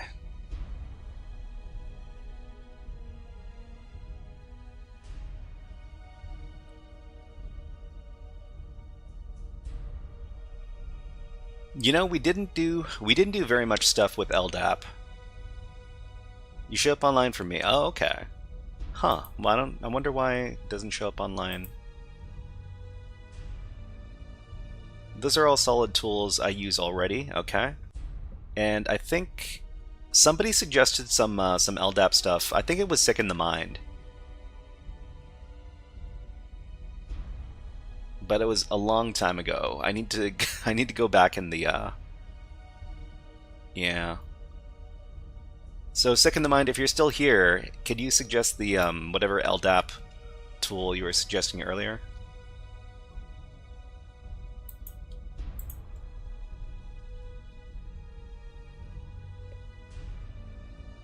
Ah, okay. Cipher Enigma. Okay, so we got LDAP search, example.com, etc. Let me go ahead and see if I can use this. So I don't think we're going to be using Kerberoot anymore. Ah, okay, so the machine just went offline, so I need to start it back up again. Let's do that. In the meantime, we can configure this command.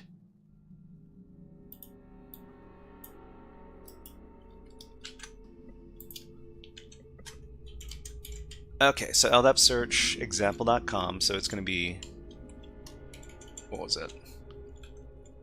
Soup ed code.local. Yeah, this is our chance to look at the fresh Apache status page, so let's go ahead and do that. So here, let's reload it. Yeah, they've only got...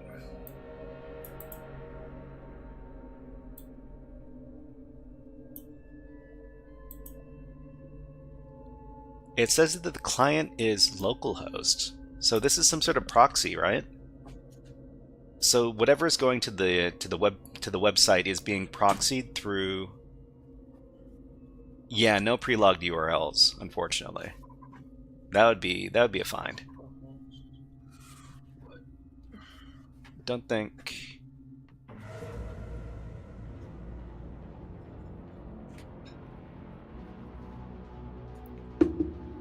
It's reporting this as port 8080, so yeah, I'm pretty sure this is some sort of proxy.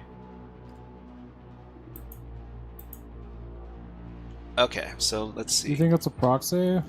Yeah. If you take a look at the server, your machine probably shut down. The DC04 machine. Does the server header say Nginx or something? The server says it's Apache. It's an Apache server. So DC equals com. Is that like a proxy, kind of like what you had to do in a Vuln Lab, where you have to set it as the proxy server? Vuln Lab? Actually, that doesn't make any sense because it would tell us it's a proxy, I think, nmap. So this was soup edcode.local. Actually, wait. DC is going to be an IP address. You got some food there? Yeah. There's basically a red team lab. Oh yeah, okay. You're talking about Vuln Lab, yeah? One of the and Vuln Lab, like, it's supposed to be one of the easier ones, but because it's done over this like weird proxy, it's just Mm-hmm.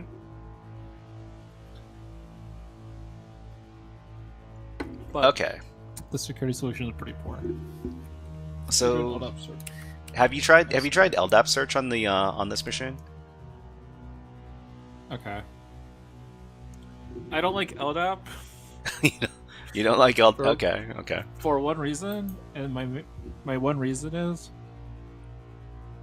what is this? They kept changing the command, so half of my nuts are broken. Okay. So I always get frustrated when I use LDAP search. That's all. Oh, okay. You just need to rewrite your notes. So DC equals, I don't know.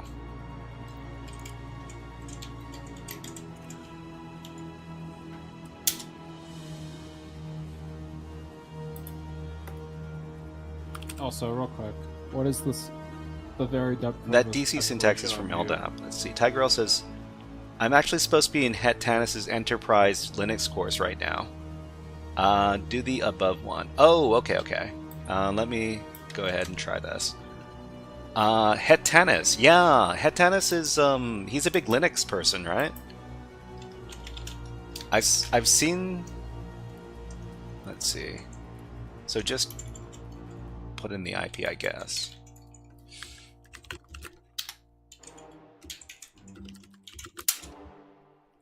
What do we got? Well, we have some information.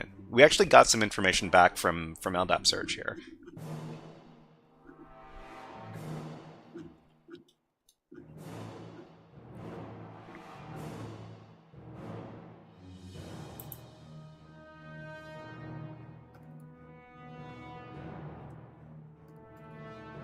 Okay, so...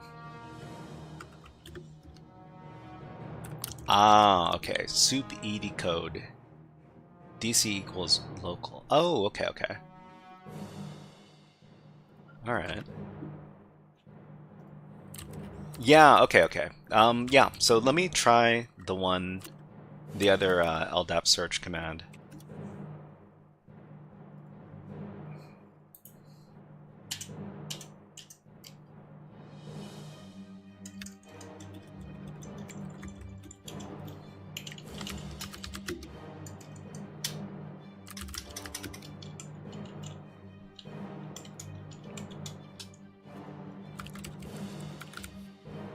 Okay, I should have done the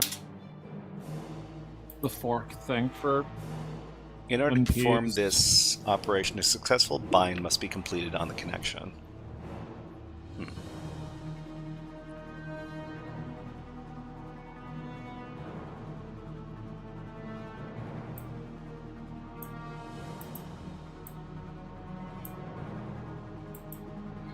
No unauthorized binds.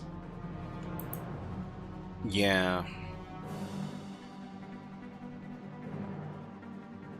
Have I finished installing the dependencies for that tool yet? Or was it? Okay. Success setup completed. Okay, that means we can try using the script. So we're going to make the script executable, and then we're going to run it, and it's going to give us the answer. Because that's what it does. Missing target. Okay. Well, you have to give it a target. That is bunk. Yeah, you have to give it a target. Yeah. No. I'm just kidding.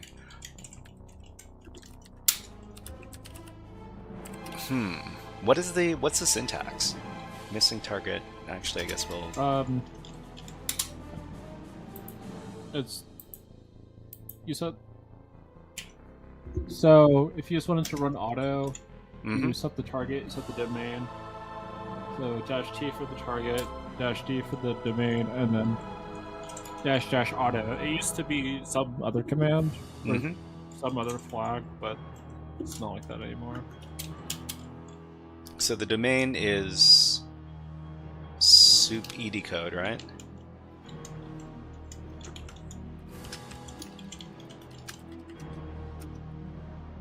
And I guess we don't need to supply a user, because we don't have any users. Which one was the auto? It's -auto. It's --auto, okay. Files. I sure do love error finding DC's domain. Please specify domain. Did I spell it incorrectly? Soup ed code dot local.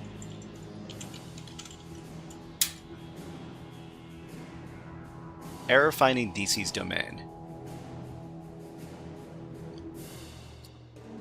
Actually, NOAA. Thank you for trying. Yeah, no worries, no worries. I'm here to try everybody's stuff. Okay, well I can't do that because I'm not root. We can't use mini penguin. Let me just copy this. Alright, I am very blind. Wait. Did you finish the Did you finish the Lindy's scan? I finished the scan, but I feel like I am looking on spot.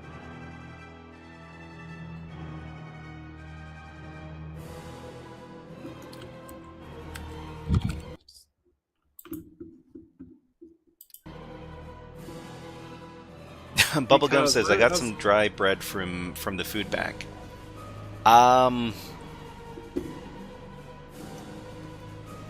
Say Bubblegum, are you okay sharing which big city you're located in Canada, or is that too much, information? Okay, Lin Winpone. Let me take a look at some examples. Well, it's just like single database. Usage. AD domain. Okay. They don't have any examples here, huh?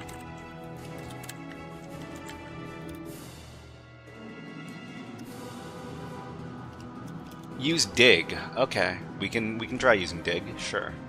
Just a second.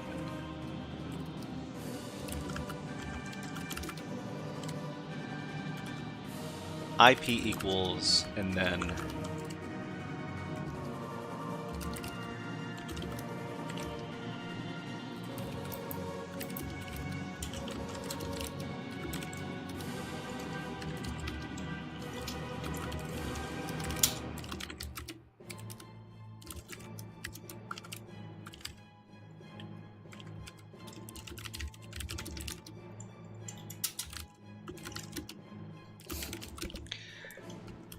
man.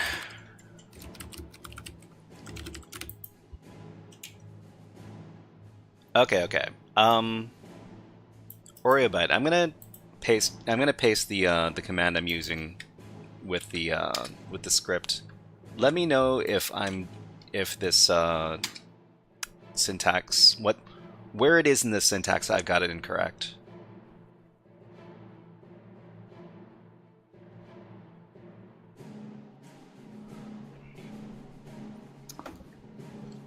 Did you... I guess the only stuff that might be needed to run before is setting up all the tools. Oh no, it's when I run this command it says error finding the DC's domain. Like, I'm pretty sure... Does the domain need to be capitalized again? Well, I think I've done it capitalized as well.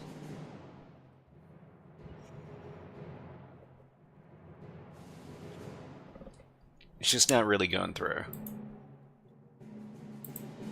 Okay.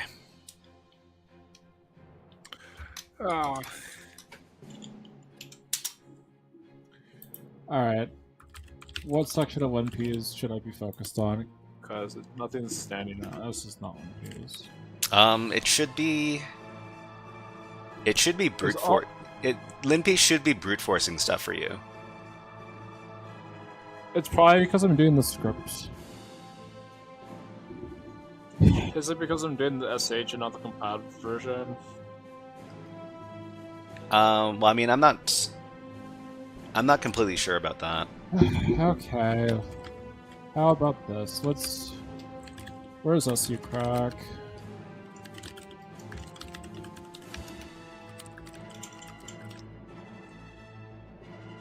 So T is DC IP address. D is for domain.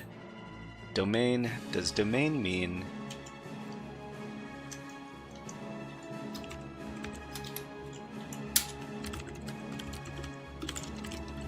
local?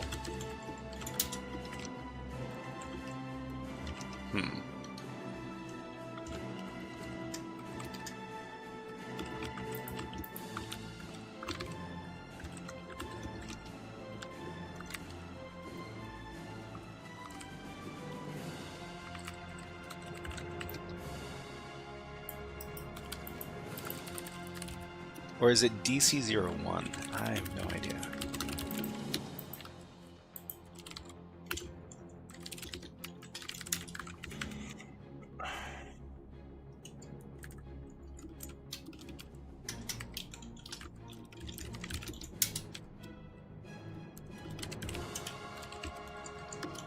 Because none of this is working.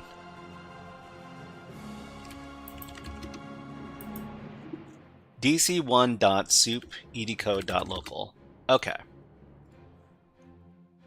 Okay, let's try that.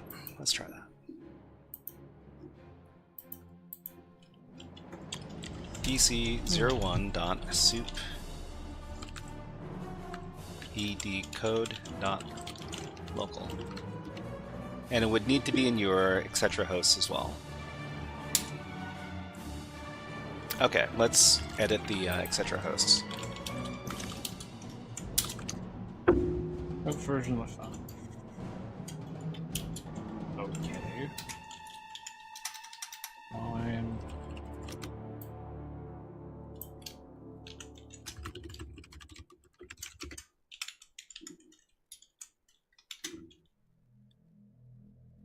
Don't think it's gonna work. Well, we can give it a try.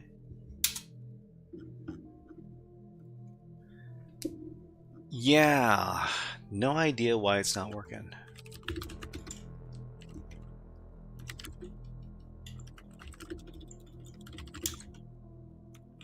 Should we read this code and see if it's malicious or not instead of actually just running it blindly? Which code? Because Which code are you talking about? SU BF.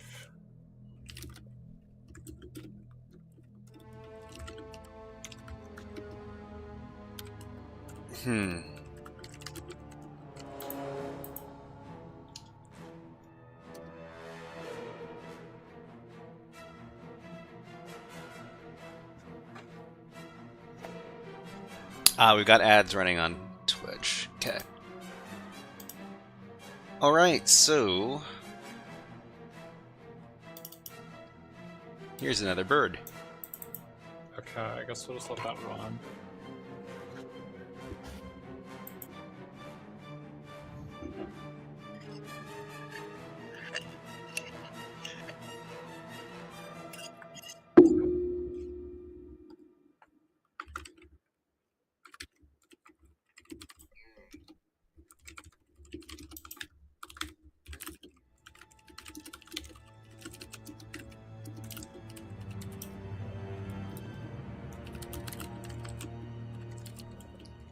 So, to anybody who doesn't know, this is a northern flicker woodpecker. It is a, it is actually all over North America, and you'll find them pretty much everywhere.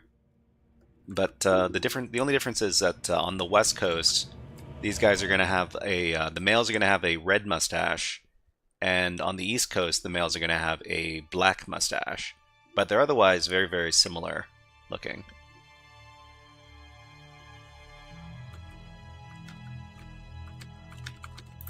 Let's put the birds away.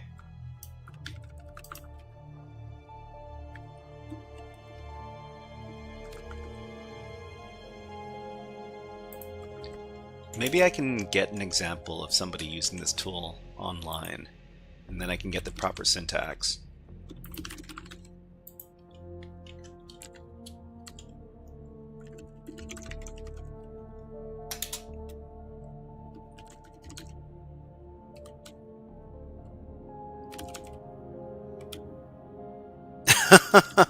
Ken BDX says, if they move from coast to coast, do they have to dye their mustache?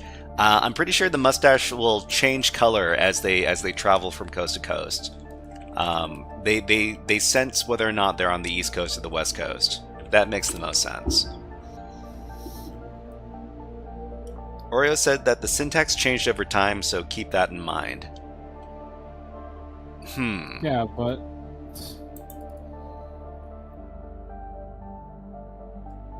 I basically typed the same thing you did, and it didn't work. Well, if you manage to get something to, if you get a certain command to work, let me know. But somebody else said we should do some dig. Who was that? Who was that talking about dig? Serovi was talking about dig. Okay, so dig. Box. Thanks, I hit it. What? Did you find the answer? Yeah, we're not recommending this box to Al. Don't you dare. Don't you dare. No, you should do it as a troll. You should do it as a troll. No! Don't, no! It might be fun just to see, like, this isn't something people look for. He wants to do cool, impressive stuff. He wants to do makes him cool, feel impressive good. stuff. Why don't you suggest the DC-04 box to him?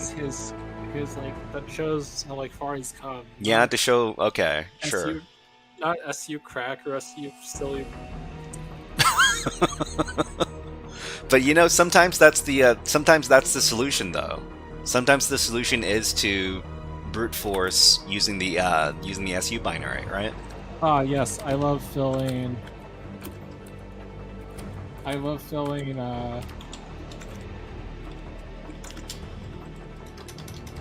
You love feeling what? I love making the most noisy attacks the way forward. Well, I mean, if you're already on a Linux box, they usually don't have. Is that kind of stuff going to get logged?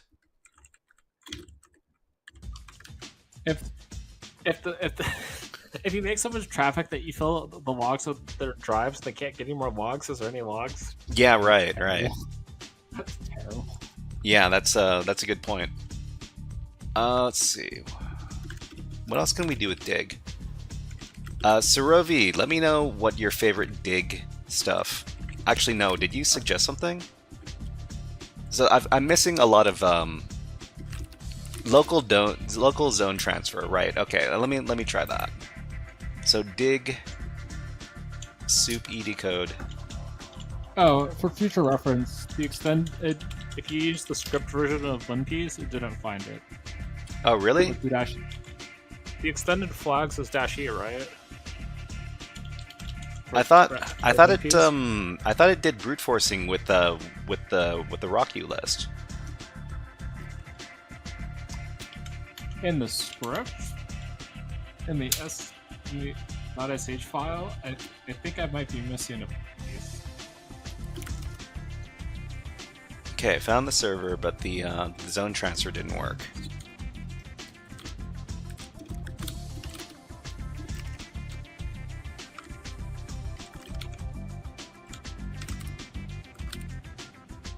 Let's see.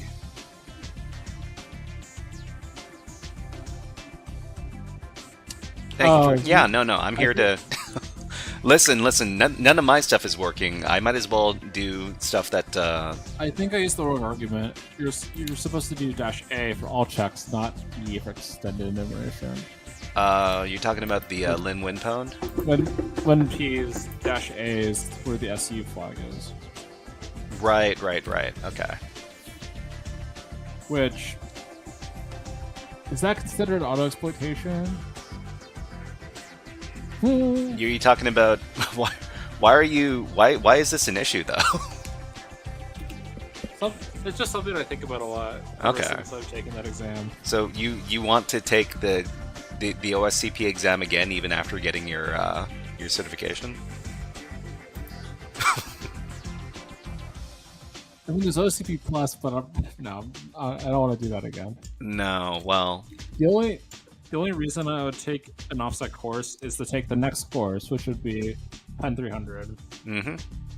But yeah. Anyways, Pen 300. The evasion one. Oh, right.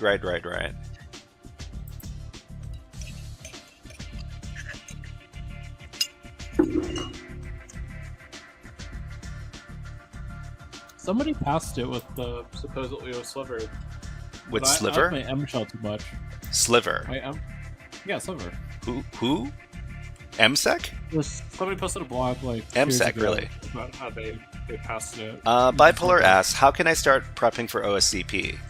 How do you prep for OSCP? There's a big list of Well, okay. What's your budget? What's your budget, right?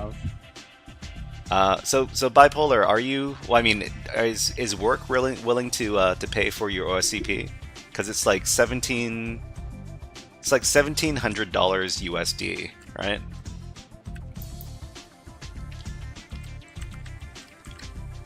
But if you just want to prepare for it and not actually take the exam, then there's a bunch of OSCP like boxes.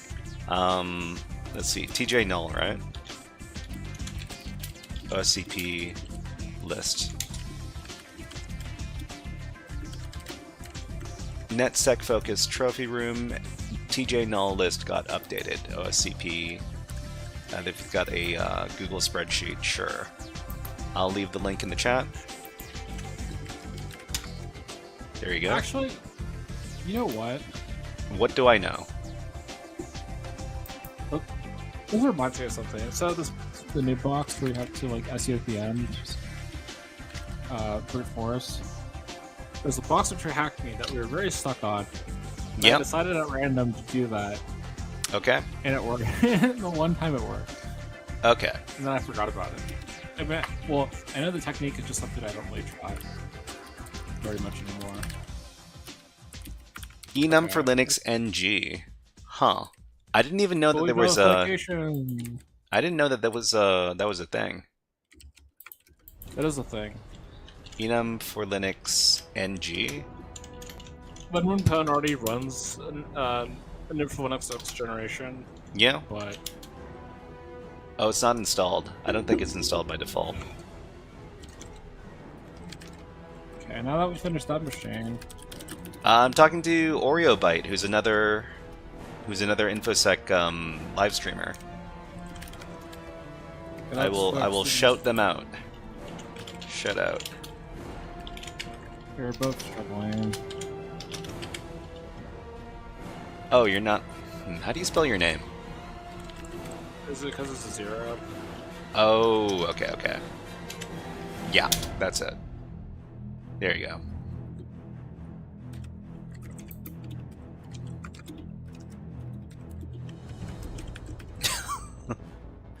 Bubblegum on YouTube is asking if you eat Oreo biscuits. Is that why your name is OreoByte? No. The answer is no. Oreos are technically vegan. Are they? What is the filling made of? It's just sugar and something.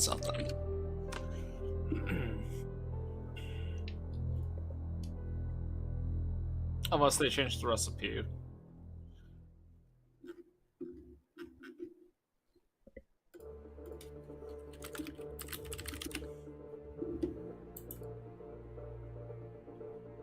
Okay, so man, I should probably call it quits because it's getting kind of late and I'm super hungry. Oreo, are you going to be hacking away at the box some more?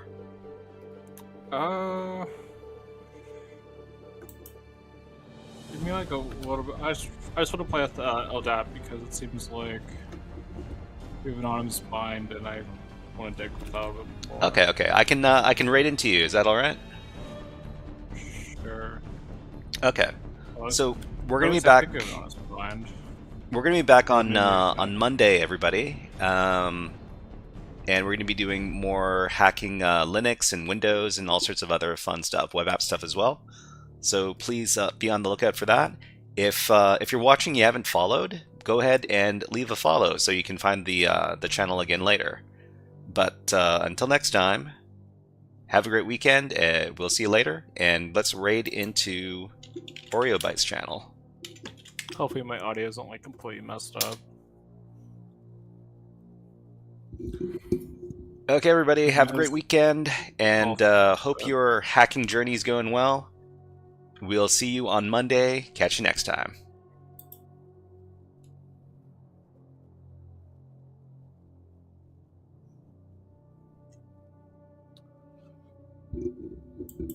There should be...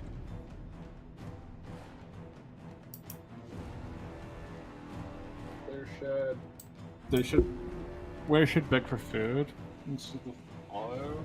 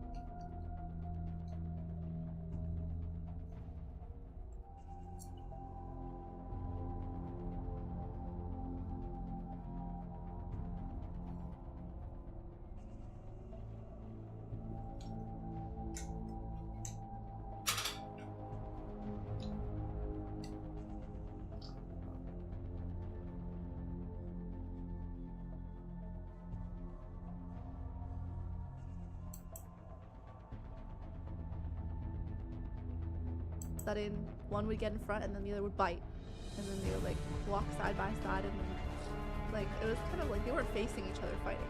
It was like they're walking. And then I think the crocodile won. The gator kind of put his head down and then walked back into like the trees. He didn't want the smoke, but I mean crocodiles are so much more scary than gators. My chat GPT only accepts one picture at a time for that, and it takes like 5 minutes. No, it took a long time. Yeah, I sent him like a bunch, and he's been sending me the images like throughout the day. I gave him work. Crashing into the sun, bro. Snow's gonna give Miyazaki and ChatGPT. Oh yeah, I heard that they're gonna start doing image limits because people are. I think the word was like melting their servers. The ChatGPT CEO said. Outer Wilds sounds fun. We could try our first landing. I've landed before. People leave it. I didn't finish Persona. Persona's so good. I'm trying so hard, but I'm like 80 hours in, and